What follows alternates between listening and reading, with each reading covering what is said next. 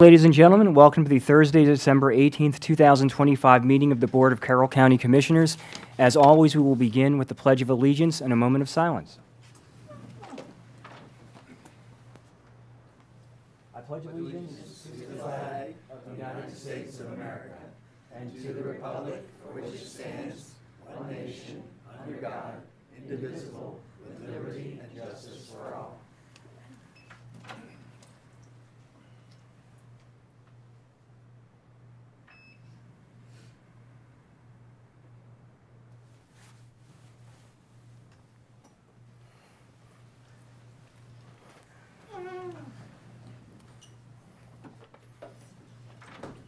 So given that we have quite a full agenda today and quite a number of people that we want to honor this morning, the commissioners have all consented to foregoing priority carol, and they've asked me to make sure that I wish everybody a Merry Christmas, a Happy Hanukkah, and a Happy New Year, and God bless. And so first of all, I'm going to read two very brief bios of two individuals who are going to be retiring, who are not able to join us today. And then all of my colleagues have proclamations, or certificates for those who are able to join us today. So first of all, for Wendy S. Armstrong, who has 20 years as superintendent of wastewater treatment. She was instrumental in Hampstead wastewater treatment plant upgrade completion, and God bless and the best to you. And then also Timothy S. Petrie, who has 28 years in fleet management, shop foreman for 21 years, and a two-time winner of the regional dump truck rodeos with other counties. So we're very glad for that distinction, and we're certainly going to miss having you both around. And then so next we have Karen Brown. And who has Karen? I think that's maybe Commissioner Kyler. No, it is not. Is that? Oh, It's no. Morning, Commissioners. good morning. Good morning. So we're here this morning to recognize one of the Permits and Inspection staff members. Each year, the Maryland Building Officials Association has their annual business meeting, and at that meeting, they award excellent service awards for Inspector of the Year, Plans Reviewer of the Year, and Permit Technician of the Year. This year, we're honored to mention that, bring to you that Karen Brown received the Permit Technician of the Year award. She's been here 4.5 years. She's been a very valuable member of our team. She brings positive attitude, and work ethic, and collaborative spirit to everything she does. We're happy to have her, and we're happy to let you know she was given this award. Congratulations on that. Thank you. Was it difficult to get to that point? Was it difficult to achieve? I had a lot to learn. I decided 4.5 years ago to do a career change. So, but the staff in the Permits and Inspections office is all very helpful, and they played a key part in me getting to this point. Awesome. I want to thank you, too, because often our citizens do this like once in their life. They don't really know what to do, and it's helpful to have somebody help walk them through it, make sure they dotted their I's and crossed their T's. And I will say one of the reasons I believe she's gotten this award is because she's taken a lot of initiative to go out on her own and get more customer service skills, sign herself up for those skills. She brings a lot to the forward-facing of the community for a good experience when they come to our office. And that's very meaningful, because it is difficult sometimes. You go to get a permit to put a shed up, or you go to put something up, and you really don't know what you're doing. And having someone willing to do that, not having to hire someone to draw the line on the map for you to put it's very appreciated to help our citizens. So thank you. We're here to serve our citizens. Yes. Yeah, thank you very much. Anybody who steps into your office, I mean, just the amount of work going on there, the amount of plans that you're getting from the municipalities, and in addition to just people that, aren't living within the towns, you handle all that. It's a lot of work, so thank you very much. Well, gentlemen, you want to do a picture? Absolutely. You want to go down there? Yeah, I think we can go down.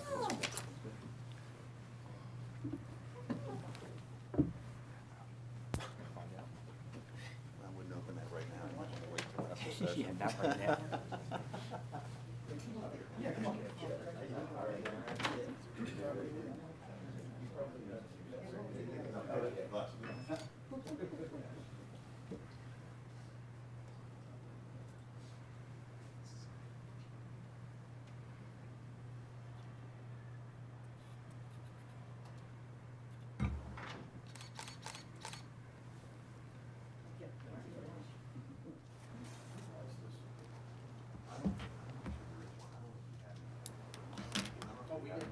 got a nice plaque. Yeah, yeah. Thank you. Appreciate it.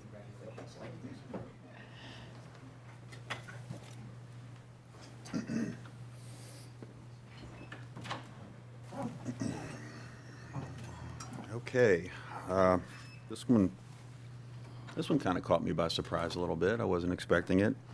Brian Van Fossen, you want to come on up with whoever you'd like to bring with you? You got Chief Robinson here and some of the folks you work with in the front office, the people that keep Department of Fire and EMS running, people behind the scenes there. So welcome, Brian. Good morning, Chief. We have a certificate of recognition for Brian Van Fossen, who's retiring. I'm going to read it. With sincere appreciation for your 30 years of dedicated and committed service to Carroll County as a fire protection specialist for the Department of Public Safety and then the Department of Fire and EMS. Your specialized technical knowledge of fire prevention, fire protection systems, and the related codes and ordinances have saved countless lives and assured life safety for residents and visitors of Carroll County. Your work ethic, consistency of service, and efficiency has been exemplary.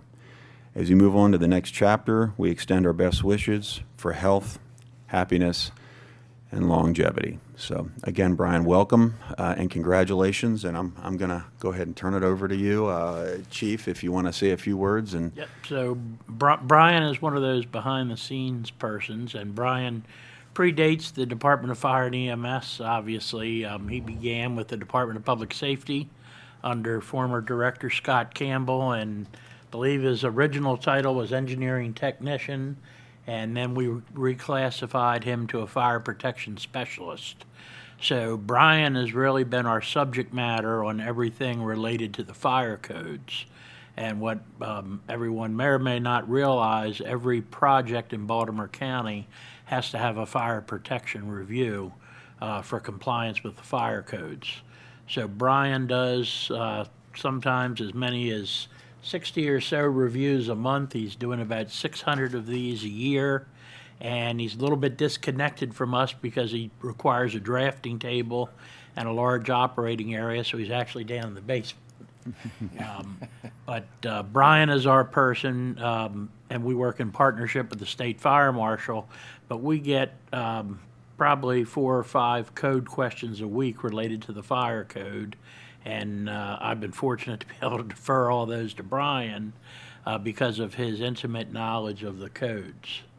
And the other thing that you may or may not know about Brian is Brian's been an active member of the Westminster Fire Company for probably 30 or so years as well. Almost 40 years, and he is currently just reelected as the vice president. So Brian's not going anywhere. He's very much involved in the administrative issues at Westminster, which is our busiest fire company. So his expertise has been immeasurable for us, and Brian also was fortunate to be able to participate in selecting his successor. And we've just made an offer, and we will have a new fire protection specialist coming on the 15th of January. With that, I'll turn it over to Brian.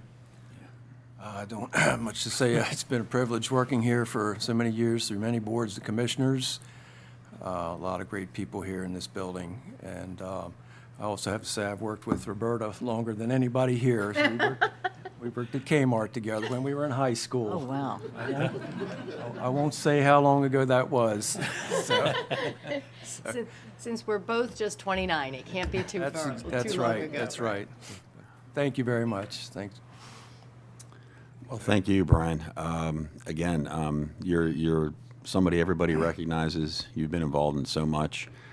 We wish you the best. It sounds like we have a little bit of idea of what you're going to be doing. But if I can preempt Commissioner Vigliotti, is that the totality? Is that everything that you've got planned? Anything in no. particular? You probably got a lot more, I imagine.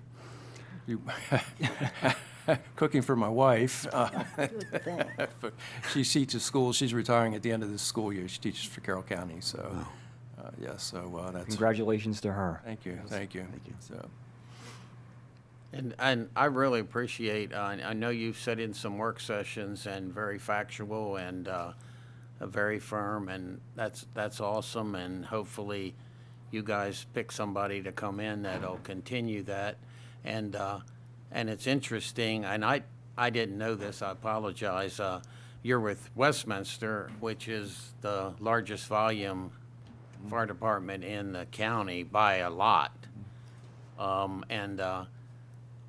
blessed in my district. I have multiple ones, and they might add up to more than you, but none of them are close individually. So I appreciate that you're continuing to do that. Thank you.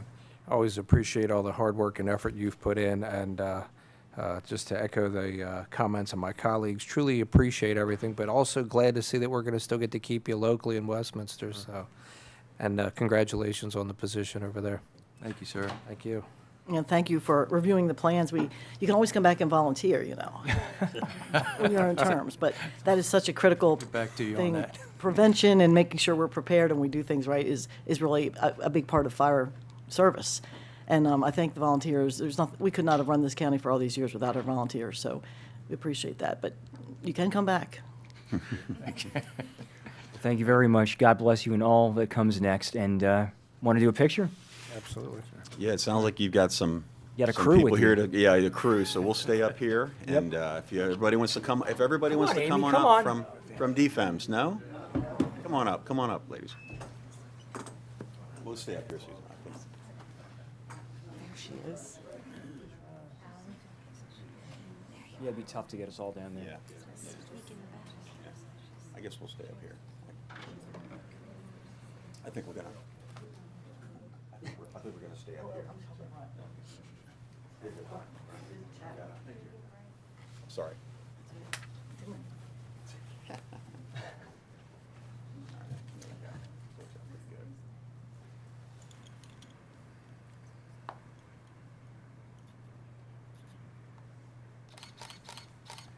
Thank you.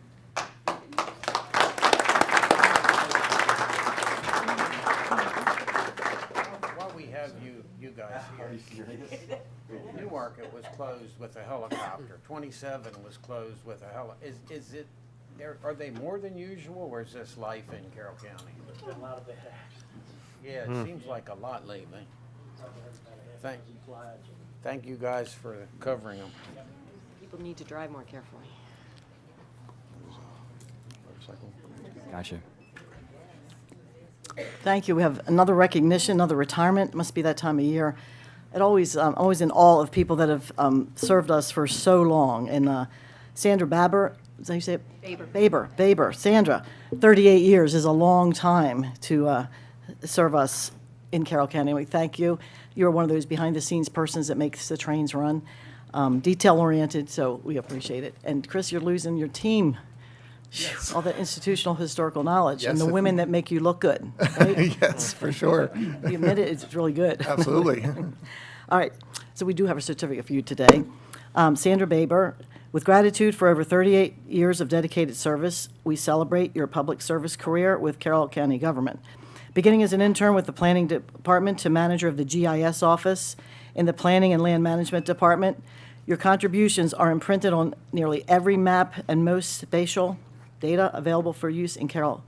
You have been instrumental in navigating the beginning of GIS use through the transition into the digital age of maps of all kinds, including zoning, buildable land inventory, individual parcels, and acquisition of aerial photography. Your skills have made you an integral member of the planning and land management staff, and you will be missed. We wish you a happy retirement, signed by all of us.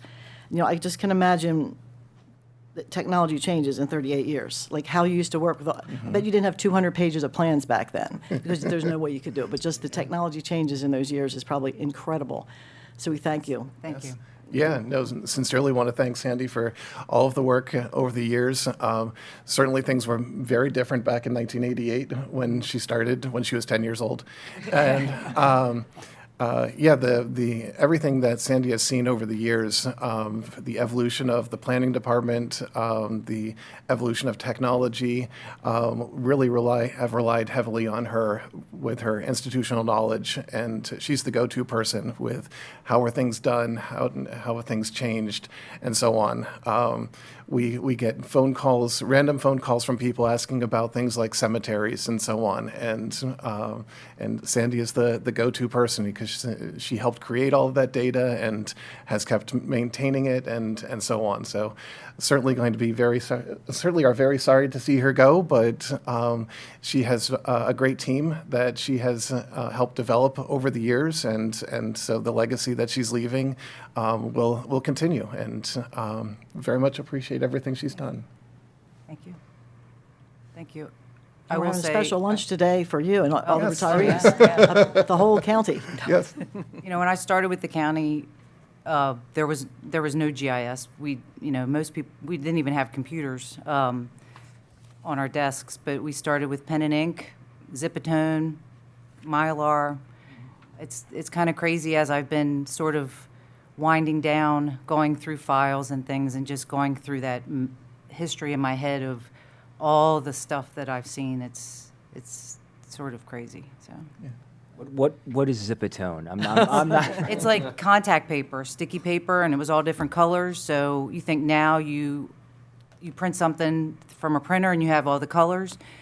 Back in 1987 when I started, you had to show color or a pattern, and so we had these large sheets of sticky paper that were different patterns, dot patterns, line patterns, different colors, and you would cut them with an X-Acto knife. Then you'd pull it off, put it down the map. You'd burnish it with a burnisher, and I mean it's it's crazy. But That is real handwork. That's it awesome. was very much handwork. Leroy lettering with pen and ink. So That is awesome. yeah, All right, so what comes next for you? not having a schedule.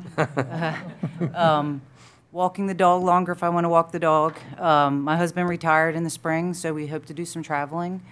My daughter's a teacher in the Carroll County Public School System, so I hope to help in her classroom some. I have a very much volunteer spirit, so I do feel like I want to still do some things, and I'm hoping with my knowledge of the county and maybe my GIS background, I can help some local nonprofits or maybe, something in the state. So we'll see what it brings.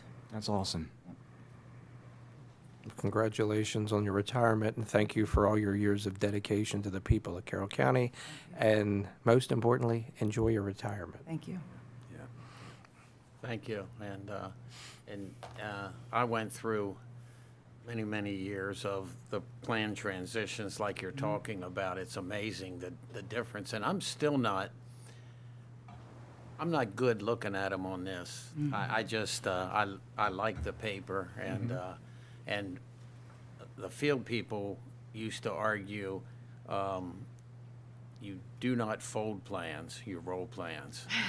And if you worked on them a lot, you know the difference. Oh, yeah. Yep. So awesome, thank you. Thank you. Thank you, Sandra. Congratulations. Thank you. All right, picture. Chris, how many people you got with you? How Oh, many- we've got a crew. All I right, think you got a few. I'll stay up Okay, here. so we'll stay up here. Family and friends. Yeah.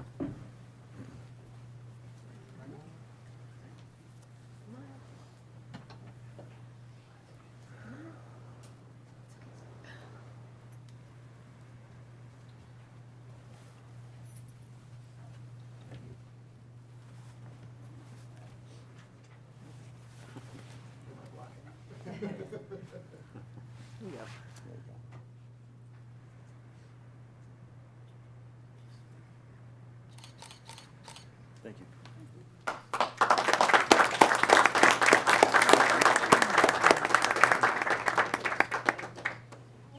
Thank you. Thank you.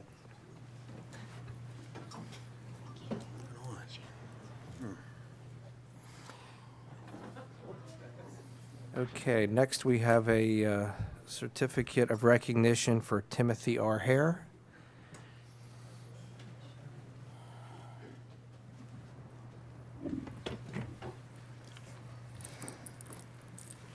Good morning. Morning. Morning. So we have a certificate in recognition of over 37 years of dedicated service to Carroll County, beginning in 1988 as a permits examiner and then advancing to erosion and sediment control inspector and serving as environmental inspection manager from 2008 until retirement. You consistently ensured compliance with county and state regulations. Your expertise guided contractors, coworkers, and interns in following the county's code. Your leadership helped Carroll County maintain delegated authority from the Maryland Department of Environment for erosion and sediment control. I want to thank you for your service and best wishes for a long and healthy retirement. Thank you very much. Turn that over to you then. Go ahead, Janet. No. I just want to thank Tim for his service to the citizens of Carroll County. I know since I started in resource management, he has been a fixture and has shared knowledge with myself and fellow staff to ensure that we were setting the standard for erosion and sediment control on construction sites out in the county. And whether it was training his own staff or taking interns in the field, his door is always open to share that knowledge. And, you know, the fact that we have maintained delegated authority from the state throughout, I think I was just figuring like 35 years, is truly amazing. So I just want to thank Tim for everything and wish him all the best in his retirement. Yes, and I would echo those thanks. Tim has a great level personality, very calm, very fair though. He and his staff are often out in the field on all sorts of construction sites and working with contractors, and can be easy or difficult sometimes, but he does an excellent job. He's mean in the field. I looked at you on purpose, yes. But no, he's always represented the county extremely well. And again, just like Sandy, he's another manager that unfortunately we're losing, and all of that historical knowledge and someone we're unfortunately losing. But he and Sandy have both developed a great team and mentored, and we have backfilled those positions extremely well. And he's leaving a lasting legacy with the county that will continue. So again, sorry to see Tim go, but very appreciative of everything that he's done over the years, and wishing him the best. I want to thank Chris and Janet for their support over the years. Without them, I couldn't do my job effectively. I also like to thank our inspectors who are under me, who have done a tremendous job over the years, and they will do just fine once I leave. Well, congratulations, and thank you for everything you've done for us. What's next? Going to Florida for 3 months, play a little golf, and then I'm going to come home, and I got a big honey-do list that I have to start on right away. So, yeah. Yeah, that sounds like a great plan. Yep. Congratulations. Thank you. Happy retirement is doing the honey-do list quickly. Life, good wife, good life. This job of resource management and water management has probably evolved greatly over the years, especially now. So we appreciate it, and I appreciate that you go on site and see things and see what happens in real terms, and that's appreciated. But it's definitely, over the last at least 10 years, increased dramatically in importance and in just in intricacy. And I don't know how you read those plans that are that thick, and most of them are about some type of water management. So thank you. Yeah, we started delegation back in 1990. And the division has really evolved over the years, so it's grown tremendously. Yeah. So I do have to ask one last question. So Commissioner Kyler says you're mean in the field. Did you ever have to yell at him? I had him on a couple jobs. That was the only answer. And he was fair. I can say that now. I'm not sure I said that then. And I'm sure you've trained all the ones under you to be fair, so thank you. Absolutely. Yeah. Fair as in the eyes of the beholder. So shall we do a picture? Yep. You got a crew with you for this one too? Yes, absolutely. All right, we'll stay up here. So we'll just hand that to him.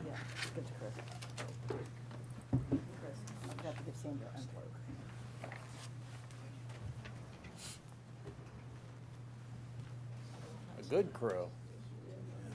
Always a good sign. this way a little bit. Yeah. Oh, you're good. You're good. Get back here.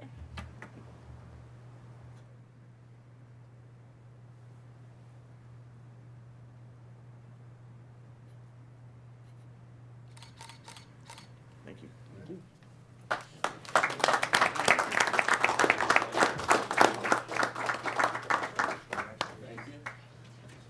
Thank you. Enjoy.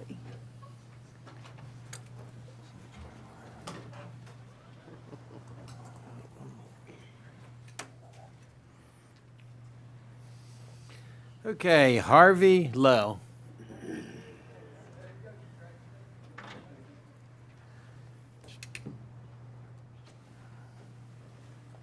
morning, everyone. Morning. Morning.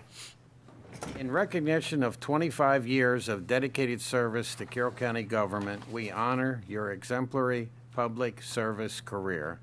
You began with the Bureau of Road Operations and later served in the Bureau of Utilities in both wastewater collections and water distribution. Over 19 years in water distribution, your commitment, dependability, and technical expertise greatly benefited the county. Your versatility, professionalism, and steady work ethic left a lasting impact on your colleagues and the community. Carroll County government extends its sincere appreciation and wishes you a long, healthy retirement. Thank you. So, gentlemen, Herbie leaves us with a quarter century of showing up and doing his job not only day in and day out, but also after hours through with emergency service calls. He's part of the crew that does take care of our water main breaks after hours, and during the winter months, those are especially painful for his staff, for Herbie and staff. Herbie is someone who has earned the trust of his supervisors and coworkers, and he leaves behind a pattern of solid teamwork. He has provided us with a steady hand in every winter storm. He does volunteer to help with roads operations during the winter for plowing operations. Every call out and every long day when the county has needed his experience. Herbie is a strong example of what a commitment to public service looks like, showing pride in his work and respect for county residents served as well as his fellow workers. While we are very happy for him, he will be missed by us all. Thank you. Just want to thank everybody for the pleasure of working here for Carroll County. Joe, I've watched you since you became councilman in Town. Really look forward to your future, and I'd like to thank you all. Well, thank you very much for the kind words, and thank you for all of the work that you've put in, and thank you for being such a good role model to those of us who are coming in. And so I got to ask, what comes next? Heading south, Heading south. where it's warm. I'm going to join my wife. My wife retired 6 months ago. She's already started her honey-do list, and just looking forward to going where it's warm for a while. Well, congratulations, and thank you. Thank you. Congratulations, and very kind and impactful words about him. Very heartfelt, and we appreciate when we see that. So, Thank you. and congratulations. Thank you. I've never had a honey-do list, but don't mention that to my husband. Usually it's the other way around, but I'd like to see what that is, what you would put on her list that she wasn't already doing, but that's okay. Different perspective. Thank you. You're going to love your retirement. You put in a great career here at Carroll County. We've got such wonderful base employees behind the scenes that we just depend on. And you do your job, and we are well-run, and we appreciate that. And thank you for all that you've done for us, and enjoy. Thank you. Enjoy the warm air. You're gonna miss the cold and the snow, I think, but come back. Yes, that's a hard no right there. Yeah, when you come to your senses, you'll come back. Makes you appreciate summer. Right? Yeah, that's not happening, but Yeah, exactly. no, I do truly appreciate all the dedication. I know we sit up here and we talk about Carroll County, and I think a lot of people think of just of us in the building, but it's everybody in this community. So for me, and I think I can say this from all my colleagues, but seriously, thank you for all your hard work and dedication. Enjoy the warm weather, and please send some this way. Thank you. Yes.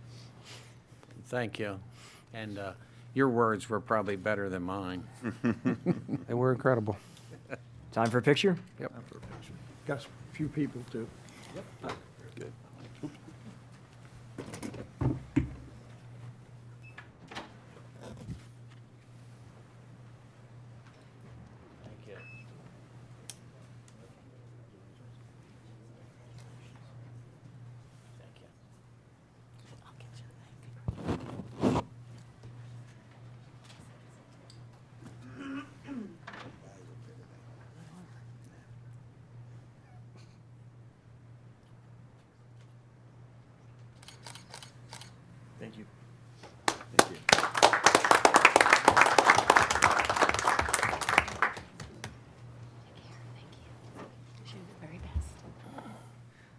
I'm always glad that we are able to honor people who are retiring, but I'm always very sad to lose them. As Commissioner Krebs said very wisely, the institutional wisdom that departs with them. So, all right, so up on the agenda, we have a grant to approve to submit application and acceptance of award for the FY26 Bulletproof Vest Partnership Program.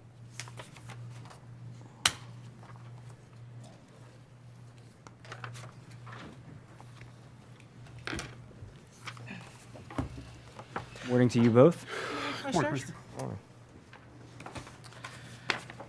So we're before you today to ask for your approval to submit the application and acceptance of award for an FY26 Bulletproof Vest Partnership Program.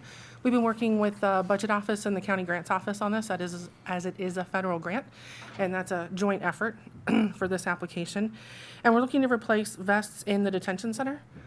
They don't need them for every position, but transport, things like that, where they're out and moving incarcerated individuals around.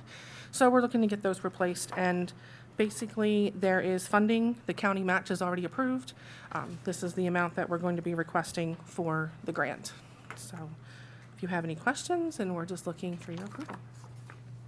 I think it's pretty self-explanatory, and I greatly appreciate all the hard work our men and women in law enforcement do. I move the Board of Commissioners approve the submission of the FY26 Bulletproof Vest Partnership Program for the Sheriff's Office and accept the award. Second. We have a motion, we have a second. Any discussion? All those in favor? Aye. Aye. All those opposed? Passed. Up next, we have approval to purchase replacement weapons for the Carroll County Sheriff's Office.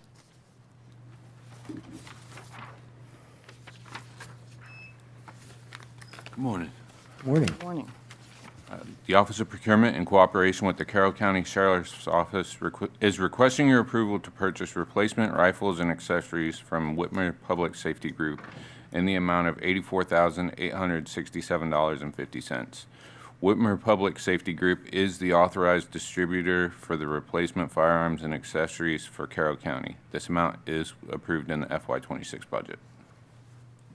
So I'm actually using drug dealer money to buy these guns. So this is all asset forfeiture money that we've seized over the last several years that is being used to replace firearms, ARs. I can try and give you a better description of it. So we've had AR-15s and long guns that we use for, that we deploy for specific operations throughout the county, so that we have the capabilities of staying a distance away that are pretty strategically placed within patrol deputies' hands. But the weapons that we've been using are from the military, and I think, Mike, you'll understand, they're old guns, somewhat relics. But you throw oil on them and they still work, and they're in decent shape. These are state-of-the-art firearms that we're purchasing. Captain Holland's behind me. We've tested these things. It tantamounts to shooting a BB gun. The recoil on them is virtually nothing. And so they're a really friendly weapon for the deputies to use. We're replacing 50 1033 weapons, which are military surplus weapons, with 50 of the new firearms. And again, this is all asset forfeiture money. It's not coming out of the county's budget at all. It's all drug dealer money that we're using. I move the Board of Commissioners approve the purchase of rifles and accessories from Whitmer Public Safety Group for the Carroll County Sheriff's Office in the amount of $84,867.50. Second. We have a motion, we have a second. Any discussion? How many of these kind of weapons do you have? Do you replace half or a quarter, or you cycle it? Yeah, in this case, I'm replacing all of them. Yeah, just because the weapons that we're carrying are extremely old, and we have the money to replace them all. The weapons that we tested are superior, and for me, it's easier. Like replacing the sidearm, it's easier for me to know how many rounds have been through them, how many years we've had them, so that in future years I can go ahead and replace them in 5, 10, 15 years, whatever. I can promise you it won't be 50 years, because in some cases that's what we're carrying, 50-year-old Vietnam War era wow. AR-15s or M16s. So and it's for the entire. These all go to the patrol fleet for the patrol deputies that are out there doing the job day in and day out. It's a superior weapon for them to be able to carry, and it protects them at great distance, but different than a shotgun. An AR is a completely different long gun for them to carry. So we appreciate the ability to get these. Thanks to your local drug dealer for doing what they did, because we seized their money and their assets to purchase these things. Thank you. And I just have a question. I haven't been through the budget process yet, but it says it's approved in our budget. Does that money come into the budget first and then you get to reallocate it? For Sits asset in your purpose? account, so as is, yeah. Carroll County is the fiduciary for those funds. So yes, we follow all the procurement rules and everything else, but that money is not actually part of the county funds, but it's in, But does it sit on the books there? yes, it sits on the books. So yes, it is. And you have a policy for how you spend it, or do you just do it as you need? Yes, we have guidelines in place for that. And the 50 guns, that's all the replacements? The That's 50? all, yeah, that's all I need, yeah. Okay. It's 15, and just so you understand, not every deputy carries an AR, almost every deputy that wants a long gun, whether it's an AR or a shotgun, has one, and we have superior shotguns as well. But not every deputy wants one of those. It's a responsibility to carry more than just your sidearm in a vehicle and deploy that, and so not every deputy will. You got to remember, I have SROs, I have detectives, have people in really non-responding functions that are going to calls every day that might need to set up on something like that. But predominantly, every single deputy has a long gun, and the overwhelming majority will have this AR that they carry. Thank you, and thanks for explaining where it came from. Any further discussion? All those in favor? Aye. All those opposed? We're passed. Up next, we have the approval of additional cost for the upfitting of a Lenco Bearcat APC.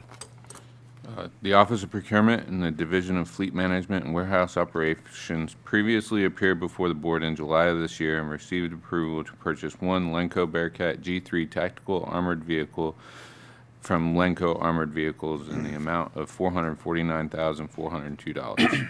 Since that time, 2 change orders have been issued in the amount of $64,834, which exceeds the 10% of the original contract amount in accordance with Resolution Number 1162-2022, Delegation of Authority. Board approval is required to authorize these expenditures.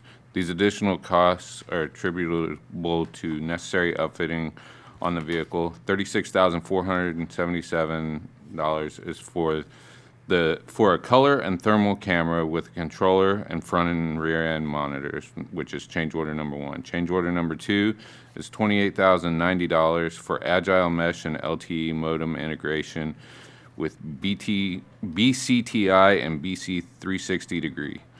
Funding for this change order has been approved in the FY26 budget. So Commissioners, when we did come before you in July, we explained we would be back. There was some engineering, newer models, as you can imagine, with examples we've talked about, like when Apple updates phones and there's new accessories and you have to go through the engineering for that. So we had to wait for the engineering to get these accessories from the vendor. So once they were able to finish all that, then they gave us the updated quotes to come back and add these. The reason we came to you in July for the vehicle is it is extremely long build time, year and a half, 2 years. So we wanted to get that piece moving into their production schedule without waiting for these pieces. So these are just being added on as accessories as part of the build process for the vehicle. I move the Board of Commissioners approve the additional cost to Lenco Armored Vehicles in the amount of $64,834. Second. We have a motion, we have a second. Any discussion?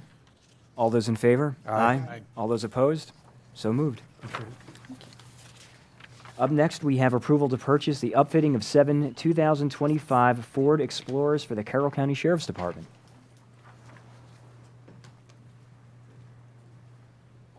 Good morning, Commissioners. Good morning. The Office of Procurement, in cooperation with the Division of Fleet and Warehouse, requests your approval to purchase upfitting for 7 2025 Ford Explorers for the Carroll County Sheriff's Office from Priority Install LLC in the amount of $172,801.48. This purchase will be made from a State of Maryland contract that Carroll County will utilize. This amount is within the FY26 approved budget. The 7 2025 Explorers that the board approved back a little ways, they're approved for the purchase. Now they're ready to be upfitted, just like the Bearcat was. And our vendor in Mount Airy needs to secure all the equipment and most of the vehicles are in. So once the upfitting is completed, the vehicles will be considered finished units and ready for deployment by the Carroll County Sheriff's Department. I move the Board of Commissioners approve the purchase of upfitting for 7 2025 Ford Explorers for the Carroll County Sheriff's Office from Priority Install LLC in the amount of $172,801.48. Second. We have a motion, we have a second. Any discussion? All those in favor? Aye. All those opposed? So carried. Thank you. Thank you. Up next, upfitting of 7 Ford F-150 pickup trucks for the Carroll County Sheriff's Department. The Office of Procurement, in cooperation with the Division of Fleet and Warehouse, requests your approval to purchase upfitting for 7 Ford F-150 pickup trucks for the Carroll County Sheriff's Office from Priority Install LLC in the amount of $238,447.45. This purchase will be made via State of Maryland contract that Carroll County will utilize. This amount is within the FY26 approved budget. Again, these 7 F-150 trucks are the same situation where the board's already approved them, and now they're in, and we have to get the supplies ordered to upfit them. Unfortunately, we had to do this in 3 different steps here because they were purchased under 3 different purchase orders. Move the Board of Commissioners approve the purchase of upfitting for 7 Ford F-150 pickup trucks for the Carroll County Sheriff's Office from Priority Install LLC in the amount of $238,447.45. Second. We have a motion, we have a second. Any discussion? All those in favor? Aye. All those opposed? So carried. Up next, approval to purchase the upfitting of 3 unmarked Ford Explorers for the Carroll County Sheriff's Office. The Office of Procurement, in cooperation with the Division of Fleet and Warehouse, requests your approval to purchase upfitting for 3 Ford Explorers for Carroll County Sheriff's Office from Priority Install LLC in the amount of $74,731.63. This purchase will be made from a State of Maryland contract that Carroll County will utilize. This amount is within the FY26 approved budget. Also, it's just, once again, we had to, get the upfitting approved. Now, these are unmarked vehicles, but they are also PPV, police pursuit vehicles, rated vehicles, so. Okay. I move the Board of Commissioners approve the purchase of upfitting for 3 Ford Explorers for the Carroll County Sheriff's Office from Priority Install LLC in the amount of $74,731.63. Second. We have a motion, we have a second. Any discussion? All those in favor? Aye. All those opposed? So carried. Thank you both very much. Thank you. Thank you. Have a good rest of the year. You You too. too. You too. Up next, contract renewal for Cisco SmartNet support.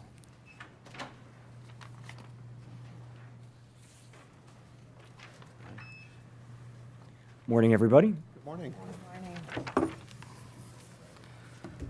The Office of Procurement, in cooperation with the Department of Technology Services, requests your approval to renew the contract for Cisco SmartNet support with ePlus Technology Incorporated in the amount of $95,921.19. This renewal is being made through a Maryland state contract that was competitively bid and awarded to ePlus Technology Incorporated. The amount is approved in the FY26 budget. So Cisco SmartNet is what is our annual support to cover all of our network infrastructure equipment from Cisco. So it provides, our support calls, replacement parts, software updates, all those things that's supporting critical network infrastructure. Move the Board of Commissioners renew the contract with Cisco SmartNet support with ePlus Technology, Inc. in the amount of $95,921.19. Second. We have a motion, we have a second. Any discussion? All those in favor? Aye. All those opposed? So carried. Up next, contract renewal for Center for Internet Security, or CIS, Endpoint Security Services. The Office of Procurement, in cooperation with the Department of Technology Services, requests your approval to renew the contract for Endpoint Security Services with Center for Internet Security Incorporated in the amount of $96,000. This amount is approved in the FY26 budget. So this service, along with the antivirus protection, includes 24/7 monitoring at the MSI SOC, and they also provide cyber incident response services. So we have a resource we can reach out to if an issue is detected. I move the Board of Commissioners renew the contract for Endpoint Security Services with the Center for Internet Security, Inc. in the amount of $96,000. Second. We have a motion, we have a second. Any discussion? All those in favor? Aye. All those opposed? So carried.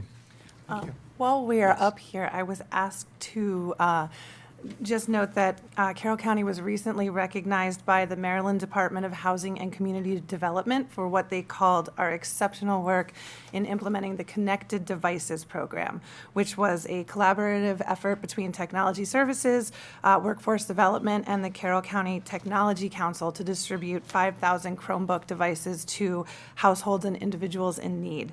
35% of the distribution went to seniors and individuals with disabilities.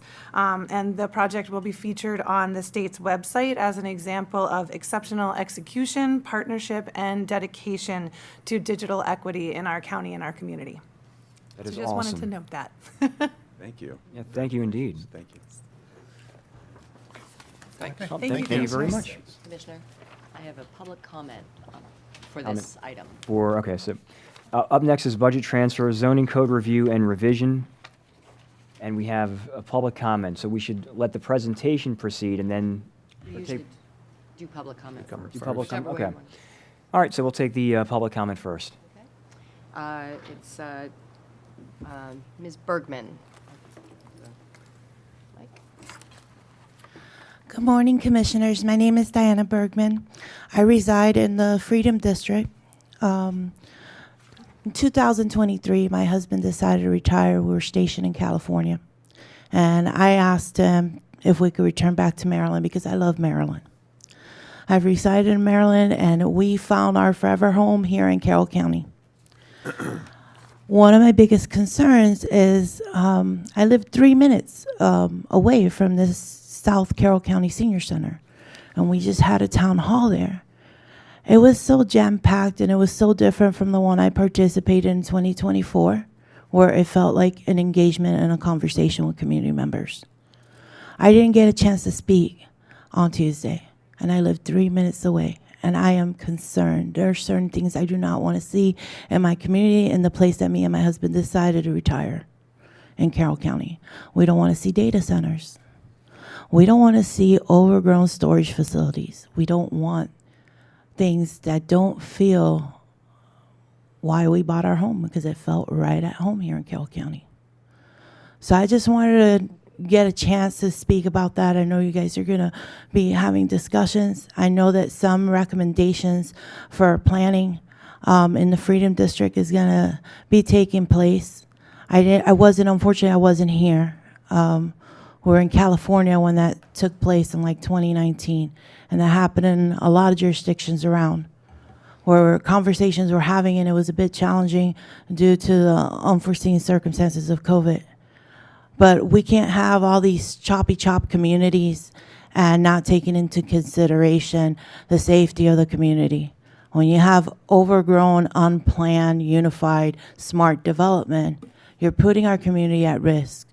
Right now, our fire engines, it costs $1.6 million for one fire engine, and it takes 4 years to create one. So as we age, because I'm not as young as we once were, I need my first responders to be able to access our family for any kind of medical emergency needs. And I want my children, when their grandchildren come to visit, I want to make sure that it's safe. It's safe to turn left off Liberty Road or 32. We were very selective. We planned a year ahead, deciding where we were going to reside in Maryland. I don't want that to change into a way that will cause more harm than good. And I don't want to leave Carroll County. I really like my home. So that's my 2 cents as a new residing member of the community in Carroll County. Thank you. Thank you. Thank you very much. Roberta, were there any other public comments for this particular item? Not this one, but I just got one for the next one. Okay. Well, Chris, I'll turn it over to you and Ted. Yes, thank you. Good morning. So, as we've been discussing for past couple months, there are a few primary planning documents that have been developed over the years, primarily the County Master Plan, more recently the Freedom Community Comprehensive Plan, and there's also a Finksburg Corridor Plan. And there have been some concerns raised that the codes that are derived then from those plans, that there may be some inconsistencies that want to be looked into, and a desire to look at changing some of those codes to fit more with current situations regarding development, especially in the Freedom District and so on. So those types of changes, reviewing those, developing new code amendments and so on, that falls in the comprehensive planning division. We're a little struggling. We're struggling a little bit with staffing. We have 6 planner positions, but we only have 3 planners currently. So, our division manager, Claire Stewart, and Daphne and myself have been picking up the slack and so on.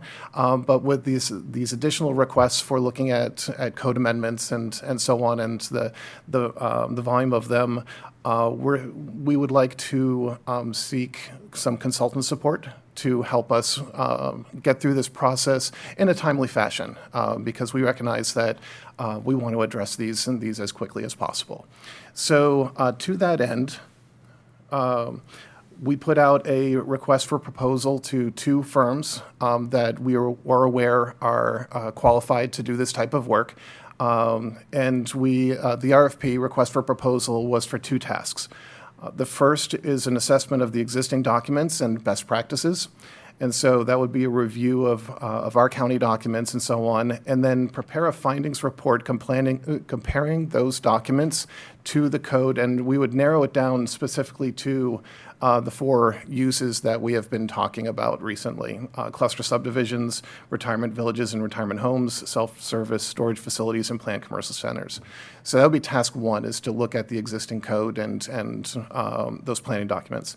And then task 2 would be to develop some recommended code amendments to bring the code more in line with those planning documents as well as the desires of the board. The schedule that we outlined in the RFP was that we wanted this completed by the end of March. So we sent this RFP out to 2 consultants, both who we are aware are qualified to do this kind of work, the Michael Baker International firm and the Wilson T. Ballard Company. And for those 2 tasks, you can see the dollar amounts that were the bids. For that, Michael Baker was $57,961 and Wilson T. Ballard was $41,500. So if the board is interested in moving forward with this project, staff would recommend Wilson T. Ballard. Since they are qualified and since they were the low bid, we would make that recommendation. However, this project was not budgeted for. And so, as a normal course of action, which I think you've seen, which I know you've seen before we can award the task, the funding needs to be transferred from unallocated or reserved for contingencies to our operating budget for consultant services. So that, and then step 2 would be the award of the contract.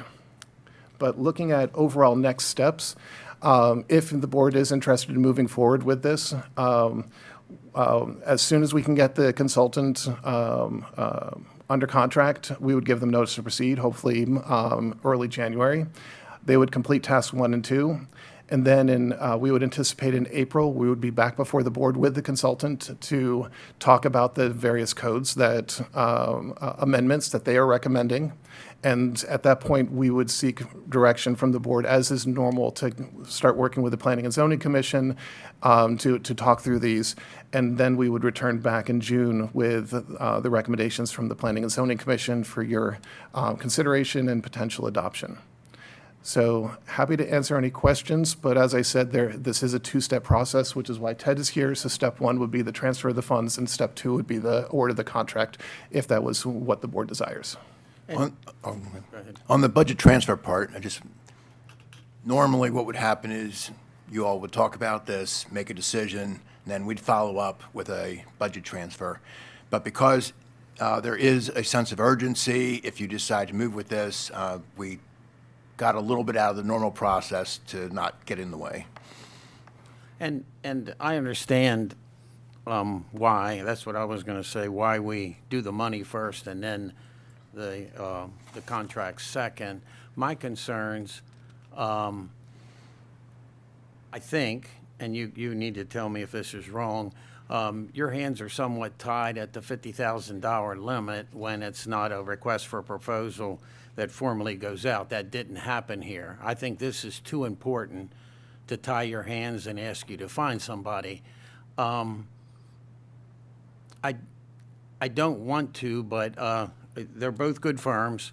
The gentleman they want to use was terminated by the city of Baltimore 6 months ago. That's the latest thing on his resume, which I don't think is a glowing thing of why we ought to use that individual. So I think I'd like to see us make a motion to direct you to do a request for proposal where your hands aren't tied, and find somebody as quickly as we can and move forward, because I don't, if we do the money now, then the next thing, I'd be opposed to awarding it for that reason. And so I think if, let's say it's 55 at our next meeting, then we'd have to redo this anyway. So that's why, I don't know if I'm out of order, but I wanted to bring that up before we switch to money. And Commissioner Kyler, just to be clear, are you making a motion or you want to make a motion? I can if, yeah. Well, I'm fine with doing a discussion until then, but I just want to make sure. Yeah. Okay. So. Yeah, I wanted to bring it up, and I just feel like the guy's more of a transportation guy than a planner, but he's both. But the fact that he was recently, that the newest thing on his agenda is he was terminated and wasn't with Wilson T. Ballard at that point in time. I'm very skeptical about us doing this, and I feel it's very important, it's very urgent, we need to do it, but we need to untie your hands and let you find somebody.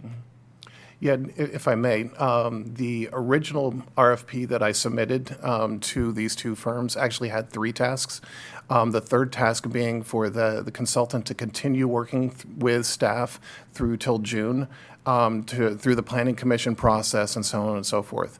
But as Commissioner Kyler mentioned, those dollar amounts came out over $50,000, so we would have to put it out for public bid and so on. So, so we did focus on what we felt were the 2 most important tasks, and that keeps us under the 50K, where we can approach firms that are qualified, get proposals, as long as there's more than one, and so on, and go through that procurement process. Chris, question. Yes. We're doing this contract with Wilson T. Ballard. How often have we worked with Wilson T. Ballard in the past? From a planning perspective, so they have, I believe I'm remembering correctly, I believe they have a contract with with DPW, and are providing some services there, and we use them as. I mean, I'm just going to say, we've used Wilson T. Ballard for decades. They've worked in the town of Sykesville for decades. I think they worked on the first Freedom Master Plan 30, 40 years ago. So I think we've had a contract with Wilson Ballard for decades. I'm not sure that we've ever, as a board, gone back and looked at their employees that they might be assigning to our task and vetted them without truly vetting them. So I think it's a little bit, if we start doing this, not doing an investigation of every employee from a company, I think we're going down a path that's not really very professional. So the contract is with Wilson T. Ballard Company that we have a longstanding relationship with. I would suggest that we be careful of cherry picking someone based on something that you might have looked at on the internet. But And Wilson T. Ballard, probably nobody in this room remembers when we had a sanitary commission. Yeah, they've worked with the county. I have no problem with them. I have a problem with the individual. And I have a problem with tying their hands that they had to revise the scope to get it within the money they were allowed to do. I think this is too important to do half-assed. yeah, one thing I look at the timeline, and I just want to say the timeline is the maximum timeline. I would like, if it's possible, to accelerate the timeline. As I think I've committed to making sure this is done as effectively but quickly as is possible for us to do. So I know this timeline is the very limit of the 6 months or whatever we're going to put forward, but I will do everything I can to accelerate this timeline, and hopefully we can front end some of this, and I know you're committed to that as well. Yes. So if I may, I guess we have 2 points here that we should probably try to resolve. The first, are we comfortable with the scope of work that's being offered in this, or do we need to go out else again? And if we are comfortable with the scope of work, do we request a different individual to work on this from that company, since concerns have been raised about the individual? I think the question, at least from my perspective, and I'm not getting into personalities or any organizations, I really don't care about that this morning, but typically when we do bids, and I think most people do this whether it's their home or anything else, it's 3 bids. Your hands are tied because of the number. So to me, I find that to be a little bit of a disservice. I do agree this needs to be done in a quick time frame, given the time schedule we're looking at here on the screen for next steps, which I know all of us sitting up here and Mr. Zaleski know this. April presentation to the Board of Commissioners for code changes, that's right in dead smack middle of budget. So that'll be on top of that. Not that that's an issue. We'll all come in here and we can be here as much as we need to be, because that's why we have these jobs. But I'm not comfortable with the fact of not having 3 bids, and I think the process, regardless of who is selected or not selected, I would like to see that adjusted. My thoughts. So, as has been stated, there is a sense of urgency, and for people who, to further clarify that, I mean, even the board itself, we don't meet for another 3 weeks, so that's really factoring into all this. If we were meeting next week, which we're not, I'd ask for us to reach out to the company that we've selected, and you know, perhaps they can explain some of the concerns one of my fellow commissioners has as to, you know, the recent job changes and what's happened over in Baltimore City. But we don't have that time. So I'm not really sure the best path forward if we're trying to get this done quickly. And I don't know if there's any way we can accomplish any of these things over the next 3 weeks. If we're not meeting, if there is, then we can certainly try to do that. Did the Wilson T. Ballard Company, did they give you a specific name that they were assigning to this? Yes. Okay. And what is that name? Stu, and I forget his last name, Stuart. Sirota. Yes, And I just would like to remind everyone, he was the assistant planning director for the Secretary of Planning for under Governor Hogan, and highly recommended by Wendy Peters, who is was the Secretary of Planning. So he worked for them. I don't know how long. I don't know his resume. I just know that he was highly recommended, and people that worked with him in the state, from my side, point of view, were very pleased with the work that they did. So I just want to mention, I'm not sure of the circumstances in Baltimore City, but Governor Hogan certainly liked him, and Secretary Peters certainly highly recommends him. So I would, that's what I go by. Yeah. So as has been mentioned, we've been working through this process pretty quickly. And with the public procurement process, putting out for a public RFP does take additional time. And so we, as with knowledge of the industry and so on, are aware of various firms that are capable of doing this kind of work. And the 2 firms that immediately came to mind were Wilson T. Ballard and Michael Baker. And so that's why we selected those 2 and asked them to put together a proposal with knowledge that our procurement process is that we need more than one. And in the RFP, we did request examples of work and references and resumes of the staff that would work on it and so on. And from the submittals, both firms are qualified to do the work. And so at that point, it became in our opinion, low bid if they're both qualified to do it. Certainly appreciate the additional concerns I was not aware of, but if we go through a public process, then there is a more structured review of references, staffing, bid, and so on that we work through with the procurement office. That it's an open procurement, so anybody can bid on it, and so more than, I would say, more than just the low bid is taken into consideration in the selection of a firm when we go through the procurement process. And I think your hands were tied. I don't know how you evaluate when the one bid was over 50. So you really only had one responsible bidder. And I'm very concerned that you had to change the scope of work. And I'm very concerned that somebody comes back to here in a month and says, we need 20 more grand because it's going over. That's technically wrong. This is too important to rush through and do not correctly. That's a better term than I used before. But I just, and hindsight, I wish you would have started this properly to begin with. And I think, and I understand Commissioner Guerin's concerns, but you can start the bid process tomorrow. If we authorize you today, our meeting doesn't hold up any of that happening. Correct. Yes, we could work with procurement to, I don't know that we would have to change the RFP that much. Yeah. I mean, the RFP that we put out was more of a technical RFP. It didn't have all of the language and so on that procurement adds when it's a public procurement. So there would be a little bit of work with procurement and so on, but we can absolutely do that over the next couple of days, and something could get put out relatively soon.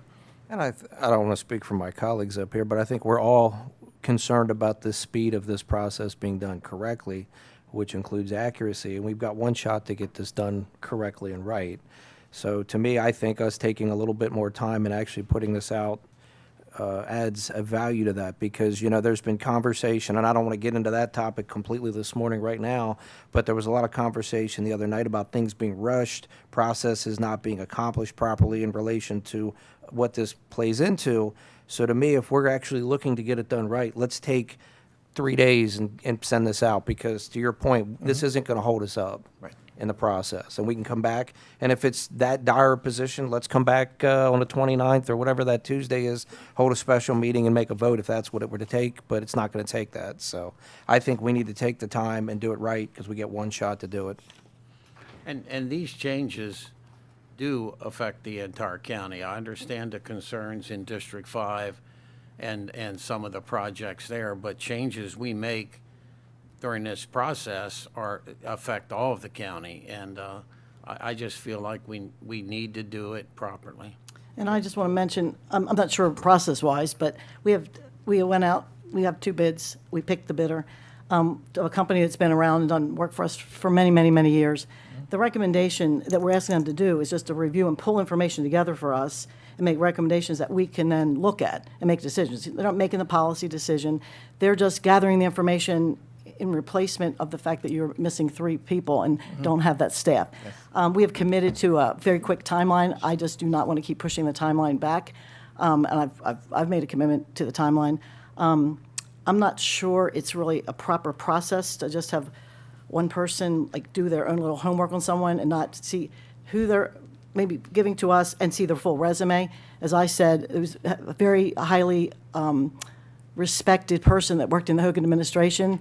I don't remember how many years ago I don't have the resume. I just don't think it's very appropriate to sit and judge someone because of a situation that we don't know what it is. So I would reject that we not consider this for a reason that, not like someone committed a crime. So people lose jobs, you know that very well. I like to look at the agenda and the briefing papers and investigate everything before the meeting, and it took me about 5 minutes on the internet to find this. So So we're never going to have a consultant that comes and works for us that has someone that's left other job and we don't have their. Anyway, it's with Wilson Ballard. I think we should move forward if we really truly want to expedite this. Again, they're here to gather information for us, to follow the job that we give them to do, and not just someone that's. We want someone that is familiar with Maryland and Maryland code, and I think that being the assistant secretary under our former governor is a. And you're okay if the scope isn't what they originally wanted? I don't know that we need someone to walk us through it, truthfully. I mean, I just think we need somebody to get us all the information, and then we make the decisions, and the planning commission will review it. I don't know that it is.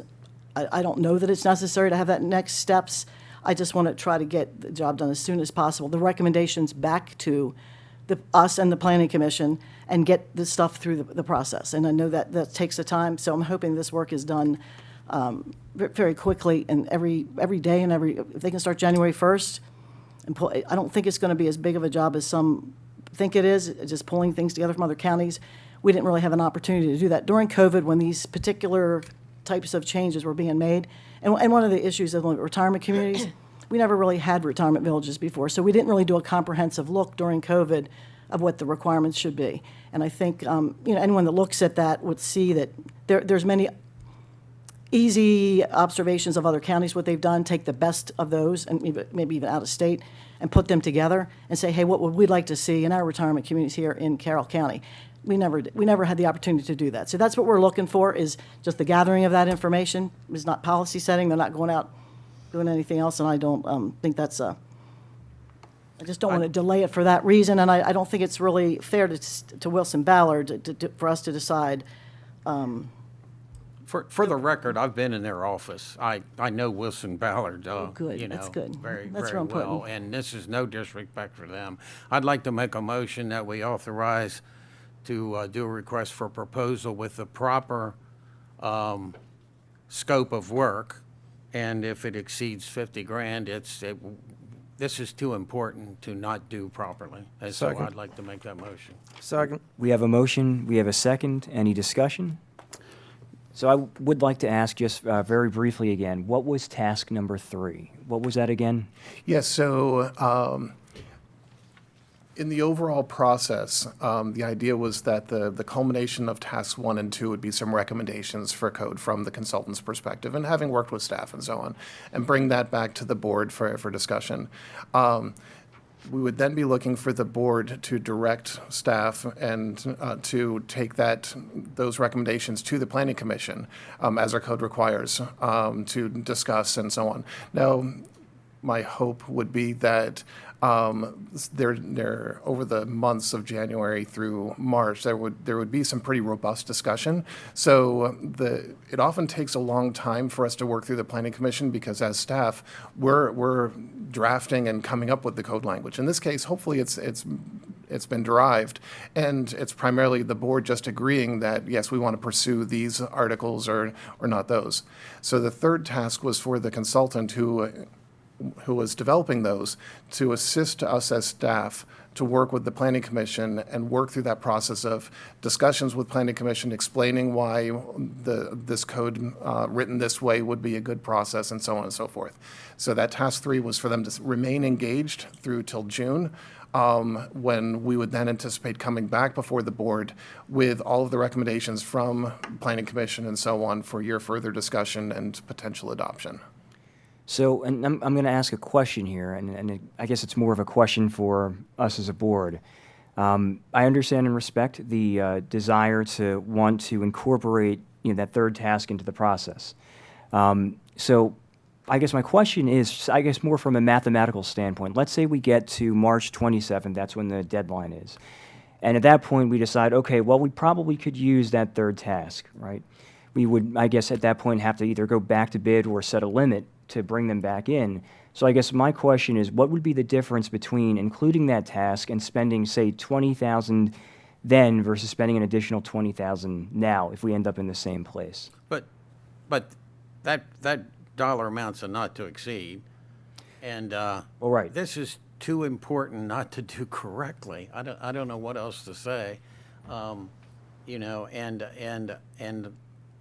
and evidently you knew the guy if you knew Hogan recommended him. I didn't. I looked it up, and again, one of the reasons for the termination was not meeting deadlines, which might be critical to us. I mean, I don't want to besmirch the guy in an open meeting, but I seem to have no choice. This is a poor decision, and this stuff is too important to start it with a poor decision. I'm just going to mention, I do not personally know this person at all. They were just highly recommended to me. And I say highly recommended that we send it out to these to bid, and they bid on it. I have no problem with it at all. And they did very good work for the state of Maryland. I don't know the circumstances in the city of Baltimore. The city of Baltimore is a little more dysfunctional in many ways than other areas. Not that I'm not making dispersions, but I'm not going to judge a person at all based on something that I have real knowledge of. But again, this is for Wilson T. Ballard, and I think they have a good track record. And if we need that third task, we'll see. But I think the delay is not acceptable at all to keep delaying this. Chris, can I ask you from the standpoint of staff, that third task, do you, because again, you deal with this on a day-to-day basis, this is your daily sense of operations, is that third task something that you believe to be critical for moving ahead with a consultant at this time? We would very much appreciate the assistance working through April through June. This process of doing a text amendment is very time-consuming. Not necessarily from the workload perspective, but when you start taking into consideration that you have to work with Planning and Zoning Commission where they meet twice a month and so on, and they have other regular business that needs to be addressed. So their availability is somewhat limited, as Commissioner Gordon can attest to. We have one text amendment we're working on now related to signs and billboards, and that was brought before you, I believe, in October. Yes. And we are still working through that process with Planning and Zoning Commission because we need to look into all of the nuances of the code, what are the unintended consequences, and so on, and have those discussions and vet them before we bring them back to you all for final decision. And you need to have that information and have the confidence that staff and Planning Commission have really discussed this with citizens in public meetings and so on and so forth. So the process is a long process, and I, to be honest, I'm concerned with trying to hit even a June timeframe with consultant support. It is just a lot of work that needs to get done, and we are understaffed right now. So I think long answer to your question, I would certainly appreciate the consultant support in those through the duration. Okay, so two more questions then. Sure. I'm trying to play this out as accurately as I can. So the first is, let's say for the sake of argument, we get to the deferral discussion in a little while here, and I have no idea where anybody on this board is going to come down. We decide that we're going to proceed for a deferral with an exemption process. If we decided to do that, if that was the decision of the board, do we need to have a consultant in place from day one with that process? Because if we're talking about enacting a deferral, and obviously with an exemption process to it, the consultant obviously is going to have to go through the code. But do we need the consultant on the day that we make a decision one way or the other about the deferral? I don't believe it's critical. Certainly, the work that the consultant would do is important to the overall process. Certainly, staff would be working on this in parallel.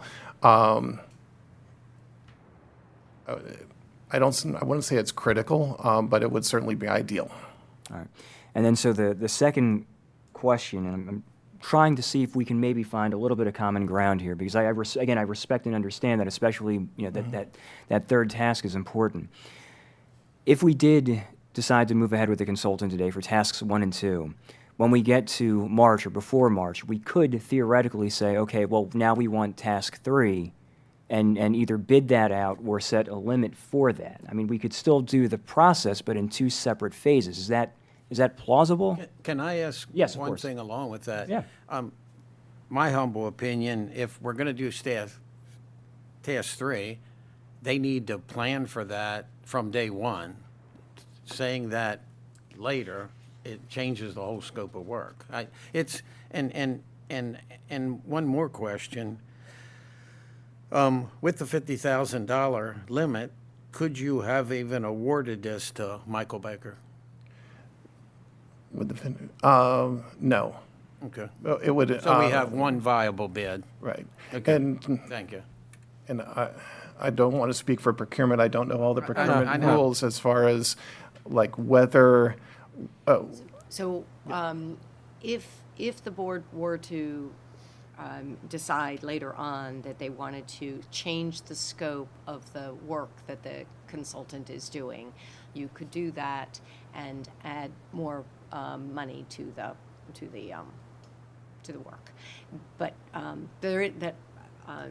it is, having worked with consultants over the years at different times, one problem that can arise if you do that is that they may not be available to do the work. you would want to use the same consultant, usually, in this case, I think you would, that you started with, because they would already have that body of work. But there is that possibility that they may not be available to do the rest of the work if you don't contract it all at once. Just another thought to Now, So I'm sorry, go ahead. I'm sorry, in, Commissioner. in relation to this then, so we only had really one viable candidate, for lack of a better way of putting it, which was Ballard. And I'm not getting into personalities or companies, I could care less, but, so Baker can't get there because they're at 57 and they gotta be under, is it 50 and under, is that correct? Yes. So they're 7,000 over. Now, I have to ask the question, and I'm just looking at it from a business perspective. If I'm Baker and I'm at 57, and we take Ballard and we then later add more money onto it, let's say it's, I don't know, 19,000, 10,000, whatever more. If they're closer to the 57, we really haven't been very fair, and I hate the word fair, to anybody else that would have been a potential bidder that by default couldn't bid. I got to ask the question, have we used Baker before? I'm not familiar with That's fine. I know I personally have worked with Michael Baker on a project for our department. I That's just what I think speak to. by default, and it's not on you by any means, but I think by default, this whole process, the way we're looking at it, is unjustly locking out potential people, because if we have to spend more money and we're going to go to part 3, they would have been potentially in the mix, whether their work is ideal or not. I'm not getting into anybody personally or company-wise. I could care less about that. But to me, and I'll go back to what I said earlier, yes, we need speed, but we need accuracy. And if this is so important, let's do it right. We have one shot to do it. And it's on this topic, and it's on the topic that's going to come up later. If we want to do these things, and if people want to criticize, and I'm just going to say this real quick because I'm very annoyed by this the other evening, there was a lot of factual comments made that were totally inaccurate, attacking staff, fire, and EMS. And I thought that was completely inappropriate, because our staff does good work, and I'm going to sit here and defend them today, whether it be right now or later, because that, if we're going to complain and the public's going to complain based off of stories and, perceptions of staff, then if they're being rushed and they're not doing their jobs, which we know is not factually accurate, they do a good job.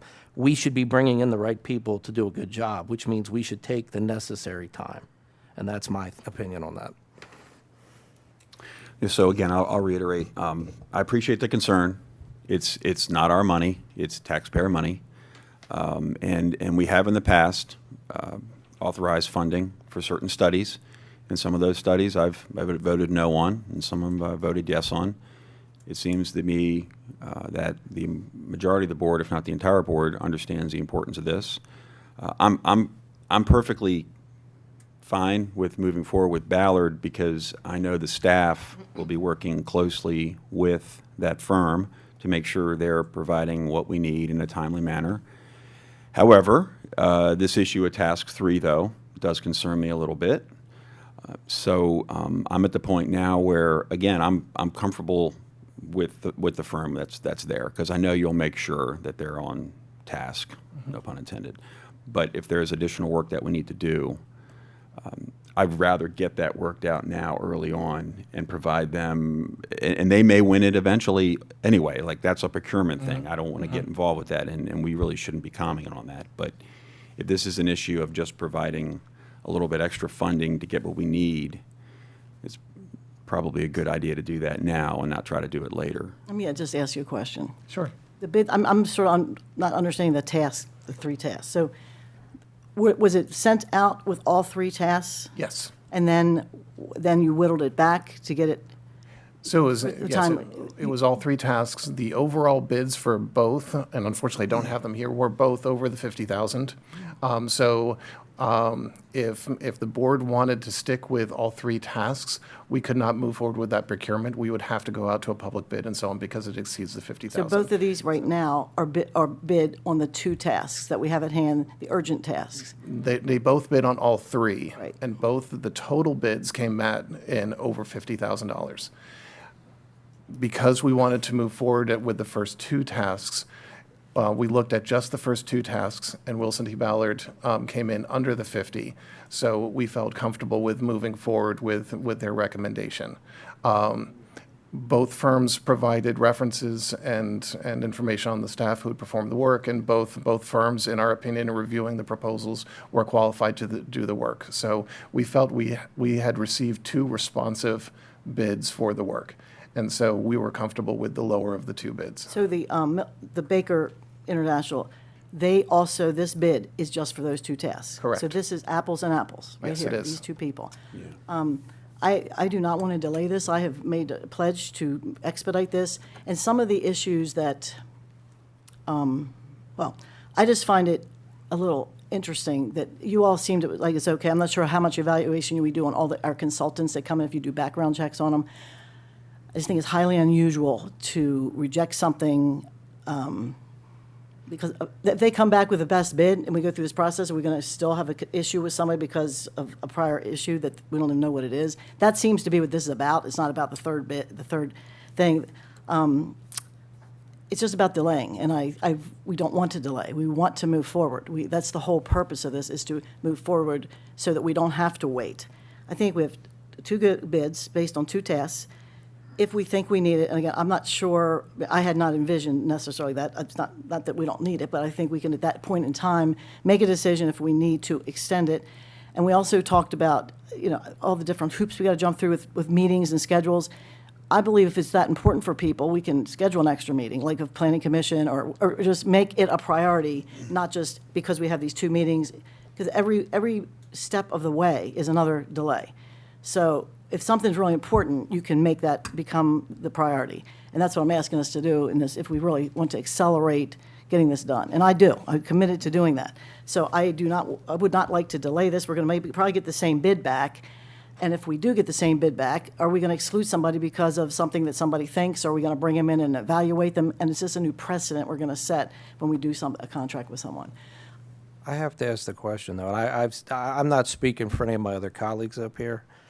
I don't care who the individual is. I don't care who the company is. But as leadership, one of the most important things we do is have the best people working under us to work for the people of Carroll County. We have Mr. Hines sitting here. Commissioner Vigliotti, you asked him, are you comfortable with 3 being included or not? He said ideally he felt that it needed to be included. So as an expert in his field, of which none of us have that knowledge, Commissioner Kyler obviously has some knowledge when it comes to a variety of things in his past employment, I think we have to listen to the expert. So if the expert is sitting here and we truly trust the people we hire to serve Carroll County with us, I think we have to listen to Mr. Hines saying they would like all 3.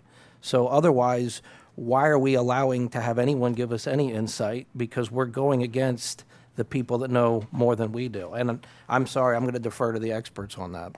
So that's a fair point. So let me ask 2 more questions then, and I apologize. No, it's fine. So first of all, the 2 amounts that are here, $57,961 and $41,500, these were modified based on just the 2 tasks, or these were the total that we received for all 3? So there were no modifications. Basically, in the RFP, we stated that they should give us line item costs for each of the 3 tasks. So the initial the only submission that we've received from these firms laid out what the cost was for each individual task. Obviously, the hope was that someone who was going to propose to do all 3 tasks for under 50, but we did not get that. And so then the question was, how can we move this forward expeditiously, and tasks 1 and 2 being the most important? And with Wilson T. Ballard's bid for task 1 and 2 being under 50, we felt that was appropriate to bring forward for consideration.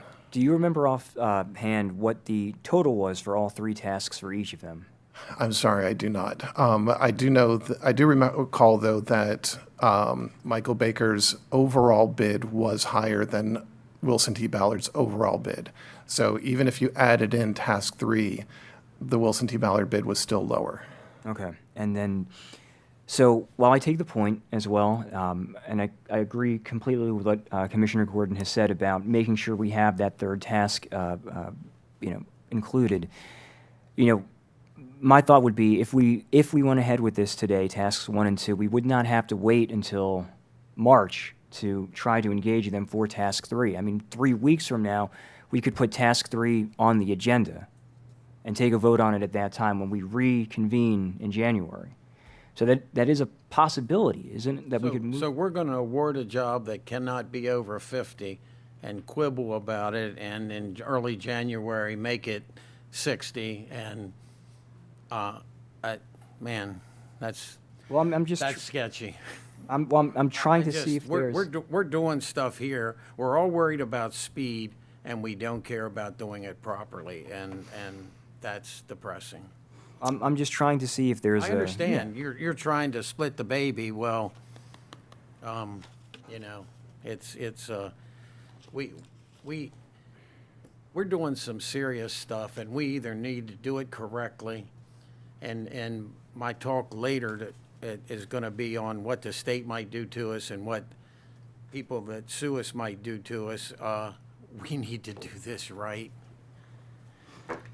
I would like to suggest that delaying this is not an option. We have a lot at stake. We heard a lot the other night about our fire and EMS. I think hopefully we take that very seriously.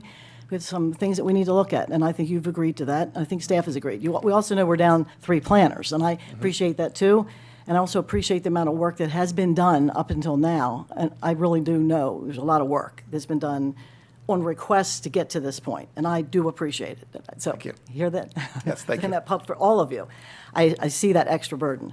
The whole point of this was to get the burden off of the staff that is not there. So, you know, we're quibbling over a little bit of money. We haven't had planners. I think we've been down 3 planners for a while, or 2 planners, which is saving us money on one hand, not in a good way. I would like to get them hired, but we certainly have accumulated money from not having those planners. This is to assist us in gathering information. The planning department will still be a seat at the table. We will still have a seat at the table.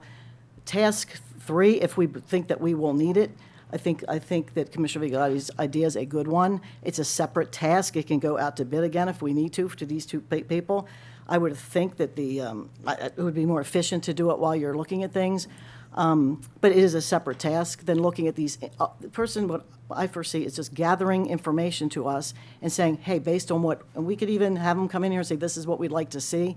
We haven't gotten to that point yet, but we need to move forward if we really don't want to delay the process, because we're delaying, I've promised efficiency. There's no reason to believe that, I mean, this whole 2 or 3 task thing, I think is just I think that's a delay tactic in itself, but I'm not going to judge anyone's rationale, because that's not what we do. We don't impugn anyone's motives in the legislature. We don't do that. We treat people respectfully. But I would suggest that we do move forward with this, so that the person can start gathering this information for us. That's what the big time-consuming thing is. What are best practices? What do we do with APCO, the fire and EMS? With road width? What do we do with senior housing? I will just tell you from my little research, we're the only county that I have seen that has no real guidelines for what senior housing should be. And I think even the smallest of counties have, and we didn't, it was during COVID that all this was discussed. We have a new designation for what these senior buildings, we just didn't have time. It wasn't thoughtfully done then because of many reasons. So we're trying to do that now without holding up our business community, which we have promised not to hold them up. I don't want to break that promise, but we have a lot at stake to keep processing things that maybe are not compliant with like standards for our fire and EMS, which is a huge issue right now with me. So I suggest we move forward with it, and we can make a decision if we want to do a separate bid whenever we need to for that 3rd task, and if we choose. And then they can both bid on it, and if the one comes back, we do. But it's because we're down staffed. If we were fully staffed, we could do this ourselves. But I thank you. I would like to move forward. I move that we accept this. We already have a motion. There's a motion. Excuse me, it was a while back. I am sorry. Let's vote on that. If I might, before we get to that, I just want to get some clarification here. So I just want to make sure I understand this correctly. So you were talking about best practices, and you mentioned that if we need to, we could bring someone else in for the 3rd step. That's what you just I didn't said. say need to. I meant if you want to go back out to bid and they bid lower, if that's the way you want to do it with that 3rd step. But I guess my question would be, how is that best practices if we end up bringing in the lower bid or whoever that ends up being a completely different party? Because to me, that would be similar to saying building a house and bringing somebody in halfway through the process, or being a book author and someone else comes in to finish the book. It's not going to be the same eyes looking at the same information. And I don't feel that that realistically would be best practices. Best practices would be putting this out for the best option for both speed and accuracy. I don't think any of us up here, while we might have differing opinions of a variety of things leading to where we're heading today with the other topic, I don't think any of us disagree with you that it's important to look at fire, EMS, senior housing, the business setup in the entire county as well as District 5. I mean, I came down and spent 4 hours with you, one, because I'm a county commissioner, I'm not a district commissioner. I work for all of Carroll County, as we all do. But I also did it out of courtesy and respect to you and your concerns and the people that live down there's concerns. But I think if we're going to do this efficiently and properly, we need to put this out completely, because we have an expert sitting here telling us they would rather have all three done at once. I don't want to bring in somebody else potentially that's going to come in and finish up the project after the other party did it to begin with. I mean, I've owned houses, we all have. I've never brought somebody else in to finish the work because somebody else only got the first part. I question us even considering that. I know that was just an example you gave, but I think the best practices are we all agree, which I think we do this properly and accurately, because that's really what this all comes down to at the end of the day when it comes to planning and zoning. We want to see it done properly and accurately and safely for everybody. I don't know why there seems to have been this narrative that's gotten out there as if various people, be it the elected, be it county staff, be it fire, EMS, don't care. There's almost been this mindset that's kind of slipped out of late that no one's paid attention. We had more people showing up on Zoom meetings pre-COVID when this was going on at the end of the year prior to COVID when all this was being discussed. So in fairness and best practices, I think we need to open this up and allow multiple bids, not just lock it in under 50, because one, we're going to end up spending over 50, and two, I don't think it's getting us what we truly want. And I don't really care, and I've said this multiple times today, and I'm going to say it again on the record. I don't care who it is. I don't care what company it is. I don't care where their past performance and job was. We need to do what's best for Carroll County and the people we serve completely. And that's why I'm requesting we do this. On this bids, right now, these guys both bid on all three tasks, and it was over the 50,000. Yes. Would you expect, I mean, I don't know who does this type of work, would you expect to increase the number of bids if we went back to the drawing board here? Well, no, we would put it out for public bid. So it would be advertised that any firm out there could bid on this, and we could get a wide range of expertise, a wide range of costs proposed, and so on. So that's the procurement limit is that $50,000. If a project is over that 50, it's my understanding that it has to go out for a public bid like that. Because this was the one bid was under. That's where we can go through this process that we've been The talking reason I'm about. asking, because it started off the conversation about a person, because they had been relieved from Baltimore City, that we didn't want them. And now we're talking about this third task. It sort of has shifted. So if this same company comes back with the low bid, if we go through this process and delay it for several months, would we then reject it again because they don't want the person whoever they? I'm fine if Wilson T. Bauer is low bidder. Like I said, I've done contracts with them. I would never do one like this, but I've done contracts with them in the past, and I would do it again. And if they're low bidder with the right, and I didn't realize we cut the scope until today. That's more important to me than the guy that got fired. And I just would like to mention this for all due respect. This was brought up, I guess, the end of September, my issue with wanting to look at this. It was a 3-2 vote for me even to get a piece of paper drafted so that we could have it come to us to vote again, to say not to do it, to take it to a public hearing. So it's sort of been a delayed process all along. I'm not sure, in the legislature, you don't have to get a vote to get a bill drafted, but, so we've been through all of these steps, and the same people keep showing up, and we keep delay. And it's obvious that you don't want to do this. I mean, that's why you didn't even vote for me to get a bill drafted so we could consider. This has zero to do with delay. My This point, has doing with proper bidding and doing things per the law. This has, that's the second time you said I want to delay it. I guarantee you, I want to speed it up. I think we need to do this more quickly. I think Well, I'll I stop did have- I there. did before. I don't want to get personal, no, but no, you've gotten personal twice. I'll be damned if I want to delay this, and that's bullshit. And I don't know what else to tell you. So please don't say it. Well, I went with it the first time that I'm trying to delay. No, I I've guess done my- more consultant contracts than she's read about.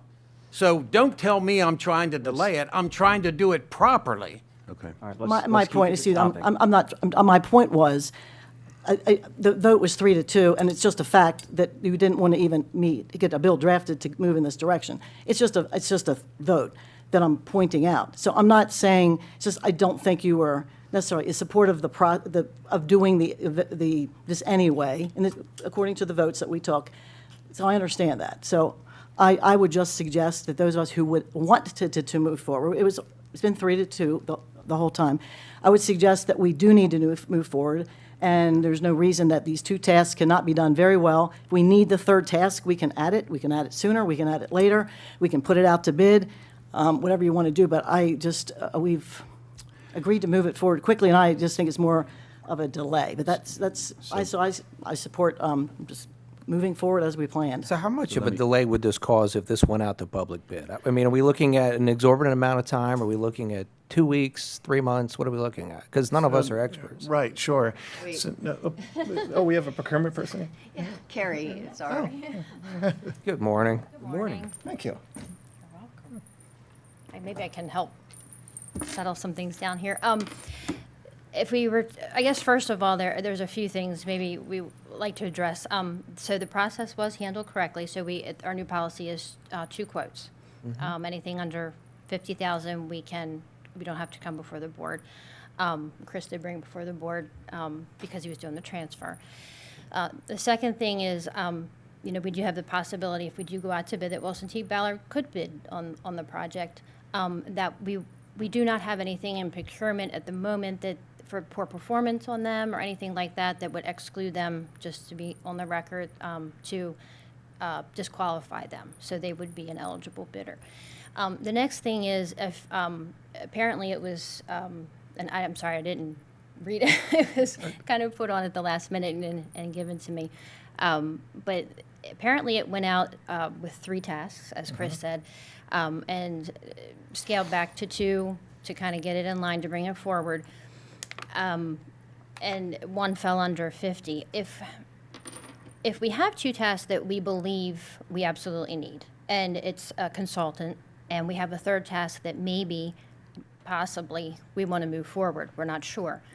In that case, I think in procurement, we would go and say, okay, we would move forward with the current consultant and say, we possibly may need a 3rd task. And in that case, we could do a change order down the line to add that. You certainly don't want more than 1 set of eyes, as you stated, looking at this. However, listening to the conversation evolve, it appears that there are 3 tasks that do need, that have to be done according, in Chris's opinion, that will need to go forward. And 2 that have to, 3 that would be very nice if it did. Okay. Do you have term contractors that you could put this out to that would speed up the process? We do. And However, if we but- authorize you to exceed the 50, then you could do all 3 and do it through term contractors? I think we would have to make a policy change, because right now our policy does say 50. So in any event, if you have to have 3 tasks, then I would recommend that it does go out to bid, because you would exceed the $50,000. As far as going out to bid and the time frame, it depends. We have to keep them out for a minimum of 15 days. Again, we are a little overwhelmed in our office right now. We do have a lot of RFPs coming through at the end of the year. We could, of course, make this a priority because we understand the situation. So we could get it out to public purchase, send it out, specifically to some of our term contractor vendors that could bid on this. And it would have to stay out for a minimum of 15. And something like this, you may want it a little bit longer. It would have to come in, it would have to be evaluated. So you would have to have an evaluation committee that would need to be formed. They would do their evaluations, and then once they're done with technicals, we release financials. They score those, and then we get everything and the recommendations made. So I would say the whole overall process could take once you get through awarding, 2 months.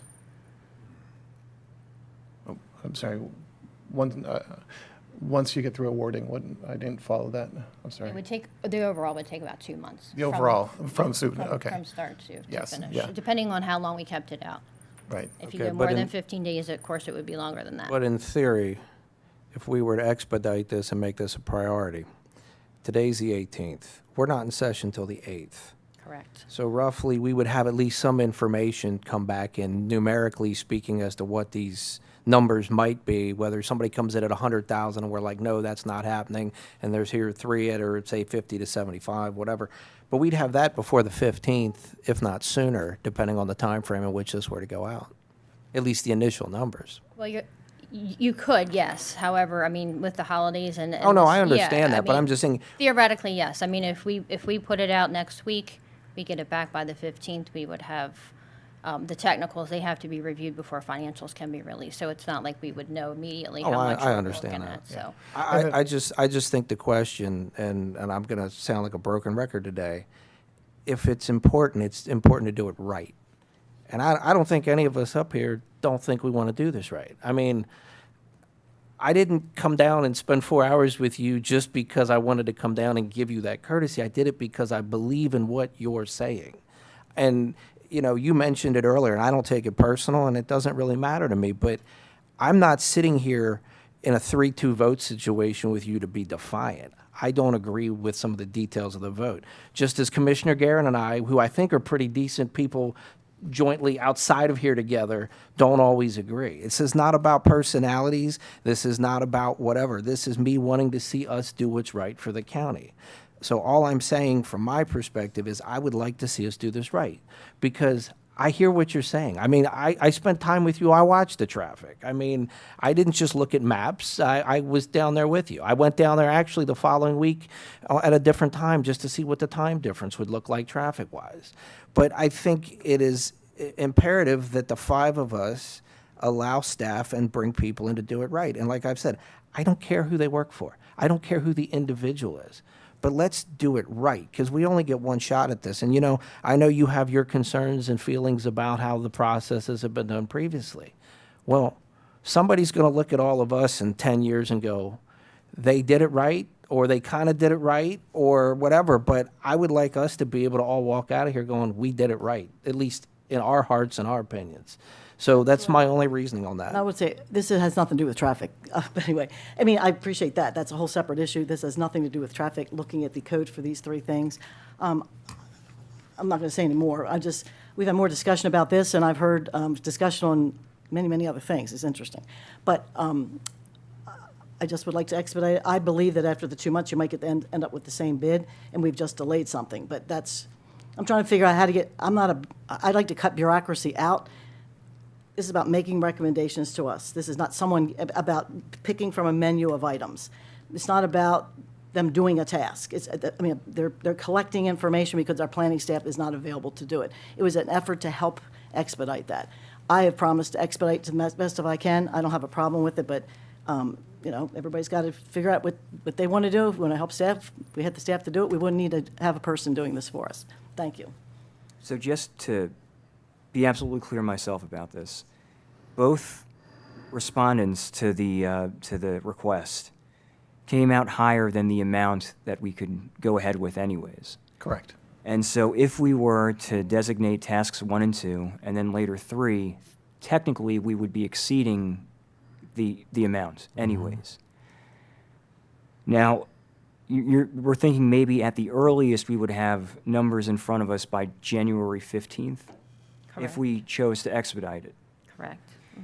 So to me now, and I'm to level with everybody where my thinking has come around to at this point. I mean, I would love to move ahead with this today, but understanding the importance of task 3, understanding the importance that we may end up having to spend more money at that at some point, you know, it does come above that $50,000 limit, and to me that's troubling. To me that's troubling because we're awarding it based on 2 tasks that are coming in under, but we re-engage for what would have been a continuance task anyways.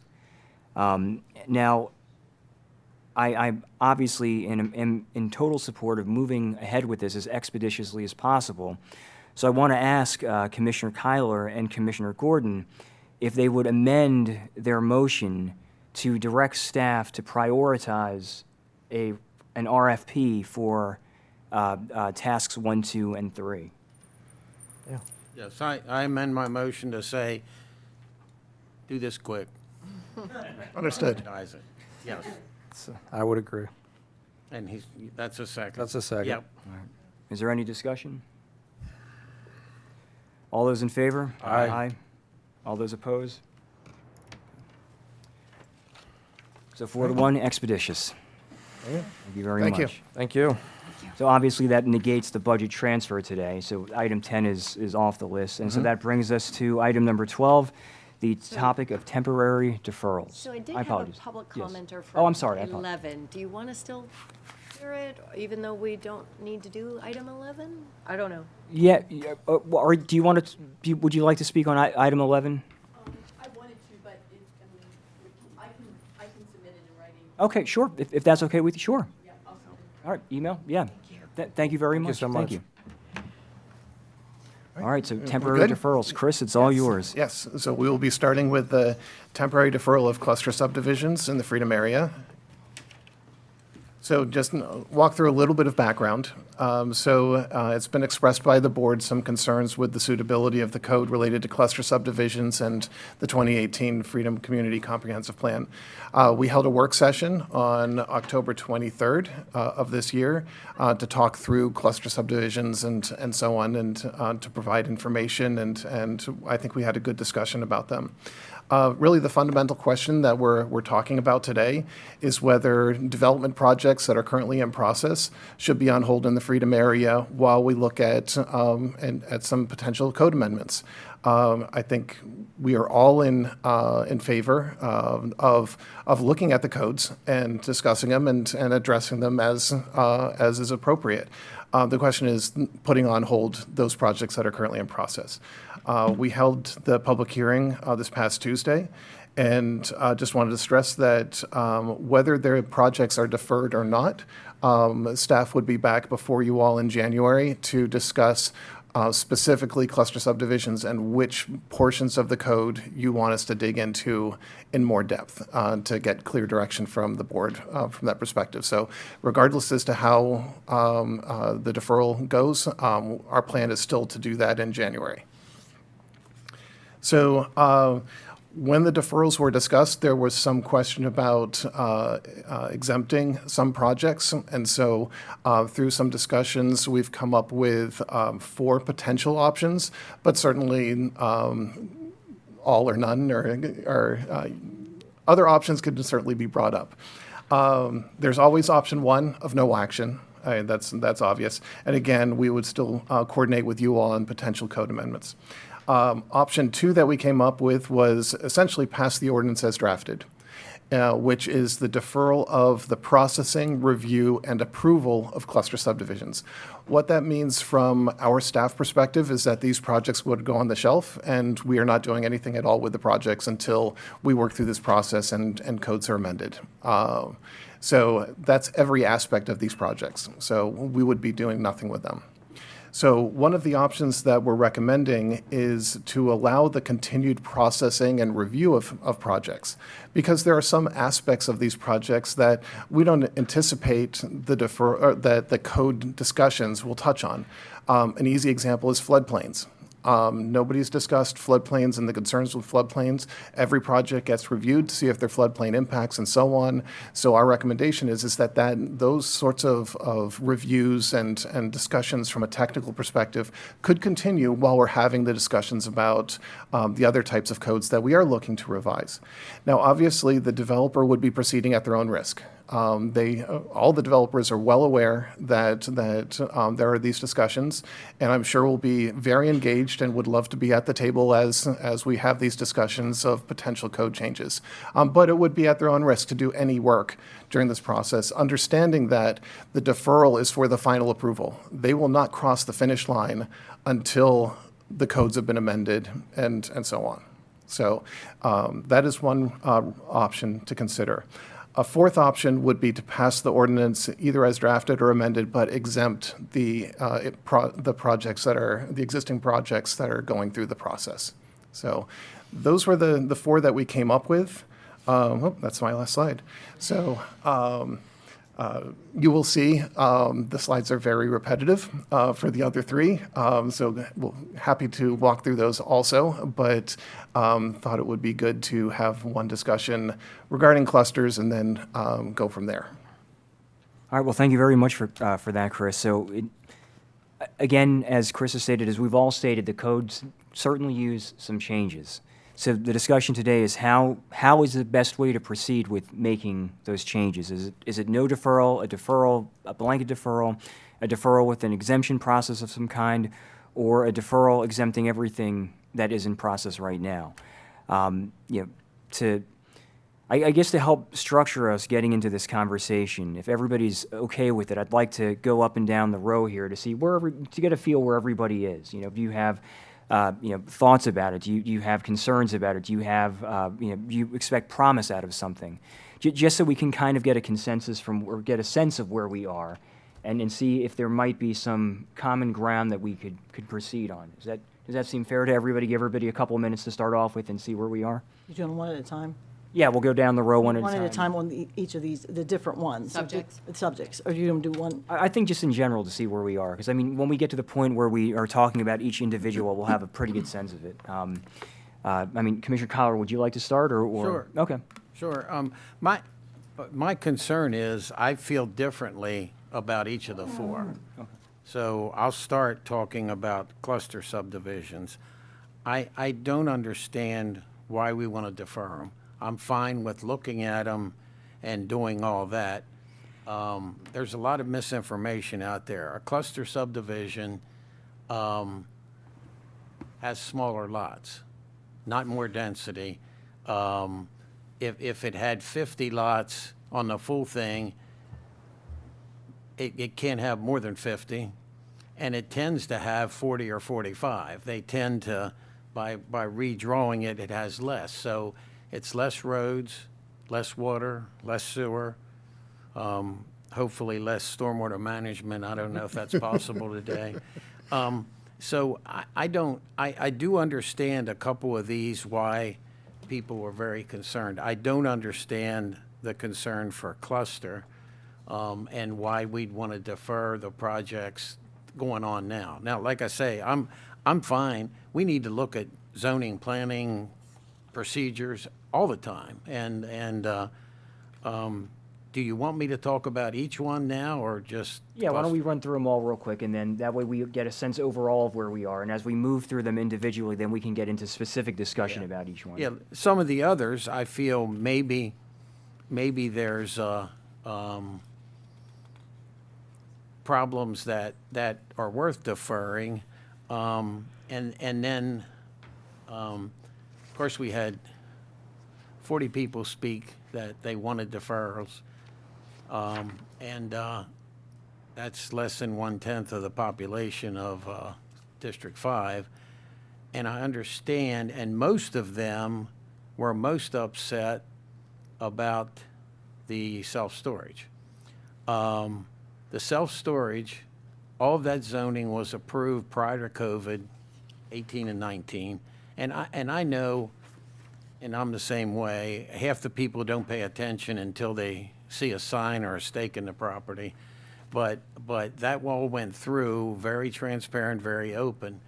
Worse yet, a year and a half ago, this board limited some of the things on those kind of things. We did a very good work session on commercial, and that's one of my concerns. If we start reacting because of one project, and we learned that, I think, a year and a half ago, we make some of the commercial sites non-buildable. And we voted 5-0 to allow that work on that property and other commercial C2 properties with some more restrictions. But a year and a half ago, we said, move forward, and unfortunately, I understand rumors and misinformation, but nobody had the height right. Nobody had the setbacks from the property line right, except the guy building it who said 24 feet.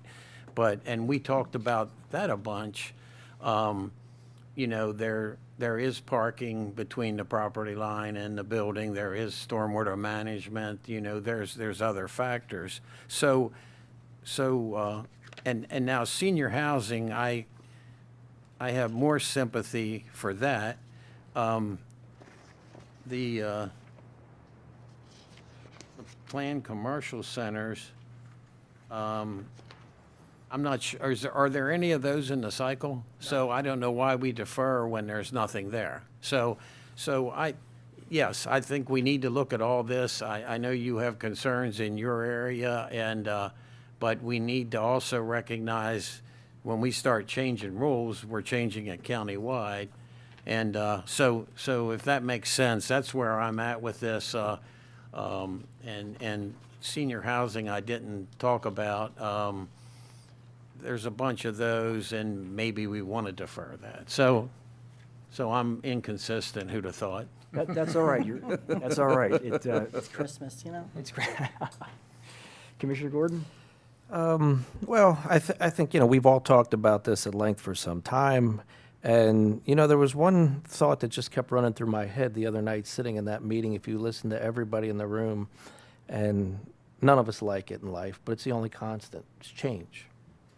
So, you know, the Westminster I grew up in as a kid is not the same Westminster. Now, that's not to say we shouldn't do the best to make it the best for the people that live here. I'm not excusing that. But that's the one consistent we're going to have is change, whether you own a cell phone and over the last 20 years they've modified or whatever. But change is the only thing that we're all going to get to experience, whether we like it or not. We have no control over that. Some change is good, some change not so much. But I think it's important that the five of us and county staff do the best we can for the people we represent, which is our community. You know, there was talk of property rights, there was talk of, you know, certainty, predictability, clarity, transparency, data-driven, and this was by a variety of people from both perspectives. And I have to say, and it's going to sound strange to some, I agree with that completely from both sides. But I think that comes down to the five of us taking the time to work through this. And then, of course, it comes down to the question, how? Now, it's very easy for somebody to say, well, just pause the project, because it's not their project, or it's not their bank's money that's putting that money out. But there are major factors in how all this works. It's probably a bad analogy, but I'm going to use it this morning because it's pretty simple, and I think anybody in the public watching will understand this. The five of us would get it. All five of us, and I'm not making this political, but I'm using this example, we're running for re-election. Well, what if a month before the election, magically our districts were changed and they said, well, Commissioner, I'm sorry, this is your district and these are your voters now. But those weren't the people you had the last 4 years. But that's what you got. And I think that's one of the challenges we have to look at when it comes to the individuals and the businesses that have invested their time and their money in these communities. And I don't believe for a second, I know there was some people the other night that felt like, you know, business is bad. It shouldn't be an us versus them against anybody. We're all supposed to work together. It's the one thing this county does exceptionally well. And yes, we have differing opinions, but at the end of the day, I still believe, and I will continue to believe, that we all, as a community, do what's best for this community. It's a case of how we get there. And that's the important thing. We're going to have disagreements. We have to have different perspectives at times.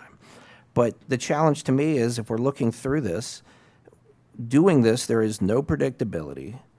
There's no clarity. The certainty is that there'll be something at the end of this process. I think we're playing with property rights. You know, the data-driven part, I'd like to see more data. I'm not saying there isn't data, but I'd like to see more. I think there were parties on both sides that mentioned that the other night. You know, we haven't really, in my opinion, given the amount of time we've had, delved as deep in this as the five of us could have. And I know the five of us don't want to do it, but it's not about one, it's about need and necessity. And, you know, the initial conversation we had on this topic when Commissioner Krebs brought it up, and I think it's a good topic that we need to make a serious look at, and we need to make some changes and decisions, was how do we want to approach this? And I know none of us want to sit in here 5 days a week, and we don't want to bring in planning and zoning because they got other jobs, and so does the planning and zoning board. But if we're that serious about a topic, let's actually take that time. And we've not taken that time, and we had that one community member mention that. They said, well, you know, what you guys could have done in the past 6 weeks. And I was like, it pains me to say this, but that individual was right. But not that we haven't done anything, but we have not, if this is the priority, we should have made this, in my opinion, more of a priority. Now, looking through the various projects, planned commercial centers, we don't even have any in the queue, what you've mentioned. Now, planned commercial centers, everybody thinks mixed use. And I've said this since day one, and I'll continue to say this even after or before being in this job. We need a balanced portfolio in this county. I don't have to like certain things, none of us have to like certain things, but we need a balanced portfolio that works for everybody, be they starting out at a first home or having, 3 acres and a, large extensive home, whatever it is. But let's take planned commercial centers. Some people don't like mixed use. Well, it seems to work in every other part of the country I've seen it in. I mean, seems to work very well in North Carolina, of one place, which they've used it quite successfully. It's even more locally used in Owings Mills quite successfully. We have a housing issue, local, state, and federally. Well, we've built out over the years, as many of us can attest to, but why haven't we built up? Because we don't have the open land. So we can build up if we do it properly and thoughtfully. But we don't have anything in this, so I can't really see a point of deferring this right now. The other thing is, and I hate to say it, but the devil's in the details, a planned commercial center could be 2 or 3 businesses, 1-story strip mall. So we would defer that too? So to me, that one, I don't understand for a variety of reasons, even considering that one. And, I'd like to have things in the toolbox just because we're going to need them at some point. So, if, depending on where that goes in the future, we don't need mixed use. I can think of a variety of areas that probably would end up with viable mixed use. Westminster and the surrounding area probably would be one of them. And I think it would serve the community well. Where are we going to have our young people live that can't afford a $600,000 house? They've got to start someplace. So that's my thoughts on that one. Storage facility, I understand the frustrations and the concerns of the community, and I don't take that lightly. I also do have to say, though, this is the entire county. And, whether we like it or not, somebody's looking at this as a business. And I understand some people would prefer that not be next to their home, and I understand that. But I don't think anyone, as a business person, is looking to just build a storage facility or a commercial shopping center or even houses just because. They know there's a use for it and there's a need in some fashion.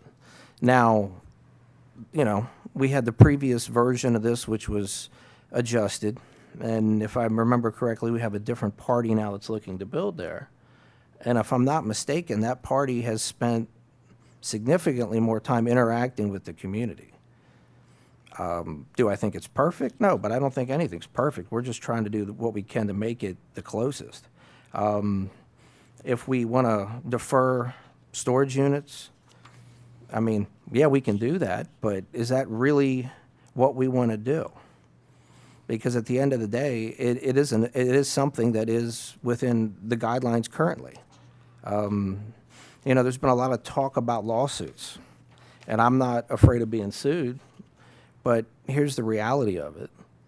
Carroll County government got sued years ago and it was what, $28 million? That was one lawsuit. We could be sued by multiple parties on all these different variations. Now, that doesn't say we shouldn't change things. I don't say we don't modify things because of a possible scenario in which something like that could occur. But we live in interesting times, as all of us know sitting up here and the public knows watching the paper. What was the article this morning talking about a $1.5 billion shortfall in the state? We got hit last year, which the public really didn't know about, with unfunded teacher pensions being pushed down on us. So we had to fill that in. We're going to have to do that again this year. There's going to be more things coming at us. We only have so much money in reserve. We only have so much money, even though we got a good report from Mr. Zaleski. So there's only so much money there. You can't bond a lawsuit, and you can't make time payments. I'm just looking at this practically. I'm not saying it's going that way, but the reality is 159, I don't want to be in that position, because what's that going to do? We're trying to fix something. Let's fix it. So if we end up in that position, and I'll tell everybody right now, and go on the record, if we end up in that position, and God forbid we run out of money, I'm not going to support raising taxes to take care of this when the people of Carroll County shouldn't have that on their back. And there have been other places in this country that that's happened in the past because of decisions that got awry. We talk about retirement villages and retirement homes. I think there's some things that can be adjusted there. I don't deny that. I don't deny that on any of these. I do question, and I defer to Mr. Hine on this. So the comment was made the other night about the lanes being tight, and I saw that with Commissioner Krebs. Now, whose responsibility is it in regards to the width of that when it comes to fire EMS getting through? I mean, I would assume fire EMS looks at plans just, and I know they do, but just for everybody's knowledge that's watching, they interact with you all when it comes to plans, and they tell you whether it's acceptable or not, correct? Absolutely. So part of what Development Review does is circulates the plans to all of the appropriate agencies so that every applicable code is reviewed by those experts. And Brian Van Fossen, who is just here, who's retiring, that was his responsibility, and there'll be someone brought on board that they review related to the NFPA fire codes to ensure that all site development, all subdivisions and so on conform to that code. And he brought that up in the joint meeting we all had with staff a couple weeks ago about that when it was inquired. So the question I have, which I was not trying to have a question this morning, but who's responsible after the fact? Now, is that the HOA's responsibility that they have people parking? I mean, I don't know if there's a legitimate parking spots or they're just choosing to park there. So the situation that I believe you're talking about is for retirement villages where that is considered a site. So it's one property where it's kind of like a condominium type ownership where people own the dwelling units, but there's a management company or so on that owns the site. So everything on that site is privately owned. So the roads are privately owned, the utilities are privately owned, that private entity maintains everything, and so on and so forth. So if the developer proposes, as part of their site, that the way they are meeting those fire codes is the fire code for, say, roadway widths is 20 feet wide. And so if the developer proposes that, well, we're going to say 25 feet wide, so we're going to meet that requirement, and we're going to sign it with no parking, that, from a NFPA perspective, meets those requirements, because there's a greater than 20-foot free width for fire equipment to get through. Enforcement of that no parking, though, because it's a private road and so on, the county, from a sheriff's department and so on, and from a roads perspective, and putting up more signs and so on, would not get engaged. However, if there is parking, or if they do not put up the no parking signs, that is a zoning violation, because they're not conforming to the site plan that was approved by the Planning Commission and so on that met the codes. So if they're not meeting the codes, that is a zoning violation. So anybody could complain about it. Our zoning inspector would go out and say, yep, look at that. The no parking signs are not installed, or there are people parking, and even though there are no parking signs and so on.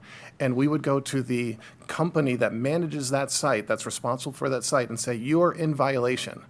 And then we have abilities through escalating notice of violation, getting the county attorney's office involved and so on, to force or get compliance. So that would be our avenue for addressing that. Okay, I just wanted to confirm that for anybody that might have been at the meeting or watching the meeting the other night and now, because there seemed to be, and look, I understand, if you live there, you want to have as much safety as you can, and you deserve that.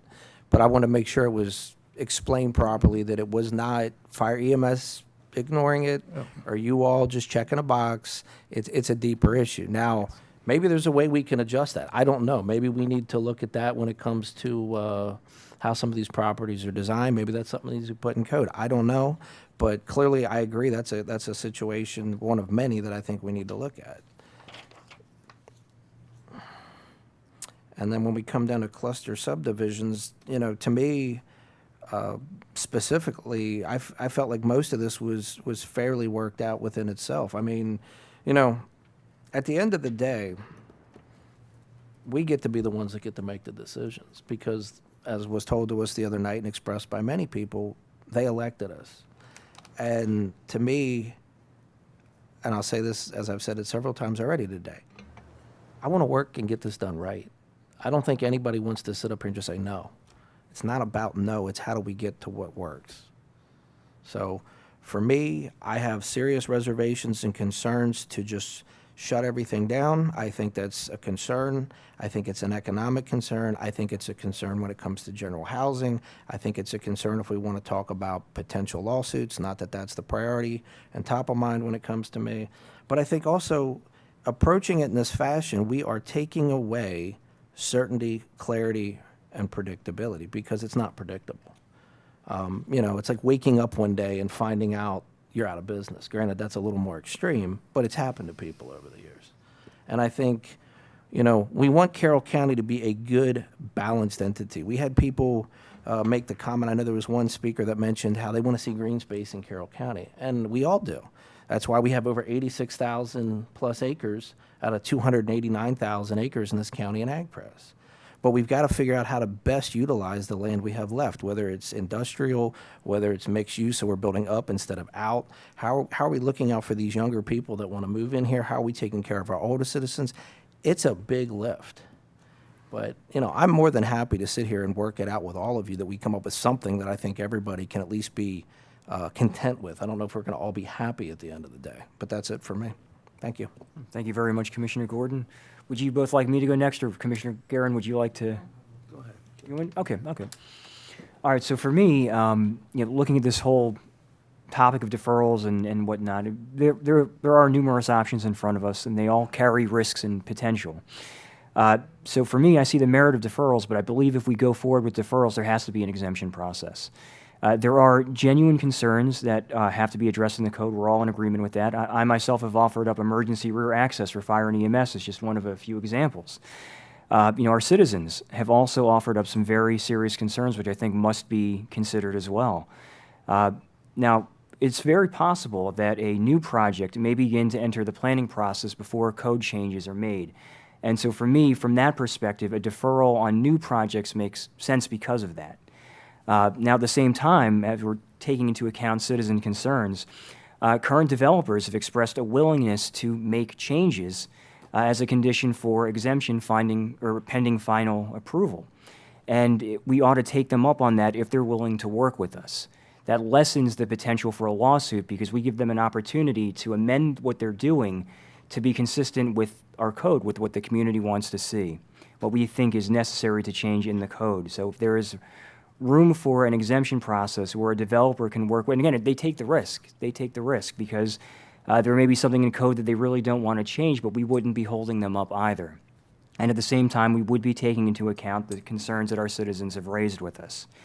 And obviously, any deferrals, even with an exemption process, does carry challenge, does carry you know, potential threats. But you know, if we do proceed with deferrals, I really do believe that they should have an exemption process, because as Commissioner Gordon has stated, and as Commissioner Kyler alluded to as well, you know, if there's an opportunity to work together on behalf of our citizens, I think we ought to take that. So again, in my mind, in summation, I'm not opposed to the deferral process, but we certainly should have an exemption process as part of that. Because again, if a developer is willing to work with us and make changes, we ought to give them that opportunity to make those changes. And so that's where I am right now. So, yeah, to reiterate some of the things that everybody's already heard, I am completely committed to this process of reviewing these ordinances. I have extreme empathy for the people that live in that area, people that have been paying attention for decades and feel as though things have just not gone their way. We know the reason for that. We can point fingers at previous elected officials, previous county employees, but the very fact that it is a designated growth area and it doesn't have its own town council and mayor and planning and zoning committee, that's just the way it is. That's the way it's been. It hasn't worked for them. So we're going to make changes to these ordinances. We're going to reestablish the purpose of these ordinances to ensure that they're being followed to the rule of the law. When it comes to things like clustering, you know, I do believe that the ordinance, lack of a better term, is we've sort of lost our way on some of these intents. gross acreage versus net acreage. What really is stormwater management? And there's plenty of things that we can work on. And what I'm hearing is everybody on the board, or at least a majority of the board, understands that, and we'll take a look at that, and we will have votes on that, and not all of them will pass, but I think a lot of them probably will. In terms of some of these 4 particular issues, I do agree there's some of them that I support the deferral process. I think there's a couple that we can exempt existing projects if we can find a way to continue working with developers that have plans in the process. My understanding, anecdotally, is that some of the discussions that have already been taking place are good, and for the most part, people, the developers meeting with county employees and other elected officials, there's an interest of what can we change here? What can we change to continue going? So I think clearly on some of these, the retirement villages, that is just such a huge issue. I don't know if there's any way to begin to fix that unless you defer all those projects, or at least or several of them.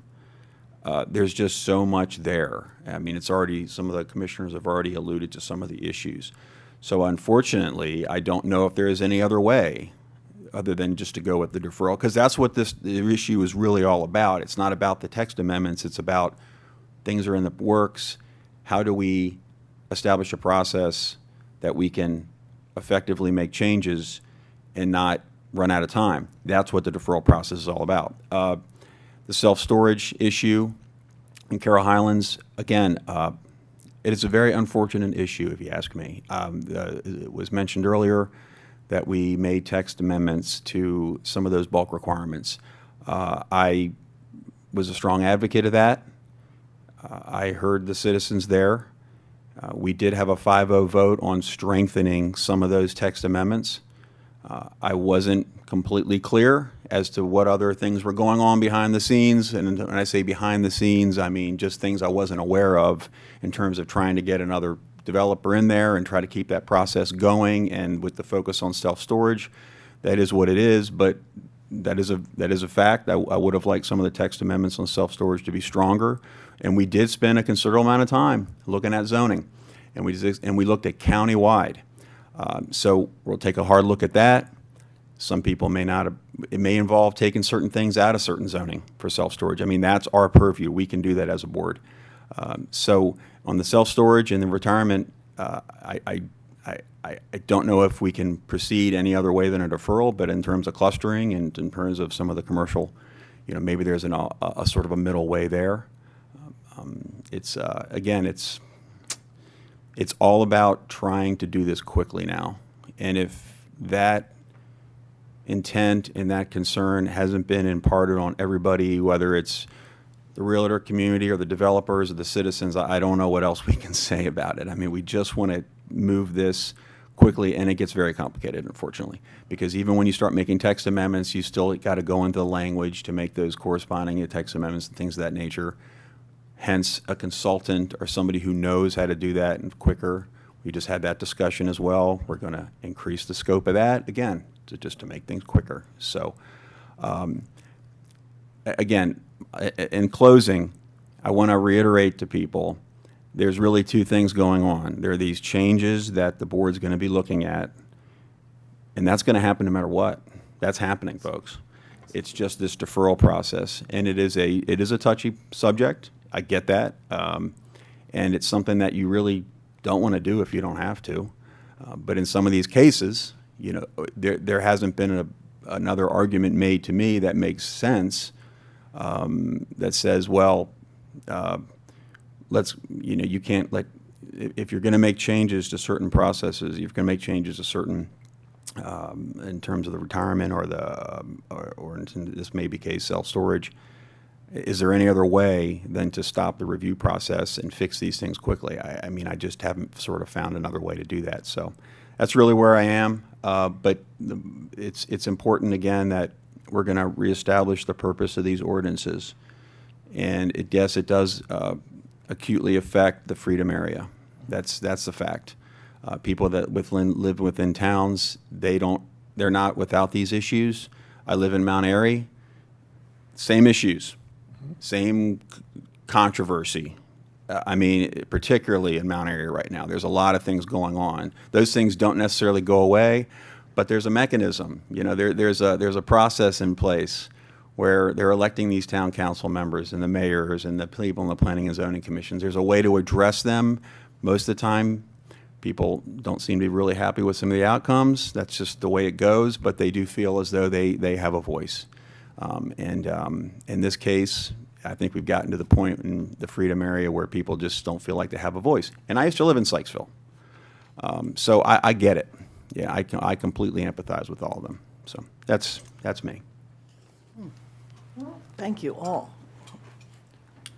I didn't really prepare to say anything today because I've said enough, I've been told, but I guess I'll take my chance here. A lot of issues in front of us. I keep starting with the master plan, and nobody sort of takes me seriously like, oh, that's just the master plan. The state of Maryland requires us by law, and we've always done it, to have a master plan. They require each of the towns to have a master plan, and they do.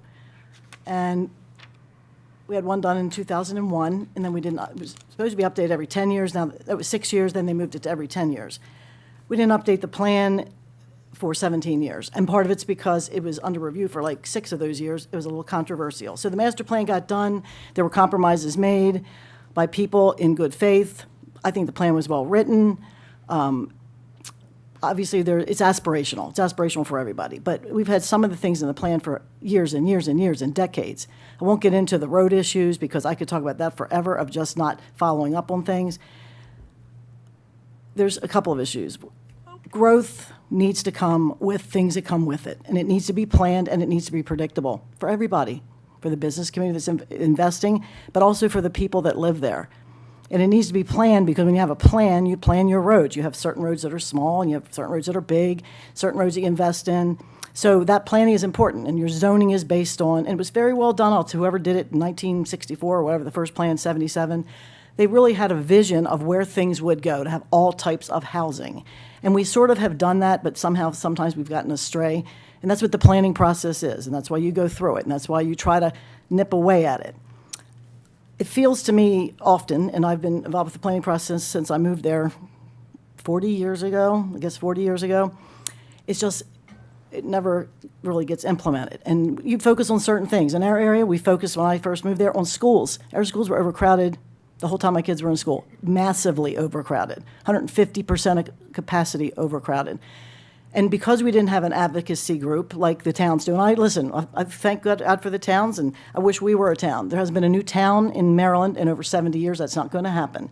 It's just impossible. I think years ago people tried to get Sykesville to absorb us, and it was like, you know, the lion eating, or the whatever, eating the lion. But you know, they're a small town. They have their own destiny, and we appreciate that. And when we consider them part of our area, but they're certainly self-determined. And it's problematic. It is, because we are the largest growth area by landmass. We're the largest growth area by population and getting bigger. And it's twice as big, I think, is the population even in Westminster of the actual who lives in the town. And we've just always been sort of putting out fires with schools. And I'll tell you, every single school that we've ever gotten in South Carroll has not been initiated. No, it's not everyone, all but one. Has been initiated by the parents saying, hey, we got 136% of capacity. APFO wasn't there at the beginning. So it's always been a struggle every step of the way to get things that we needed, because we didn't have that built-in advocacy group of their mayor and town council and that structure. So just with a little background, so people focused their attention on that. Schools was important. But as we did the master plan process this last time, there were some things that went away from the last plan that had never been done in 17 years. And I'm going to talk about 2 of them. Well, one of them is called the Boulevard District. We'd like a place of sense of place as well. Towns all have a sense of place. We love it. Sometimes they've moved sort of outside of town to the outskirts, and we have like big shopping centers. But I think towns are moving back to their focus, which I think is a great thing, and I love that in all of our towns. We've never had a sense of place, and that's something that we wanted. And it was in there in 2001. We had a big work group on it. People sat down. Hundreds of people were involved in these things. It never got implemented. Now, I don't know why, and I'm not that, but now that I'm here, that's our job. How do we implement this? How do we give staff, how do we find those ideas and opportunities? Somebody talked about open space. I had, thank you, Christy, you put a map together for me of the whole county of where all the different open spaces were. And I sort of knew this because we used to approve in the legislature. I advocated for all of the towns, wrote letters for all of them to get their open space money extra for projects. Probably over 100 of them, over 20 years. Never one went through for Freedom because no one applied for it for us. We don't get opportunities. So we have like no open space, like little flags in our area. One's on top of the hoods, a landfill, I forget what it's called. Don't even know how to get to it. But we don't have that. But we haven't even worried about that because we've worried about all these other things. My little town of Sykesville, I give them a huge amount of credit. I think they have 13 pocket parks, nice parks. That's really great. We don't have any of that. It's never done. So that's just a small little thing. It's the least of my worries at this point. But it certainly would be nice to have a little park bench or a place to. We do have a dog park, and I will give my friend Kathy Martin credit for raising $50,000 and the county matching the $50,000 at the South Carroll Senior Center. I appreciate that. It's good if you have. I don't have a dog anymore, but it was a great project that was initiated, and $50,000 the county put toward it. So they're not the most important things, but I just want to give you some background of why it's been frustrating, because we really would like some of this realistic stuff to happen, including advocacy for some of the traffic issues we have, which are huge, and safety issues. And I told you before, I vowed years ago to get Route 26 fixed. There's a lot of history to it, because a young girl was killed on that road. I still write a check every year for her scholarship fund. And I said, this road's got to get fixed. It is not safe. And it was because of, I believe, just the way it is. Still haven't had that done. I'm discouraged, and that's why I'm back here. That's a whole other issue, but we keep adding volume to things, and there's not a lot of talk about how do we get it done. And I have some ideas when the budget comes up, because I've been talking to the Secretary of Transportation and the State Highway Administration, and there's nothing in the budget at all for them for Route 26 at this moment. 6 years, nothing. The only way to advocate and move that forward is for us to put planning money in, which we have not done. For years and years, they've been telling us that, and that's the only way people get projects done. And we were the only county in the state, I was told, by the Secretary under Hogan, that did not get their number one project under Hogan, because we kept changing. I say we collectively, I wasn't here. It kept changing. So when your priorities change, the state's like, what do you want to do? So we didn't get a big project. We've gotten little things. So and that was an opportune time when that particular governor was putting money into roads. This governor's now putting it into transit. So the road opportunities are even getting less and less and less. So we sort of missed the ball, missed it there. And again, I appreciate that the towns advocate for all the. I've looked at all the changes on Route 140, and it's wonderful. It's safe. And I dreamed for that. We just dreamed for something, for some safety for all of us, including our seniors. But when it comes, so that's a bigger issue that we have to look at. How do we implement this master plan? As you know, we sort of put on hold, like doing a new master plan, because I'm like, hey, we already got one. We haven't really done yet. But during the last process, I said, our plan was good. And I've asked all of you, and just honestly, how many has ever read the plan? Who's supposed to be implementing the plan? I'm not going to make you raise your hand, but just be honest about it. I haven't read the Tawnytown plan. I have read the Union Bridge plan. But if I'm the implementer, how do we make sure us, the five of us, it's our responsibility, the 5 Board of Commissioners, unfortunately, the way we're to do this, or to put a group in place, which I would advocate for, that would help us to do that. That isn't in place right now. We have one person on the Planning Commission, and it's a lonely job. And don't even know what they're supposed to be doing, except they're handed these plans. And I think the people that just retired in front of us earlier today talked about ordinances, and their job is to interpret ordinances. And that's fine, that's good, that's their job. But our job is to make sure those ordinances are correct. We are the lawmakers for Carroll County and for the Freedom area. We don't control the 8 jurisdictions, we don't do their zoning, we don't do their rules or ordinances. They do, and they do a good job, and you've sat on that. And I appreciate the passion of these towns and the people in it that live there. It's their community. Sometimes it's controversial, but they still get to have some say and duke it out back home. We just sit there desperately and say, someone listen to us once in a while. I mean, the other night, the senior center, they don't even understand necessarily what these deferrals are. I mean, what we're trying to do, but it was standing room only. There was no parking. People had to leave. I mean, I have no idea, but people were frustrated, and they've sort of given up hope. And I'm sorry that some of these people have to come to meeting after meeting, and 17 meetings about a storage facility that's next to their home that was put there after the last zoning change, and I apologize for that. That should have been fixed a long time ago.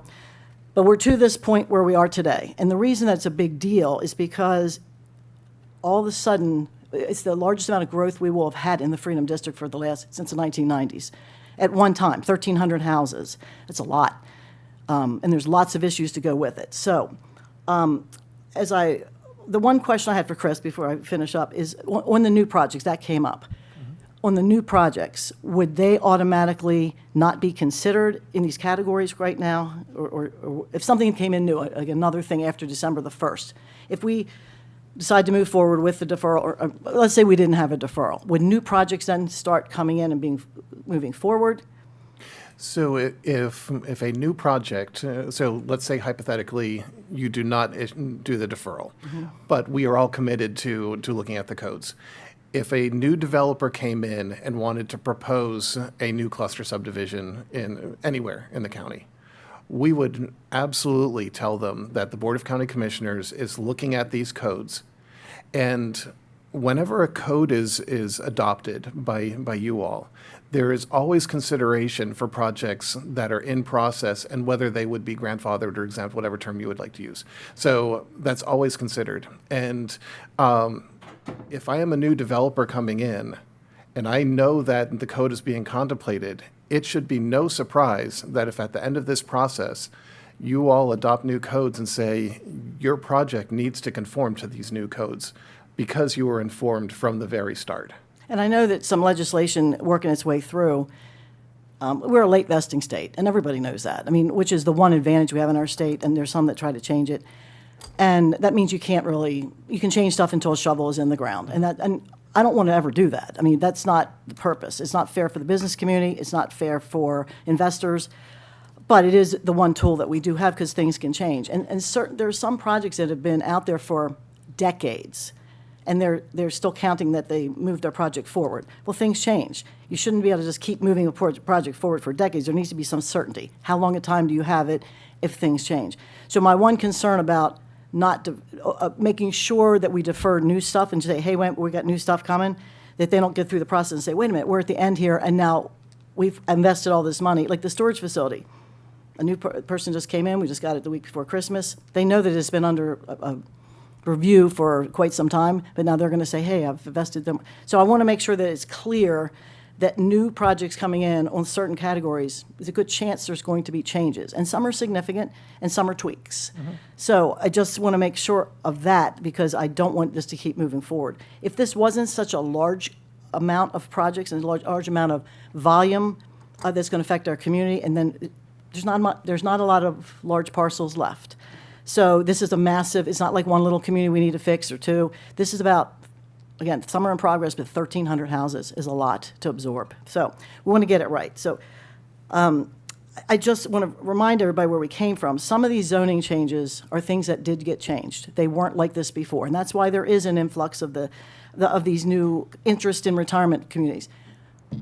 I think retirement communities are great. We need them. I think 32% of our population in the next 10 years is going to be our senior population is increasing by 32%, and I think our regular population is supposed to increase by like 7%.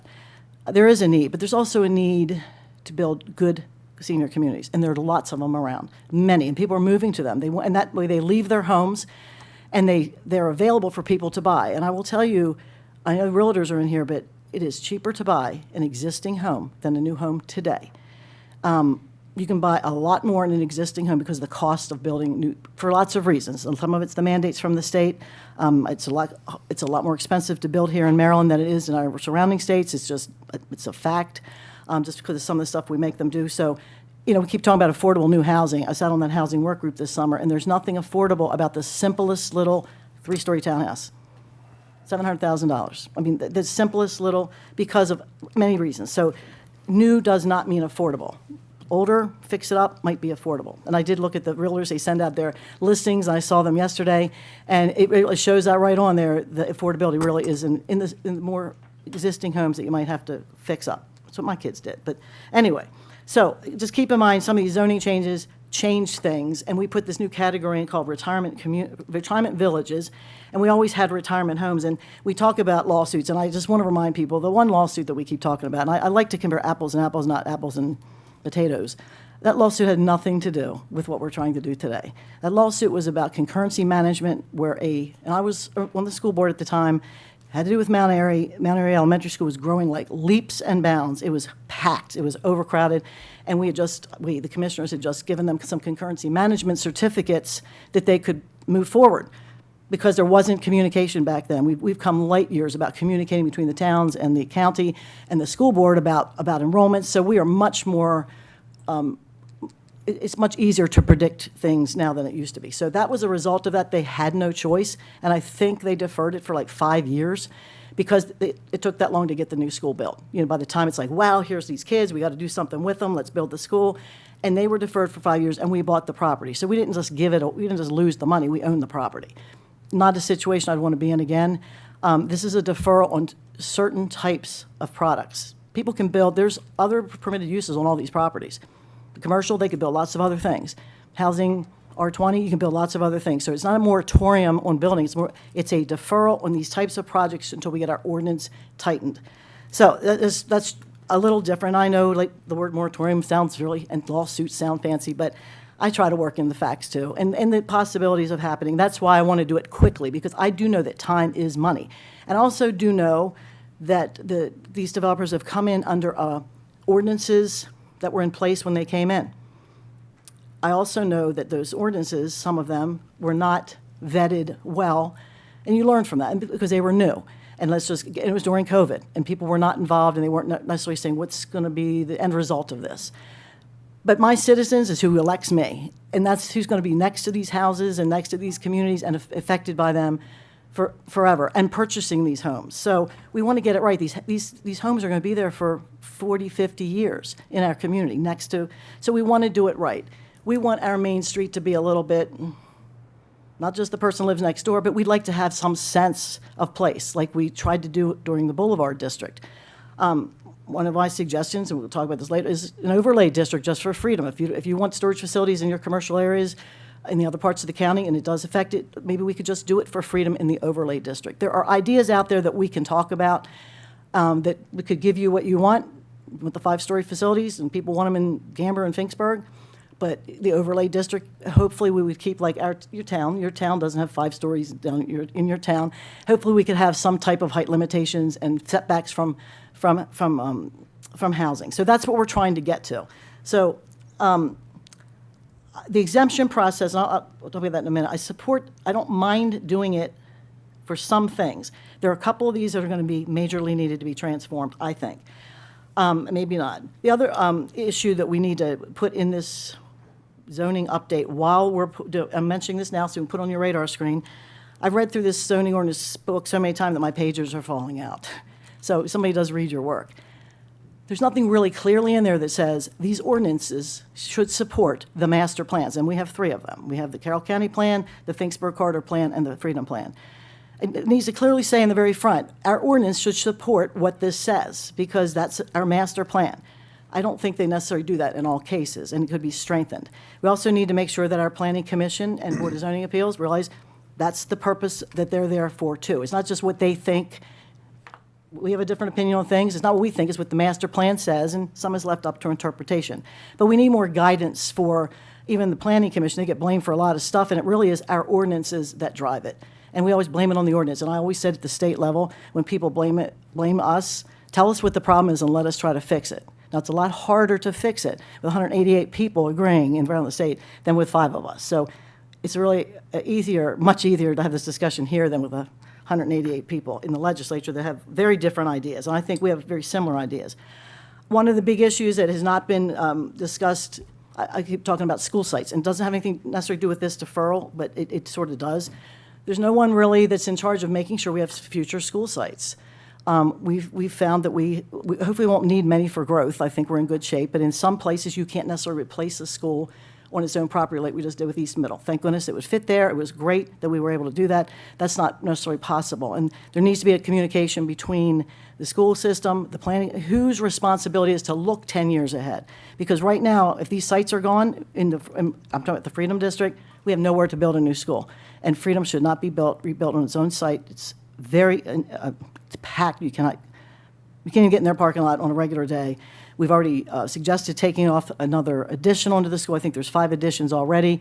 We just keep adding on to an old school. It's not a smart move. And I think looking for a school site should have been part of this process, and I think we're hoping to do that before we let everything go, because we will not have another place to do it unless we grow land, or I don't know what's going to happen. But, so all of those things is called planning, and we need to set the tone with who's responsible for doing that, who's responsible for making sure that I look ahead 10 years, because there's not going to be a spot left. So I think we're having those discussions now, and I certainly appreciate everyone that has been involved with it. But, you know, we need to make sure that the role of the Planning Commission, they know what they're supposed to do, what we're supposed to do, and we need to have a pulse on it. And I say to my colleagues, I know it's not easy. You don't get a vote for one person in my area, and I get that. And I don't get a vote from yours, but I care about it because I've represented the whole county in a different part for 20-some years, and I have cared about it because I did. I'm not saying it's intrinsic that you do it. That's why if we had a local group that could look at this stuff, make recommendations, it would be a lot easier on all of us, or have more of a role on the Planning Commission other than one poor person. That it's hard when you're only one person. It's a lonely place. But you mentioned raising taxes, and I agree with all of that. Sometimes we have to look at where our money comes from, and I won't get into that subject right now, but I think if we really did a deep dive of where revenue comes from, it says it right in the Freedom Plan. There's many houses in the Freedom area actually bring in more revenue than any kind of other business would, because there are there's more wealth down there because of the location, the geographic location, and that's true in certain other areas. But that district in itself, I've got all the census data, all the income data, and it says it in the report. So we got to look at that too. It's not just one size fits all. People say, oh, industrial brings in more. It's not one size fits all. So those are all issues that I think we need to dig more into, and not just be like it's one thing, because it's not accurate. So on these spaces, on these 4 deferrals, let's start with the easiest one. As I mentioned, it's a lot of units. So the first one, I think, is the clustering. Clustering did get changed. I don't want to get into the policy of it, but it did get changed. The zoning, it's a little thing called gross versus net. What should it be? What's the balance? But it was a big issue. I have concern about sometimes the way we do things causes a lot of empty space. It's not usable, and then it becomes a homeowner fee responsibility, and your homeowner fees go up. And sometimes that's not wise, because it just adds to your monthly costs, and sometimes they're hundreds of dollars. Is it really worth it to have that? So that discussion should come around clustering. What are the open spaces? Are they worth having? Is the value there? If not, I live in a non-clustered 13-unit development. I've never paid a homeowner tax. Every 20 years, we pay $50 to get our sign repainted that we put up. So I'm just saying there is a trade-off. If you're getting something out of it, we need to have those kinds of discussions, because that did change. Commissioner Krebs, may I just ask? My apologies for interrupting. Are you ready to move into? No, I'm talking about You're still talking in general. No, clustering. Okay, so you're ready to move clustering. into. So on clustering, Okay. we talk about new projects coming in. I'm hoping the intention is that the new projects coming in would be affected by anything we do, and it could take 6 months. So they need to be aware of that, and at their own risk. And I don't want them coming here saying, no, we don't want to do anything. But I do believe that the ones that we have in front of us today, considering the amount of where they are in the process, and just I've looked at their plans, and I would support on the clustering to do a defer process. I've met with every one of these folks, every person.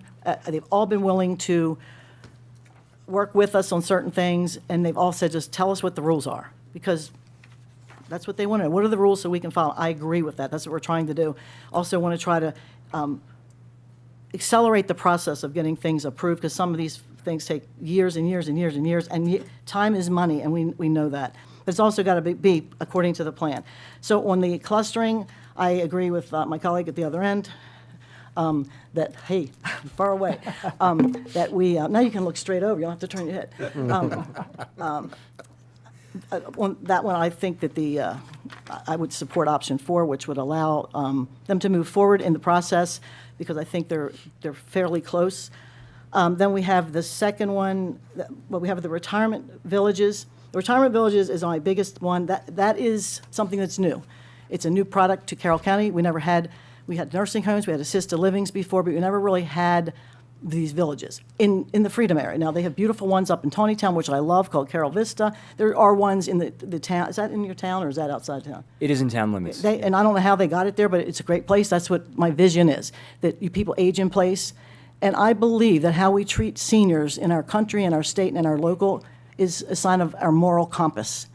And I think our seniors need to be treated better, not better, but have better options and realize this is why we're giving this particular designation. It's not just to say, hey, 55, you're all going to be stuck living here.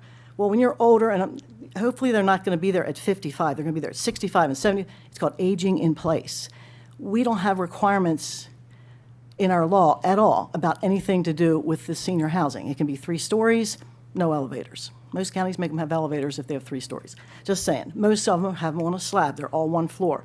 Where that discussion will come later. Just what goes in it. You know, there's lots of issues about what goes in these senior housing in return for the density.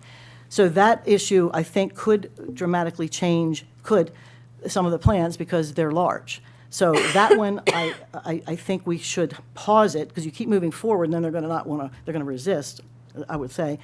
And the same is with the retirement homes. There's a difference between a village and a home. Retirement home used to be assisted living or a nursing home. Now it's just a big complex that's over 55.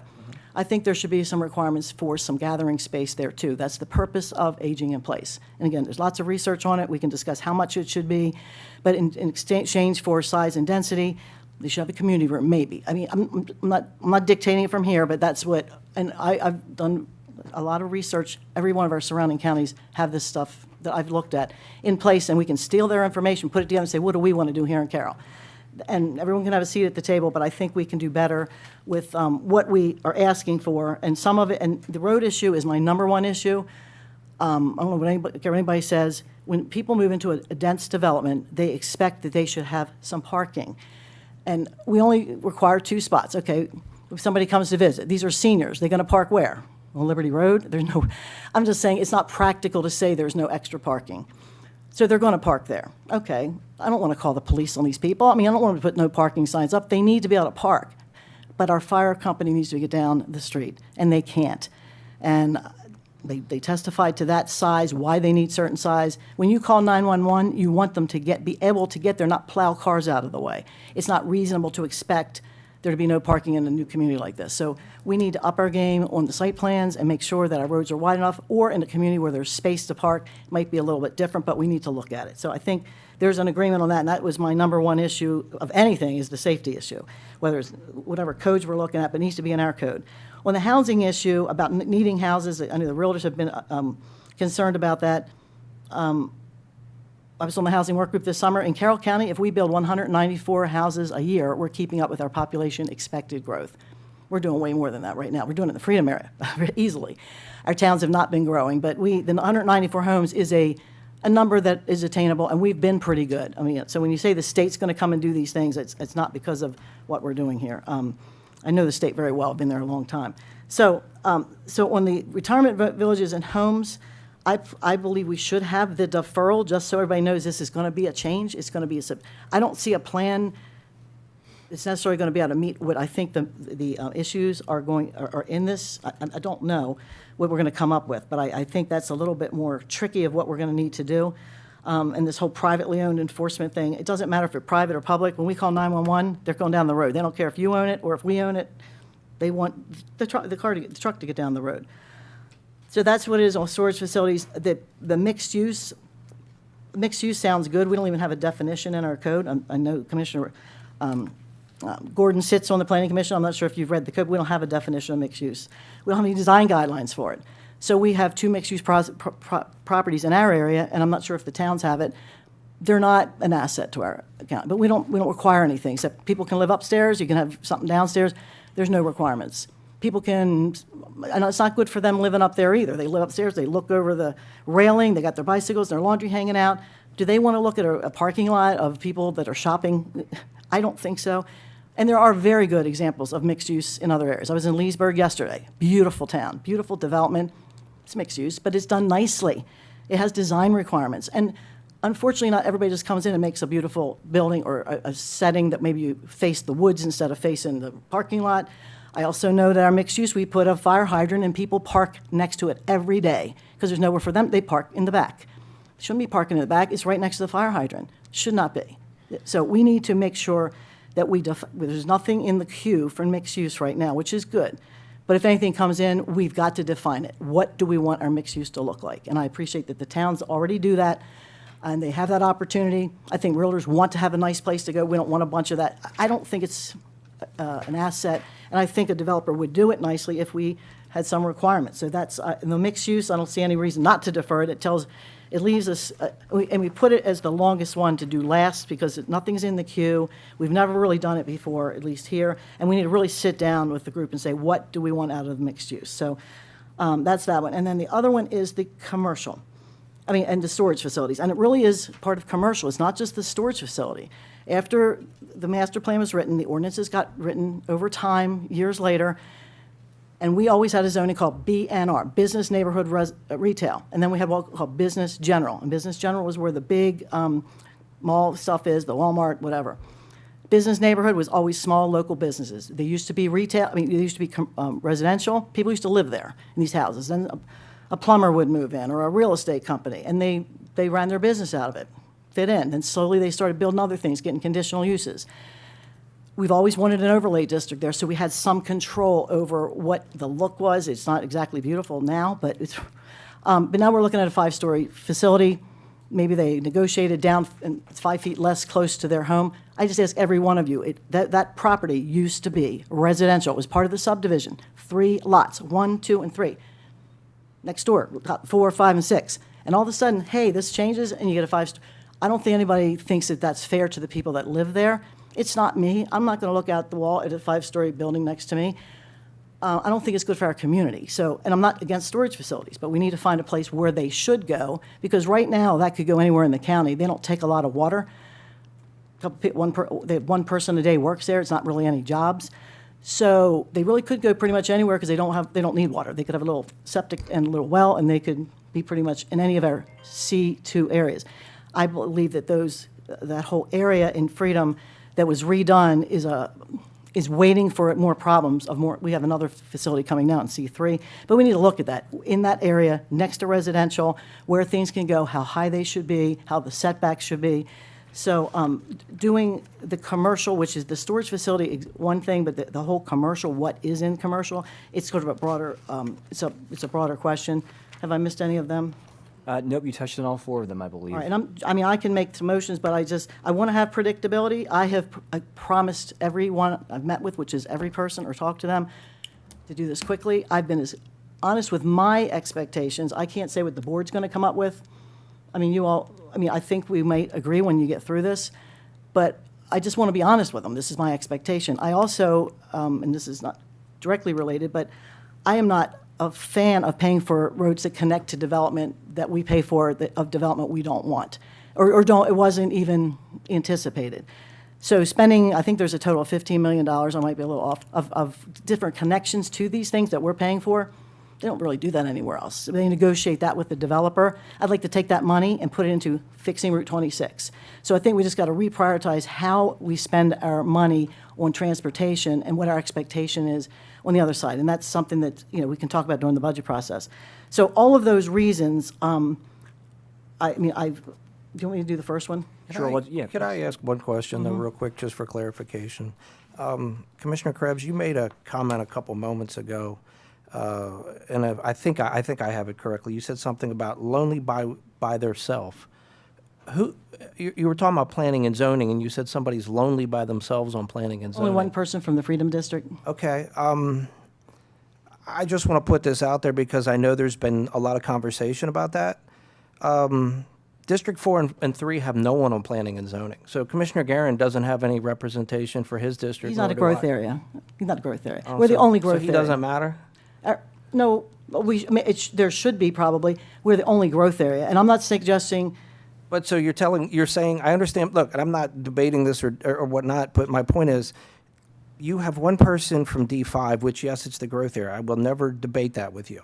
But the county seat of Westminster has no one in representation, nor does Commissioner Guerin's district. I would think that fact should at least be on record, given the fact that we're talking about representation of all Carroll County residents. They've got you. Which my point is, we're the only growth area where most of the growth is expected. There's not as much controversy. I think there should be someone on all of the boards and commissions from every area. I've said that since I've been here.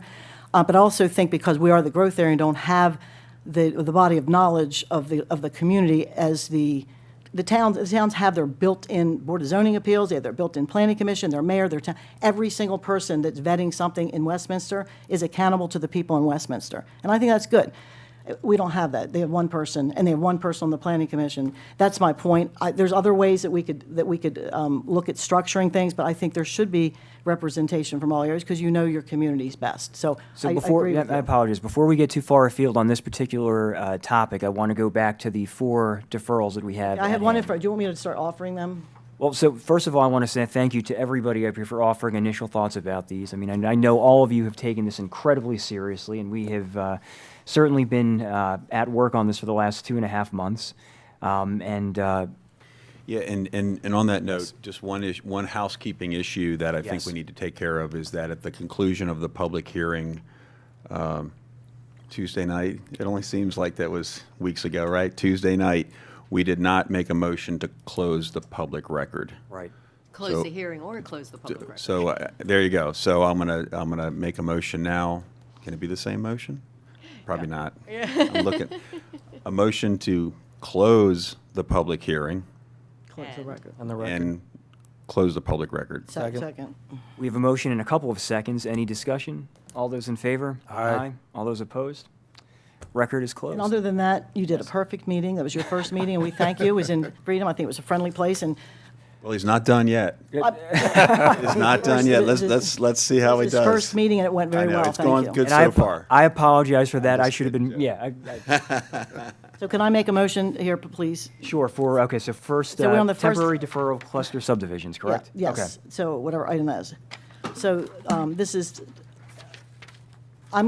for the clustering of subdivisions in the Freedom area only, and I am offering option 4, which is to pass the ordinance as drafted with exemption for the existing projects in process. And while I'm saying that, noting that it would impact anything in the future, but I move that the Board of County Commissioners pass the ordinance to defer the processing, review, and approval of cluster subdivisions in the Freedom Designated Growth Area, but exempt any project that has been submitted for review by the County Development Review Division prior to December 1st, 2025. Second. We have a motion, we have a second. Is there any discussion? I have some on that. So when we say exemption, are we exempting them and allowing them, I guess I'll say, safe passage through the process? Or are we talking just to continue, but there may be modifications down the road? No, it's exempt any projects been submitted for review, so they can continue to work down the road. But there will be no stoppage or change to their projects? If we change code between now and whenever? So if you change something, would they need to adhere? Would they need to adhere to that? I do not believe, no, the way that I read that, no. Okay. I mean, and I'll say, when some of these things, they're not more cosmetic. The people I've met with have agreed to do things that we will maybe put forward that are not safety and health issues. I don't think that, from what I see in play, and you still have to go through the review process. From my little accountant's hat, which I don't look at plans, I don't see a safety issue on these projects, and that's why I'm saying they're okay, and I think they're willing to make some modifications if anybody has suggestions, and I have, and they liked them, and I thank them. So, yes, they would be approved. All right, is there any further discussion? Again, I just want to go on record. I said an hour ago, I don't agree with any deferrals on clustering, and so I'm going to vote against it for that reason. Okay, fair enough. Anything else? All right, all those in favor? Aye. All those opposed? No. Okay, 3-2. Okay, the second one is the temporary deferral of retirement villages and retirement homes in the Freedom area. This one, I am asking for option 2 for the reasons that were articulated, for the health and safety reasons, which I think are extensive. It's to pass the ordinance as drafted.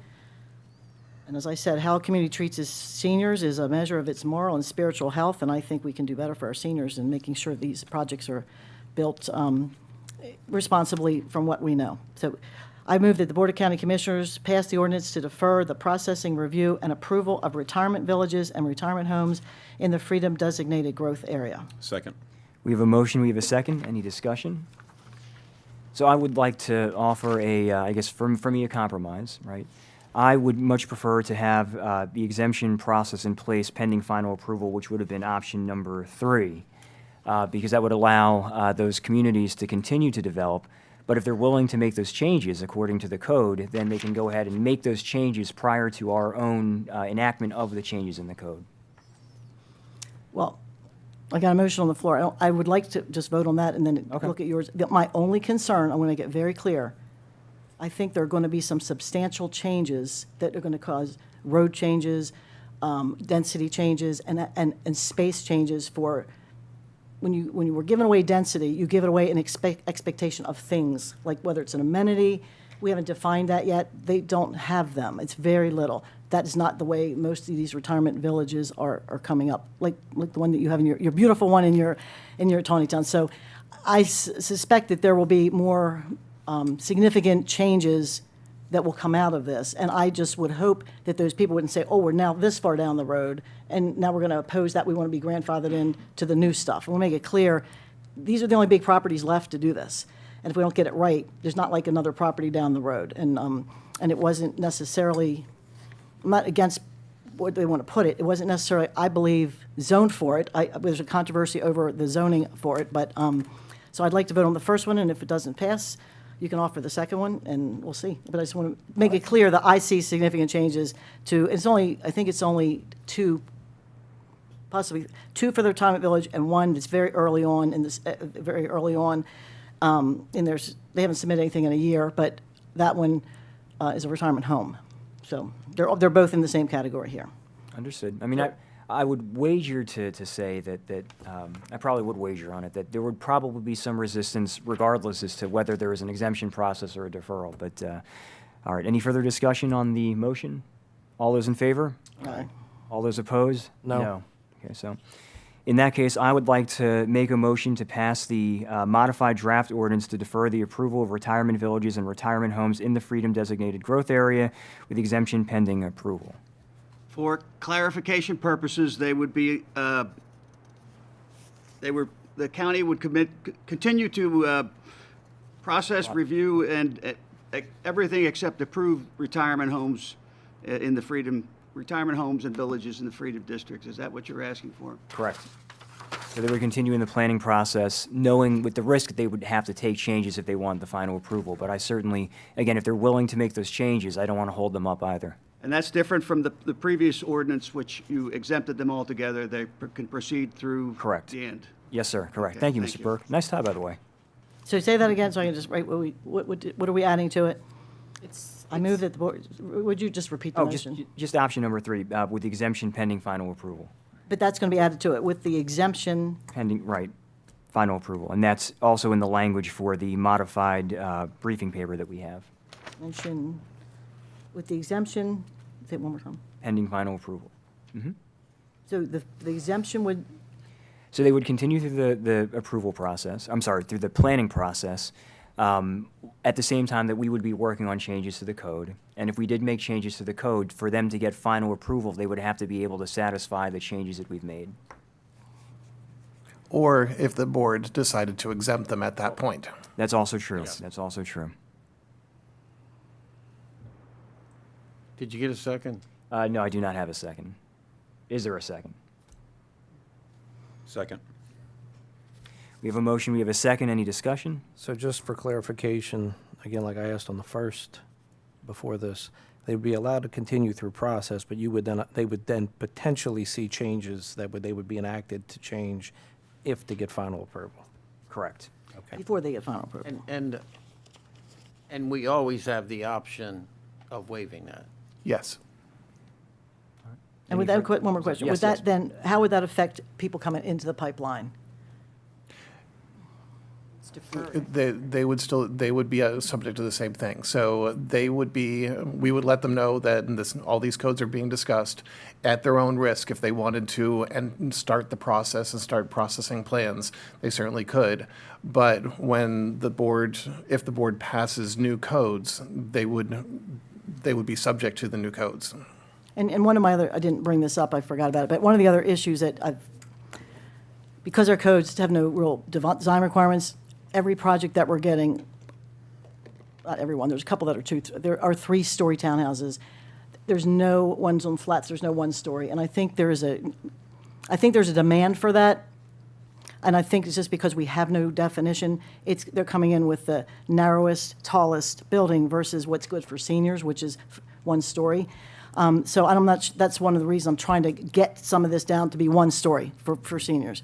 And I'm not sure, I know there's plans already out there that have been written up. Again, a plan is a plan. I know there's money involved, but these people are going to be living here. We're not offering that option. I talked to one of my colleagues from Queen Anne's County the other day, and they talked at MACO the other day about how there's 2 counties in the state that are actually bringing in more revenue in income tax than property tax, which is a flip. In Queen Anne's, it's because of the senior housing, but they all are flat, they're on one story, and people are moving from Western Shore to there because of the product that they're offering. I think we've lost people here because we're not offering a mixture of products, and people say demand drives it. Well, we'll see how much demand there is, but I think our demand for that is leaving us, and I'd like to keep those people here to have that option and force that variety of. Right now, we don't ask to have any kind of variety, and it's one of our main things in our freedom plan is to have a variety. We have to somehow encourage that. I think Frederick County has a 50% requirement. I believe that they have to have 50% single of a certain type of product because that's what they want. I'm just mentioning that's a big deal to me, is having a different type of product. And I'm slightly over 55, and I live in 4 stories, and I'm quite happy. That's why you're in great shape. Well, a lot of 55s are. I understand, and there's a lot of 55s that have trouble with stairs, and this is 55 and up. We're hoping to keep them there till they're 85 and 90, right? We're not. Is there any further discussion? All those in favor? Aye. Aye. All those opposed? No. 4-1, carries. So we're on to self-service storage facilities in the Freedom area.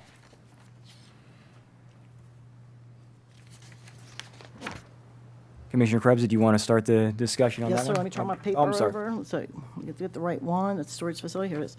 On the storage facilities, I mean, we have a 3-month, the deferral on this was for 3 months. We'd like to do it quickly to get it taken care of. I would like to pass the ordinance as drafted. I think it's egregious considering the zoning change that occurred of what it used to be. Just with a flap of a pen, I don't think anybody anticipated what was going to come there. I don't think it's fair to the citizens that are there. I don't think it's fair to our community to be right on our Main Street.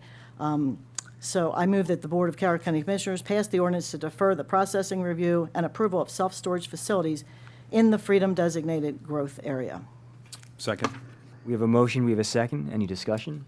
Yeah, I feel very strongly, all those zoning changes were transparent and open.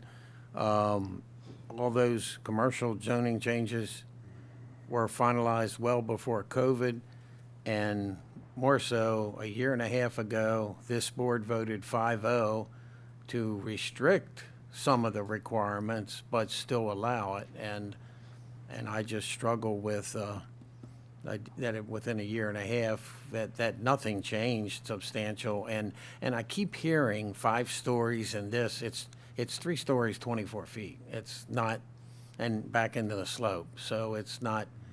But it can go up to 5 stories. We don't have any restriction. I'm talking about the one that everybody talks about. They don't understand how far it is from the property line, how high it is. When it was, before we restricted, I drove down, I sat in the driveway, and I can look over the building and see 26. I don't know why you want to see 26, but I could do that. And I do say we do have a second one that's been, it's not on the list because it got proposed, I guess, the week before Thanksgiving. It is 4 stories. I don't know the situation of it, haven't seen a plan, but it is a new one, and I think they can go up to 5 stories. But I'm just saying, the one that everybody, I don't know, 20 people spoke against the other night, that was very transparent, all that discussion, and we restricted it per some of the comments and allowed it. So I can't vote to defer it now. That's correct. We did strengthen some of the text amendments and the bulk requirements, and I was supportive of that. And some of them didn't go far enough, but I voted for it because it was better than what was there now. I think I'm going to level with a lot of the people who are, and again, what's interesting is there was My understanding was a town hall about the self-storage facility in Carroll Highlands a few years ago, and it was more widely attended than Tuesday night. I mean, that's how passionate people are about that. I think the people there that live in that neighborhood, it's very unfortunate. I do not know how much progress we're going to be able to make to alter what's planned. It's going to be tough, and I think people there that are living in that area, unfortunately, need to realize that. My support for this ordinance is as much to do with the fact that the C2 zoning along that particular corridor, to me, just doesn't make a whole lot of sense. We'll have the opportunity to vote on that, whether it passes or not, we'll find out. But when you look at that overlay along 26, you can kind of understand, well, maybe that's not a C2 function after all. So I am in support of this because I do think we need to get that fixed. But I feel compelled to speak to a lot of those people because, you know, back about a year and a half ago, I was getting their emails as well and sort of trying to respond to everybody. And it is a very tough situation. So we're going to try to make the best of it down there. And I know that's not probably what a lot of people want to hear, but we will try to make the best of it. That's the most we can do. Any further discussion? All those in favor? Aye. All those opposed? No. No. So I would like to offer, same thing as last time, the deferral with the option for an exemption, which would be option number 3, the modified, the revision to the ordinance. So my motion will be to pass the modified draft ordinance to defer the approval of self-storage facilities in the Freedom Designated Growth Area pending final approval. All right, no second, motion fails. So at present, there is no motion or action that has been taken on temporary deferral of self-storage facilities. Does anybody have any other motions to suggest? I'm going to suggest that we pass an ordinance to direct staff to align the Freedom Boulevard district that was delineated in the 2001 master plan and come back with some revisions of how that can be implemented for our corridor with height requirements, setback requirements to residents, because right now we have none, and it's not fair to our community. So I think we need to take a look at it, and if we're not going to look at just storage, I think we should look at it all, because it's my opinion, you're going to have 5 more storage facilities because we're the only place in town that you can do something like this. So I think you're going to have we got 2, now we're going to have some more, and I don't think that anybody realizes right now there's no real height and size and setback requirements except for this particular one, and I can repeat that, but let's just broaden it to the Boulevard District of Eldersburg, which excludes the business general, which is now C3. It excludes, but looking at that whole thing with height and size requirements to do something that we've been trying to do for now 24 years and hasn't really been looked at, and I appreciate that. So I would ask you all to support the staff looking at that, coming back, and then as quickly as possible with these restrictions that then maybe people could live with, the height and size, especially if it abuts residential. So a motion to direct staff to look at those specific items that you've listed. Yes, and I would ask that you not approve applications. I mean, there's other things in, I'm not sure how to say this. The zoning got changed dramatically. When there was no definition when the plan was adopted. There was no definition for years on what C2 was. Nobody knew what it was. You figured it would be C1, which is local business, which would have been exactly like C2. Our own chart that showed what things should be shows you that it should have been C1. I'm not sure why that wasn't followed. I think the residents thought they were going to be the same stuff that was in the business retail. No reason to believe it not, considering their little chart of what it should have been. That wasn't followed. I don't think. When I read the chart, I don't believe it was followed. Just because you condense properties doesn't mean the properties don't change their size. But I think it's only fair to people to have a relook at that, as was asked for many, many years ago, and we still should have it. Every town has it. You can't put a storage facility in any of your towns. Commissioner, could I please ask you to restate I am going the to motion? say, I'm I move sorry. that the Board of Commissioners direct the staff, somebody writing this down? And I don't know how quickly I can do this, to look at the Boulevard District along the Route 26 corridor, as delineated in the 2001 master plan, and look at restrictions that make it back to business, local, retail, and the height and setback requirements that would be appropriate to what it has been and what it was. And we could do that in a different way. Second. And so the motion is to have them look at it, but it's no deferrals. I would say that we would not be moving projects back until this gets settled. It's not fair to not have it settled. Then I would say that's an inappropriate motion because your motion to defer already failed. I'm fine with them looking at it. I thought, my understanding was that was the motion, to have staff look at it, not to. No, but Commissioner Krebs just said she wanted to include deferral in that motion. I want to make sure that we're not moving forward with more projects that are going to be, I mean, right now, that one is fixed, not fixed in somebody's mind, but we have another one coming up. 4 stories. So, okay, so there was an amendment to the motion to add the deferral, because when you. Okay. All right, I'm okay. Wait, I'm a little. I'm confused. Yes, What, where are we going with this? What do you, when you say have staff look at it? Okay, I got a better motion. It's simpler, maybe simpler. How does this go? All right, so you withdraw that motion? I'm trying to make it simple. I mean, this is as simple as it can be. How about make a motion that we direct staff to go back to BNR, the original BNR zoning, which it was, before we came up with these 3 other categories, and take those in the Freedom District, put the categories back, You want to revert the I zoning? want to revert the zoning on it to what it was before it got upzoned for in the Boulevard Okay, District. so you're trying to change the underlying zoning of No, I'm trying property? to change the definitions.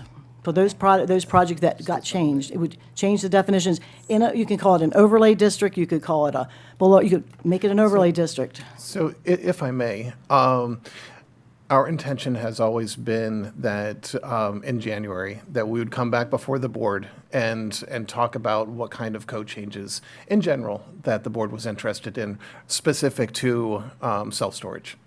What we have been talking about are other avenues to address the concerns related to these projects along Maryland 26.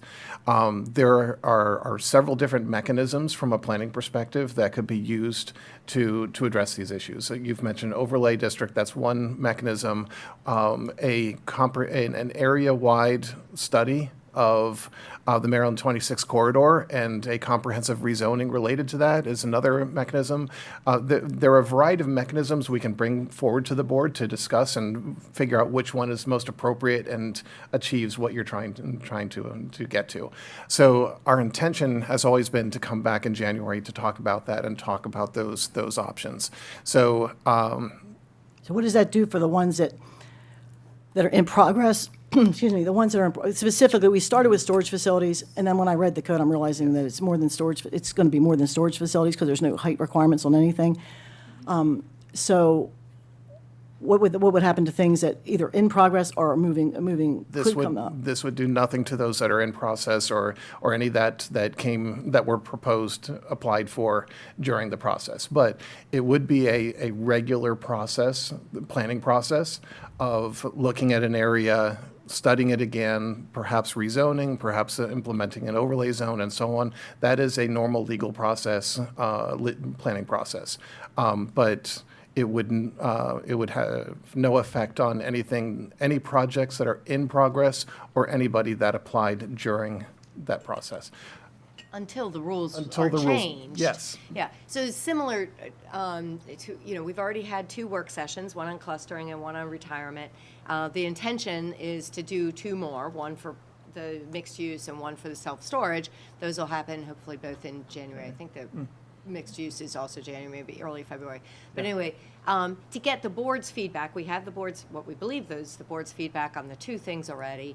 And the juices are already, percolating about potential zoning code changes for those. Because, just want to say this one more time, it's been said a couple times, it's very clear the board wants to change zoning.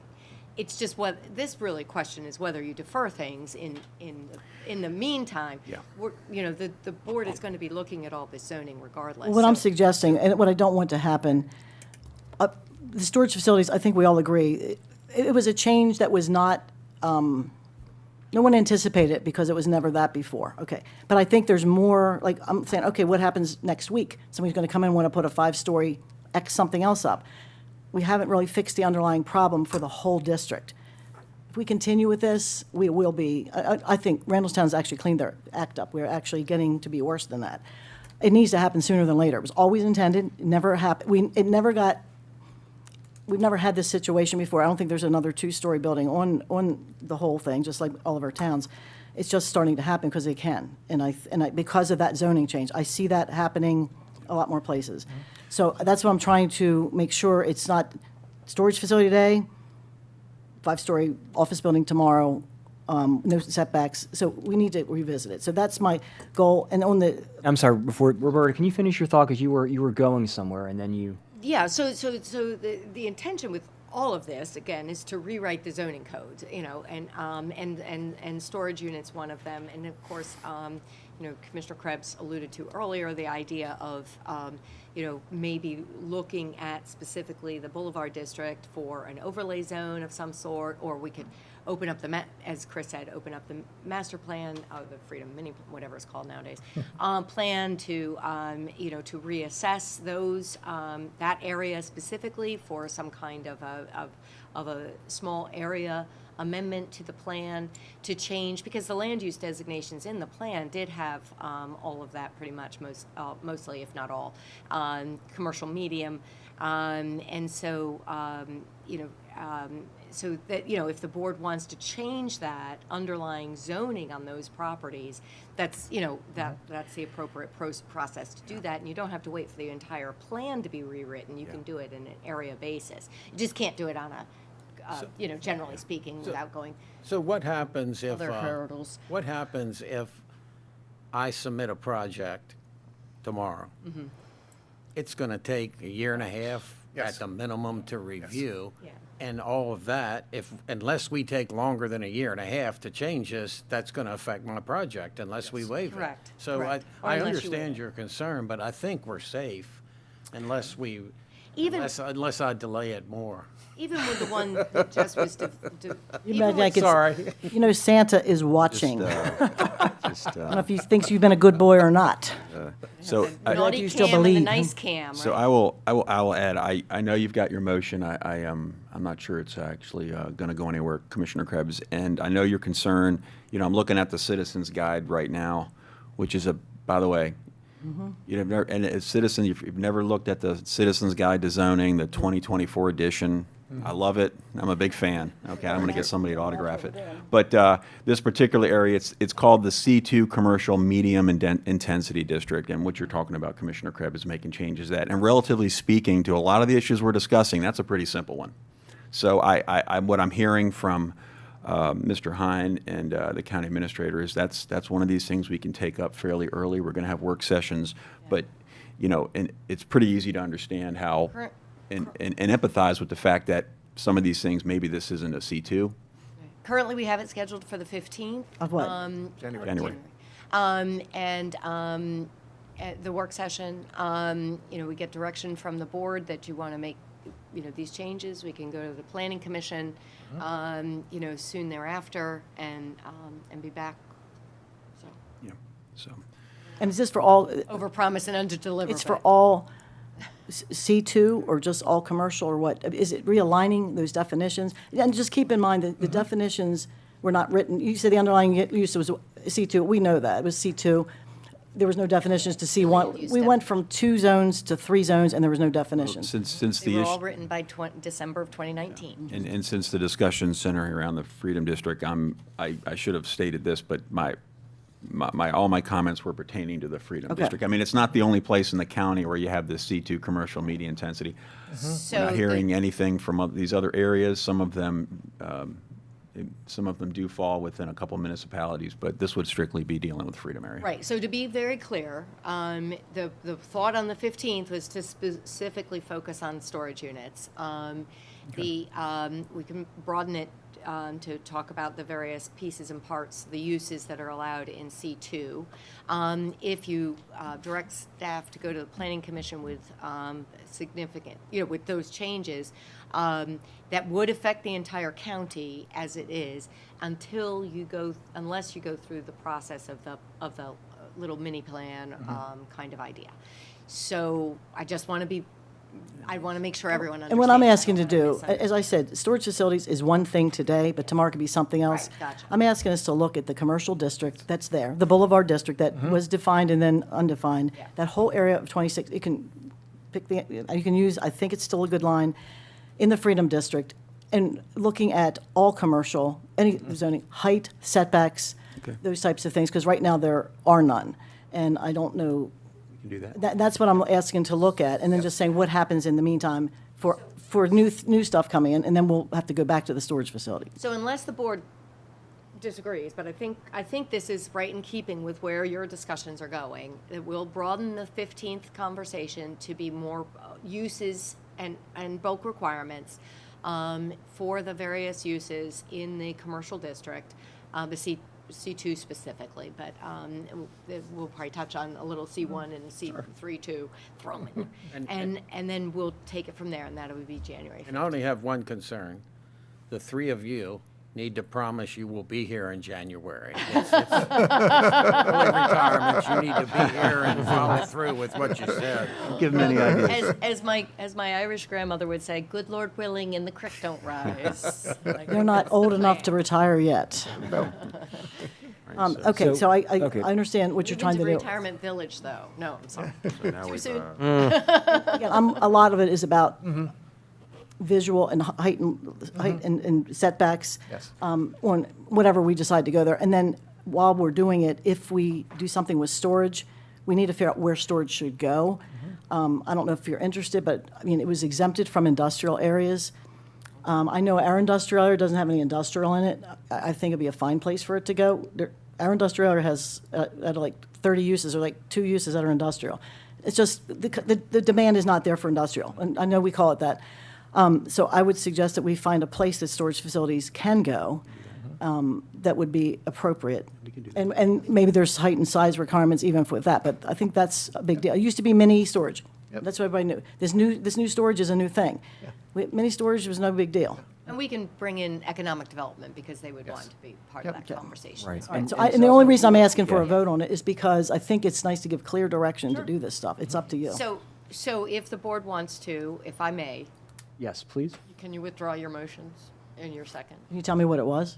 No, just withdraw it. I withdraw my motion, and I'm going to let Roberta repeat what we're going to do in January with the intention of, Making it a motion. So the board is directing staff and making a motion to direct staff to come back on January 15th, and they're not allowed to retire, to review in a work session with the board the commercial zones specifically with regard to bulk requirements and the uses and their bulk requirements. Let me say it that way.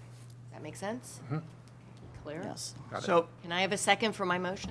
Second. My motion is You what, can- what was just said, whoever wrote that down. Tim, did you want to say something before? So what is the status of the deferral? I kind of We're not lost the there thought. yet. It's not there yet. We All took right, a, thank you. we took a We're asleep. digression. All right, thank you. We took a, So Sue, if that is, I'm sorry, Commissioner Krebs, if that is your motion, Yes. then I will second that motion to do what Roberta said. All right, any discussion on this? Could she repeat that one more time? Sue? I mean, she might I need actually senior probably housing after her can. birthday tomorrow, but we'll leave that alone too, right? No, that's fine. Yep. All right, all in favor? Aye. Aye. All those opposed? Ooh, All in right. favor. So we are now on to planned. Wait a minute. No, I'm sorry. now, we still haven't decided. Okay, I would like whoever, Failed motions on self-storage. Right. okay, yes, we Okay. need to deal with self-storage. I mean, I think we do. So I was not on the winning side of either, so I cannot remake the motion. So if anyone that was on that would like to make a motion to do something with what we have in place today, I would appreciate that. Well, I did make a motion. I got no second, so I don't think I I will can make go. you- I can't go anywhere right now. But then, well, can we redo it? I think We don't we're have on- any rules, so I just make the same motion. Or you want to make the motion No, again? no. We actually do follow that rule. I'd like to know which ones they So are. that is the one that we follow. Commissioners Guerin, whoever you are, Gordon. You're getting cold this year, don't worry. Yeah, I said I was opposed to deferrals and for self-storage. I think So we do you need to wanna look make a at it, motion? and that's fine, but Yeah. I don't want to make a motion. No, I have no desire right now to make a motion, but I would agree we should look at it. Okay, who was on the presiding? I mean, I'm comfortable where we are right Right now, now. we're so nowhere I'm with not- the ones that exist.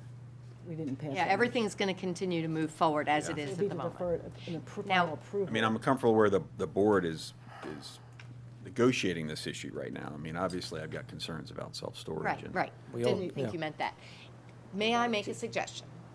That you delay this topic until the 15th, Yeah. or the 22nd, I would say.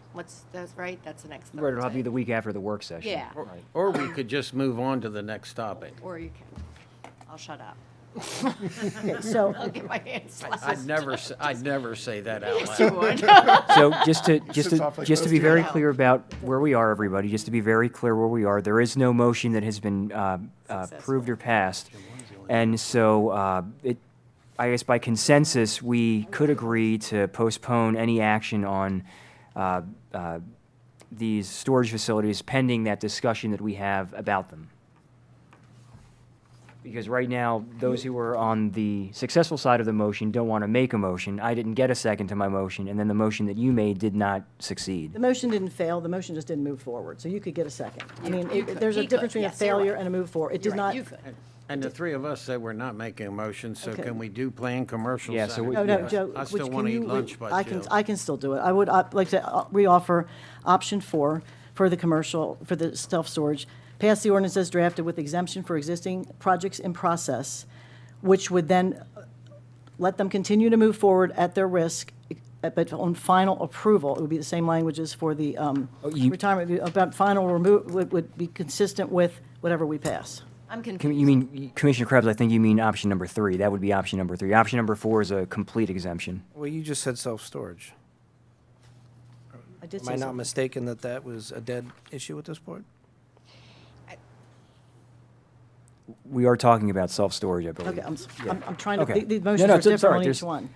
There's 4 different topic sheets, so no worries. I'm going back to the retirement one. That's exactly what I want to do. So I think if I No, could. no, self-storage. I think if I could speak for you, which It's this I one. really wouldn't want to do, but Please do. I think what you're getting at, Commissioner Krebs, is that option 4 is better than nothing at this point for self-storage.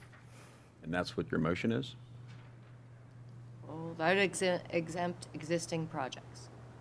These options are different on each one. I'm just trying to make sure I get the right one. Sure. The elephant in the room is the Carroll Highlands project. Yep. And. No, and it's it- another one too. That's. but there's another one, but that is not nearly as far along. That is nowhere, basically. It was Yeah. just filed, so, yeah. Well, they said, I just read something that said they've been talking to the staff for a year, so I'm just, that's why I'm worried about it. I don't know, but there was something I just read online that said it had been a year. I don't know what official is and unofficial, but that concerns me. It seems like the consensus of the board is that we're going to take this up on January 15th and work this as quickly as we can and do what we can and vote on it. And that's kind of where we are, I think. And that, what does that mean to does that help you in moving or not moving forward with the one in process? Or do we need to? The one that's in process will continue to be in process. But it would be subject to, the approval would be subject to what our outcomes are in January. That's what we're trying to do.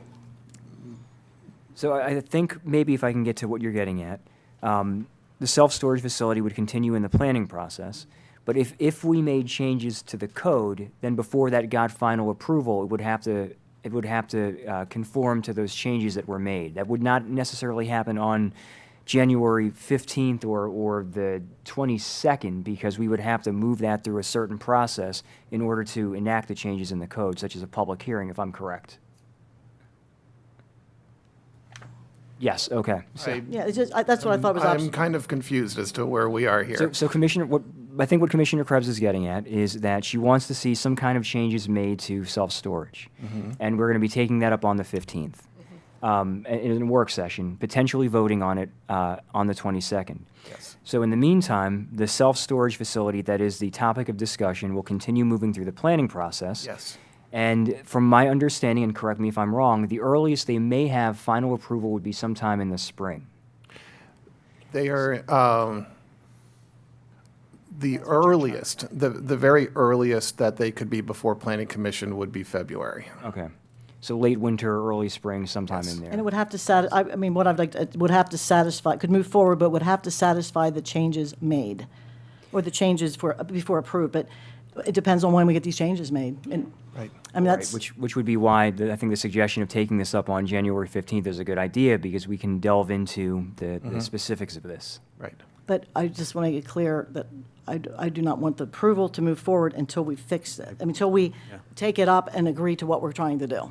So that was the motion that I made that failed, for Well, I lack of a just told second. you, Yeah. I don't know what exactly, show it to me, it didn't fail, it didn't move forward, and that's the Yeah, difference. he didn't get a second, He didn't get a so- second, we can bring it back, and that's what I'm trying to do. Okay, Bring it- I'll- Tell I me what it will- was, like, Tim, legally, can I do that? Can I? Yes. Yes, you Okay, can. so I will restate my motion to pass the modified draft ordinance to defer the approval of self-storage facilities in the Freedom Designated Growth Area pending final approval. second. We have a motion, we have a second. Is there any discussion? All those in favor? Aye. All those opposed? No. Okay, so 3-2. And now we will move on to planned commercial centers in the Freedom area.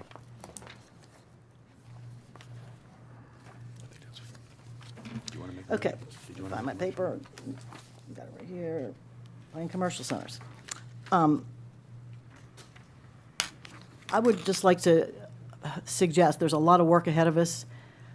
This is, in my opinion, the least important. There's none in progress. We have a lot of work to do, and this is not a simple fix. Mixed use and planned commercial, this planned commercial includes mixed use. Putting a good mixed-use policy together is going to take a while, because it's big. And it should be big, because it's a massive undertaking. Many counties have done it, we're just stepping into it. So I suggest that this not be a priority, put the other stuff first. That's why we put 8 months on this one. I would like to, though, have a deferral, so clearly people know that are maybe coming in to pause, because we're going to, definitely, it needs to be changed. We need to have good mixed, if we're going to have mixed use, it needs to be defined of what it is. So I suggest that we do the deferral and put it last on our list of, and try to absorb some of this other stuff that's in the pipeline and do this well. So I'm going to just ask for this one to be, it doesn't affect anybody, but it would be, where's the motion? The first one, is what you want. I'm on the wrong one, the wrong page. First. Option 4. I think what you're talking about is option 2, pass the ordinance as drafted, which would defer the processing, review, and approval of planned commercial centers in the Freedom Designated Growth Area. Yes, that's it. That's the motion that Okay, the chair second. just said. Okay, second. I made it. I don't know where my paper So, went. did you second? I seconded it. So we have a motion, we have a second. Is there any discussion? My concern is there are none. If one pops up in April, we can always defer. I struggle with why we defer nothing that exists. Well, and I struggle with the fact that we don't have even a definition of mixed use in the code. So we have a product that we don't even have a definition for and nothing for it. So I don't know, if something pops up, it's better to signal people and say, hey, right now, we're not accepting this until we figure out what we're doing, because there really isn't any definition, except that you can have retail down and residential up. Again, it's done nicely many, many places. It's supposed to be like the old towns. That's what towns were built like, but the one we have doesn't look anything like a town. But anyway, so there's nothing there. It was something brand new. I just suggest that we need to do it well, and it's not going to affect anybody. We never had it before, really. So I suggest that we just hold off till we have time to really take time to do it right. Is there any further discussion? All those in favor? Aye. Aye. All those opposed? No. Okay, 3-2. And that wraps up deferrals. And so we are on to lucky number 13, which is a briefing request for public hearing on fall 2025 water and sewer master plan amendments. No, just, here, or do you want to switch? Entirely up to you. Nope. Or does this reach longer? Let's switch. Let's switch. Take a breath. All right. Fancy seeing the two of you here again. We're missing Well. we're missing lunch that we are hosting, you know, we're the hosts of the lunch for. Well, we'll make this quick then. Okay. So we're here before you to get authorization to proceed to public hearing with the fall amendments to the Water and Sewer Master Plan. As you know, we have to update the Water and Sewer Master Plan every 3 years, and in between those 3 years, we offer twice yearly opportunities to update the Water and Sewer Master Plan to reflect current changes in the system. All of the municipalities participate and are part of that Water and Sewer Master Plan, so we have a number of municipal amendments as part of this cycle as well. We have one in the Freedom area, one in the unincorporated part of the county, a set of amendments in Tawnytown, and a set of amendments in Mount Airy. So since this is just a request to go to public hearing, I can try to breeze through this as quickly as I can just to make sure you guys are comfortable with these amendments and sending them to public hearing, and then we can have an additional presentation at the public hearing. So we'll start with the Freedom area. We received, in September and October of this year, we received 2 requests to amend the sewer service area in Freedom. No water is being transferred as part of this proposed amendment. The proposed amendment is consistent with the Freedom Community Comprehensive Plan goals. And they are for 2 properties. One located at 6743 Marvin Avenue is currently in the long-range service area. And the request is to move that property to the existing final planning service area. There is currently, it's 2.3 acres zoned R10,000. There's currently a existing single-family home there. Moving it into the existing final planning sewer service area would allow for that property to be improved with up to 4 single-family dwelling units. The second amendment request is for parcel 585, which is located at the end of Gibbons Road. That property also is currently in the long-range service area, and the request is to move that to the priority service area, which would allow for the construction of a one single-family dwelling unit. That property is 1.05 acres, zoned R20,000, and currently is unimproved. We have a couple of examples of how the amendment would change our demand tables. That's table 32 in the Water and Sewer Master Plan. This is only adding between these 2 amendments would add 1,250 gallons per day total to the residential service demand.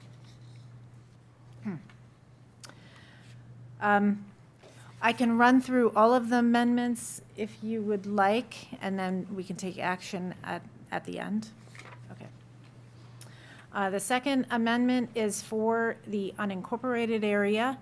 Our Water and Sewer Master Plan is required to address water and wastewater needs in the unincorporated areas, even if they're not on any kind of municipal system. So we do have things like industrial uses that have water appropriations permits or wastewater discharge permits.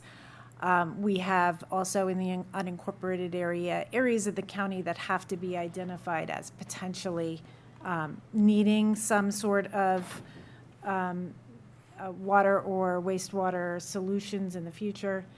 So this is related to a use in the unincorporated part of the county that would be reflected in those sorts of tables. So on July 30th of this year, we received a request from the Maryland Stadium Authority to amend our Water and Sewer Master Plan to reflect the the addition of a new private industrial water use and water appropriation, and a new private industrial wastewater use, treatment plant, and discharge permit. This is for the Shamrock Farm facility that's been proposed. So this would add a listing of those additions to a variety of tables in our unincorporated sections of the water and sewer master plan. So you see on your screen here where those are. They're requesting 39,000 average daily demand gallons per day for the facility in the water tables, and about 60,000 gallons per day for wastewater. I did consult with the Maryland Department of the Environment on the inclusion of a facility that we don't actually have any specific plans for at this time. And I was told that in order for the Maryland Department of the Environment to process permits, they do need to see this in our plan, hence the request for the amendment. The third set of amendments is for the city of Tawnytown. They have 2 properties that were submitted as an amendment back in July. In October, their City Planning Commission did certify the proposed amendments consistent with their 2010 Tawnytown Community Comprehensive Plan. This is for 4 properties that would be moving from long-range water service to no planned water service. This is for Bollinger Park properties that they don't anticipate serving with public water or sewer in the future, and for a property at the southern end of town that is partially affected by a ag preservation easement, and also partially affected by the alignment for the Tawnytown bypass. So planning to serve that property with water and sewer service is not reasonable. So, So you have both a water amendment proposed and a sewer amendment proposed. And the final set of amendments is for the town of Mount Airy. As you may know, they recently updated their comprehensive plan, and so we got a slew of amendments from them that are responding to changes in land use designations and service area categories that are consistent with their recently adopted town master plan or comprehensive plan. So we received this request in July of this year. Their town planning commission also on the October 27th certified the proposed amendments as consistent with their 2023 Mount Airy Comprehensive Master Plan. I'm not going to go through all of these. There are a lot of them. They're both water and sewer amendments. Suffice it to say, they're all reflecting the changes that their plan anticipates. Yeah, I did a little perusal of them before the meeting, so. If you have any questions about them, let me know. I would probably need to go back to the town for clarification on them, but those are the graphics for what we're looking at in terms of changes. None of them exceed any of the planned capacities for either water or sewer. So it's just tweaking the categories that various properties are in. Does it tell us in here which wastewater treatment plant they're pulling from, which capacities? Like where does the Mount Airy come from? Do they have their own? I'm not familiar with it. Yes. Yeah. So those are from there, and the Tawnytown's from there. On the earlier ones, Freedom comes from The Freedom Plant? And what about Shamrock? Where does that come from? What's the story on Shamrock? That's a private. It's as if you were doing your own, well and septic system on an individual property, except it's on a much bigger scale. So when you say it's private, it will be an actual wastewater treatment plant? No. It will not? It's a package plan, So- privately owned. Why do they need to be in this if it's? If they exceed a certain size, they need to be permitted by the state. And in order for the state to issue those permits, it needs to be reflected in our plan. So they will have a wastewater treatment plant of their own? No, we don't know that. We don't know yet. Okay, that's what I'm trying to figure out why they. That's the problem. So, yeah, I know you're looking for a blanket approval for all these. It would be a great disservice at this point to proceed with the amendment regarding Shamrock Farms because we have no idea what's going on. We don't know what they want to do yet. And depending on who you listen to, it could be exactly what's proposed. It could be slightly different, or it could be something completely different. Sure. If we're going to go to a public hearing, people need to know what's happening. And I know you're concerned because we only do fall and spring amendments, but if this is an issue, I mean, once we know what's planned, people can react. And I think there'll be plenty of reactions from both sides of this issue. So for that reason, I mean, I can't support taking this particular one, this amendment to a public hearing, so I don't know the best way. Do I just make a motion to remove it from until further notice? Is that what we do? And hopefully, Unless you have, at least, maybe at least until the next update, and unless there's a need to do it in between, or unless you guys have an idea. What's the timing if we say, yes, take it to a public hearing? Because in theory, they're supplying answers to our letter. Yeah. So, So, yeah, how long will this be and advertised and yeah. So, if the board moving forward with a public hearing, whether it's all-inclusive or taking one out, we would work with the county attorney's office to advertise and so on. That typically takes about 3 weeks. So whether it's January 8th or January 15th, somewhere in there, we would have the public hearing. My recommendation would be that we move forward with the public hearing, taking out Shamrock. So Shamrock would not be a topic for the public hearing. And then let's see what additional information comes in from the state. And if it satisfies the board that something could move forward, that's entirely up to you. But require a second public hearing then? potentially, yes.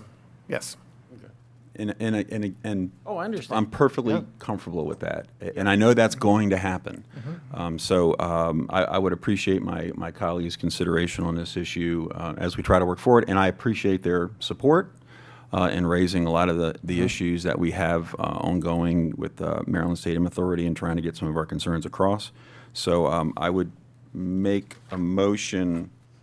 Can I do, I guess I can combine everything into one motion? Yeah, you Okay. could make this motion I got and then questions just on the rest of accept. Oh, you do? Do your part. Okay, I move the Board of County Commissioners proceed with the public hearing for the 2025 Fall Amendment to the Carroll Water and Sewer Master Plan with the exception of the Shamrock. What did you guys, you didn't call it Shamrock. Should we Yeah, that's call the- it something No, else? Shamrock I think we should call it something else. What'd you call it?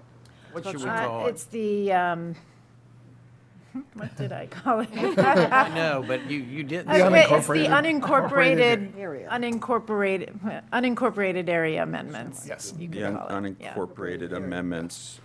Is that the only thing? Yep. The amendments for the unincorporated area of Mount Airy. Yeah. No, No, just unincorporated Just area. unincorporated Okay, area. there you go. Okay, because it's the only one that's in an unincorporated Yes. area. Yes. Okay, that's my motion. Second. Yep. Okay, I We have appreciate a it. motion, we have a second, any discussion? That's, wait a minute, that's just for that. Okay, so now if you have another issue, you can. I just want to ask a couple questions. I appreciate what's going on there. But, and if we do a public hearing, I'm just asking, like, especially on that, I think when it's something big, we should have it there. I mean, if they had a public hearing, it should be where people can attend easily. I don't know, where have you been having your meetings for Shamrock? Winfield For Fire fire. I Hall. would just but- suggest something that big, that Yeah. if we do it separate, it would be somewhere that is, Well, I think if we have a public for hearing these, I would imagine there might not be a whole lot of interest, but there'll be interest in that, understandably, but, you know. when the time comes. When the time comes, I get it, yeah. I just had a more general question on all of these. I know these amendments matter. With regard to the stuff in Freedom, I know that a number of years ago, we didn't have capacity, no capacity, and all of a sudden, boom, we had capacity. And it's because they took a lot of people off that were in the areas that were supposed to get it eventually when it came out to them. What does that mean when we keep taking up capacity with new uses? What happens to the people that might need a hookup down the road that were supposed to be, I forget what you call that group of people. They're on septic now, they're maybe in smaller, older areas, their septics fail, and they're supposed to be on the, I guess, expansion list or something, and that was removed like in a fell swoop a number of years ago to magically get capacity. But what happens with those folks? And do you know how many there are? That have potentially failing septic systems that might want to hook up. Yeah, I mean, that's all part of the water and sewer planning. And so we are due to update that 3-year plan in 2026. We may need to bump that just a little bit based on other things that we need to devote staff resources to, but generally speaking, what we would do during that time period, the triennial update, is look at the service area, look at the properties that are included in it, calculate all the demands, look at areas that are vulnerable to failing septic systems and how they might be how that might be mitigated in the future, and do some of those recalculations based on that. Of course, the Water and Sewer Master Plan is an implementing tool of the county master plan and/or any comprehensive plans, so we want to look at consistency between those as well. But that would be when we would kind of recalculate things, see what our existing flows are and how that relates to what our capacity is and all of that. The reason I'm sort of asking, because I've learned that having the sewer extension changes everything. It changes, I mean, for one lot or something, it might not, but when this capacity opened up, and it might have been a decade ago, it was when we were talking about Warfield. They didn't have capacity, no capacity. And all of a sudden, boom, because we took the vulnerable, I don't know how many, but a lot of the vulnerable areas were taken out to make capacity. And it concerns me because if we have a failure in certain areas, we want to make sure we have room for that, and before we add more. On these, and I haven't looked at them carefully, but obviously when, like when the senior center was built, South Carolina, they put water and sewer over to that. That opened up that whole area to a 200-unit facility on a R20,000 because it now had water and sewer. How do we know if we approve these things, the unintended consequences of land use? Because the land use never changed. And that's why the zoning needs to change, because all of a sudden, that one hookup to get to the senior center, everything on the way now can be, you could tear your little house down and put up, under our code, the 3-story or 4-story, how many units it is, apartment complex. Now, hopefully, we're going to fix that, but I'm saying I don't want to know, what are the unintended consequences? Same with Nels Acres. R20 was never had water and sewer, supposed to be single-family homes on the reservoir. R40 got water and sewer down there in a sewer amendment a number of years ago, and then all of a sudden you can build 200, 300 houses. So how did when you mentioned that this is like the green light for changing a land use, how do we make sure that these are not going to do that same thing and that the master plan will be followed? Because land use isn't just about water and sewer, it's about other things, that we do it in a way that is going to take care of people.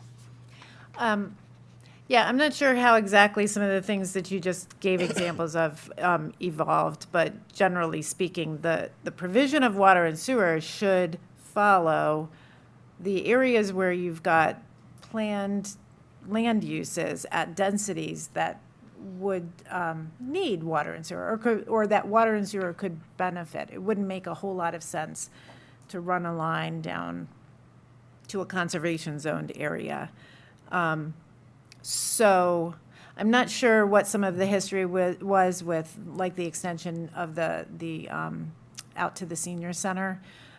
It's possible that I'd have to look and see whether those areas already were planned for some sort of. I asked you to look at that, because you talk about lawsuits. I mean, we were in a lawsuit for that for years. Yeah. Because it wasn't planned, the water and sewer came down, and then somebody said, oh, gosh, I can now buy this person's house, and it's going to so many acres, and now I can build this Yeah. huge.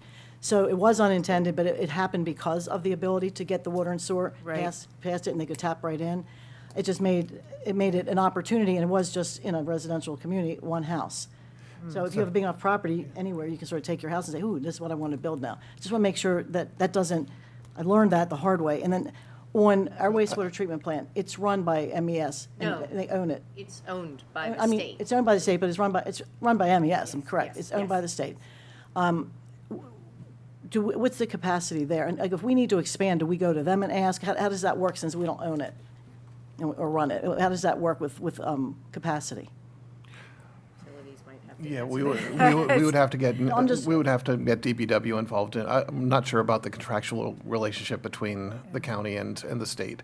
There is from a planning perspective, there is a division of how much capacity is assigned to the state and how much capacity is assigned to the county. In general, when a plant gets to 80%, I think, of its total capacity, the state requires that you start having discussions about how you're going to increase that capacity because you're creeping to the maximum that it can handle. So do we look, when you're looking at that capacity, and the reason I'm saying this is because Warfield is sitting out there. Warfield was promised, and I don't know if it's already Well, allocated. Warfield's already taken care of. So Warfield was part of the state, and when the city, when the town of Sykesville purchased Warfield, part of the agreement with, or got Warfield property, whatever, I don't know if purchase is the right word. Anyway, got the property, the state allocated a certain amount of their water and wastewater to we allocated. And they also water, did it their under, wastewater. they also did it under a plan that was different than is being proposed today. A lot different. And Yeah, the- it was and- commercial or industrial And now commercial. it's most, a lot of residential, and the governor's given $15 million for them to pursue that. I just want to make sure that, I don't know if that's been taken into account, because the residential. Yeah, it has. Absolutely. So we're in good shape. So Yes. when you bring this back, I'm just concerned of making sure that it would not encourage the land use to change. We should do it during the master plan should drive it. And make sure that we have some capacity in there for these vulnerable areas, because I see that as a problem, and I just want to make sure that we have capacity for people that have been there, and instead, because we took them out. So I can assure you that the two amendments that we're talking about, they are for small infill. Like one of them is just a single lot, and the sanitary sewer line runs right by the property. For whatever reason, it's in long range. It's not in priority. So the citizen wants to build their house there, but they can't connect until we say that, yes, you can connect from a master plan It'd perspective. be nice just to know, I appreciate that. That'd be yes. nice to know each of these, which of those are those situations, which of them are going by property that could change that property. So there are only two amendments in Freedom. That's one of them. The other one is it's a parcel that's completely surrounded. Everybody around it is already served. And for whatever reason, the public sewer doesn't go onto it. And it's a larger lot that they're looking to subdivide. And so rather than try and, they could subdivide, I think, maybe one additional lot, and there's room for a septic system, but they are completely surrounded by public sewer. And so they're just asking to be brought into the sewer service area, so they're allowed to continue that existing line onto their property, and then they can get one or two additional lots then, matching all of the other houses that are around it.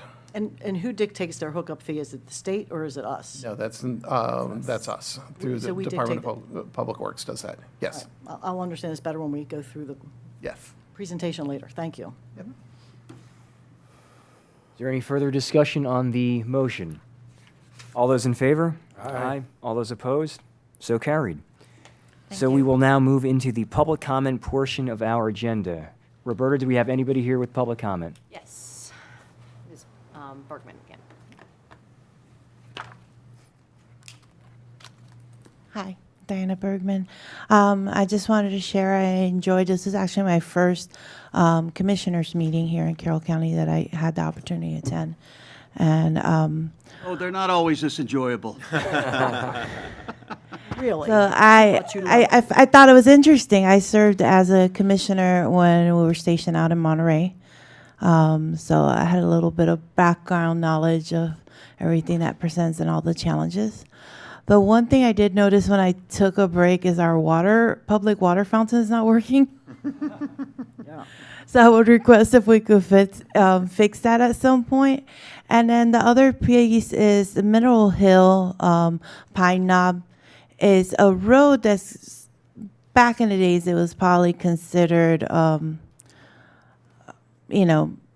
a lot of traffic. And it has gained a lot of traffic because 32, you could connect to 26 on Liberty Road. So there's no sidewalks. The senior center is right there. There's a lot of bus stops there picking up the children. And speeding is becoming a concern on that road, and people are cutting through to avoid any pockets of traffic if they're not going down 32 towards Howard County, and they need to get through Baltimore County to connect to 695. So those are traffic patterns that I know were not foreseen, and they could lead to some unintended consequences with the growth in that area. But one of the things I was thinking, since the Freedom District and that whole area is not represented by a town, maybe temporarily the commissioner could consider creating a committee of members that live in that area so they could actively participate in the process and give back their feedback so members of the community feel like they're being heard. So other than that, happy holidays. I'm just going to say two things. to you First of all, too. on the radar enforcement, I would suggest calling the sheriff's office. They like to do spot. I call them a lot for my road, and they'll sit there, and I always thank them. And they'll start doing some enforcement. They'll be visible, and you definitely will do that with the sheriff's department. So I would call there and just say, hey, can you start patrolling this? I don't think it gets patrolled often, but they willingly do it. And secondly, we used to have a citizens council, and that didn't go well. Nobody really paid attention, but we've tried that, but we'll try it again. Yeah, it's just the kids. You have elementary, middle school, and high school, and there's not a lot of room between the road and the kids waiting for their bus stop when they come through. People in a hurry in the morning, that's for sure. Thank And you. happy holidays, and Happy holidays to you too. Thank Happy you for New showing Year's. up. Thank you. And we had a student hit at Man Valley, same reason, Route 30. No sidewalks and crossing the street and hit by a car. It's tough. Terrible. And Chris, do we have anybody on the line? Yes, I believe actually we don't. I believe we've lost our caller. I apologize. I thought we still had a caller and they left the building. I apologize. All right, so if everybody's okay. I have no comments. Oh, well, Oh, I just have one little quick thing. I'm sorry. Oh, go ahead. yeah, Go ahead. we'll get there in just a second. So now we will go into administrative session open. Does anybody have anything for admin open?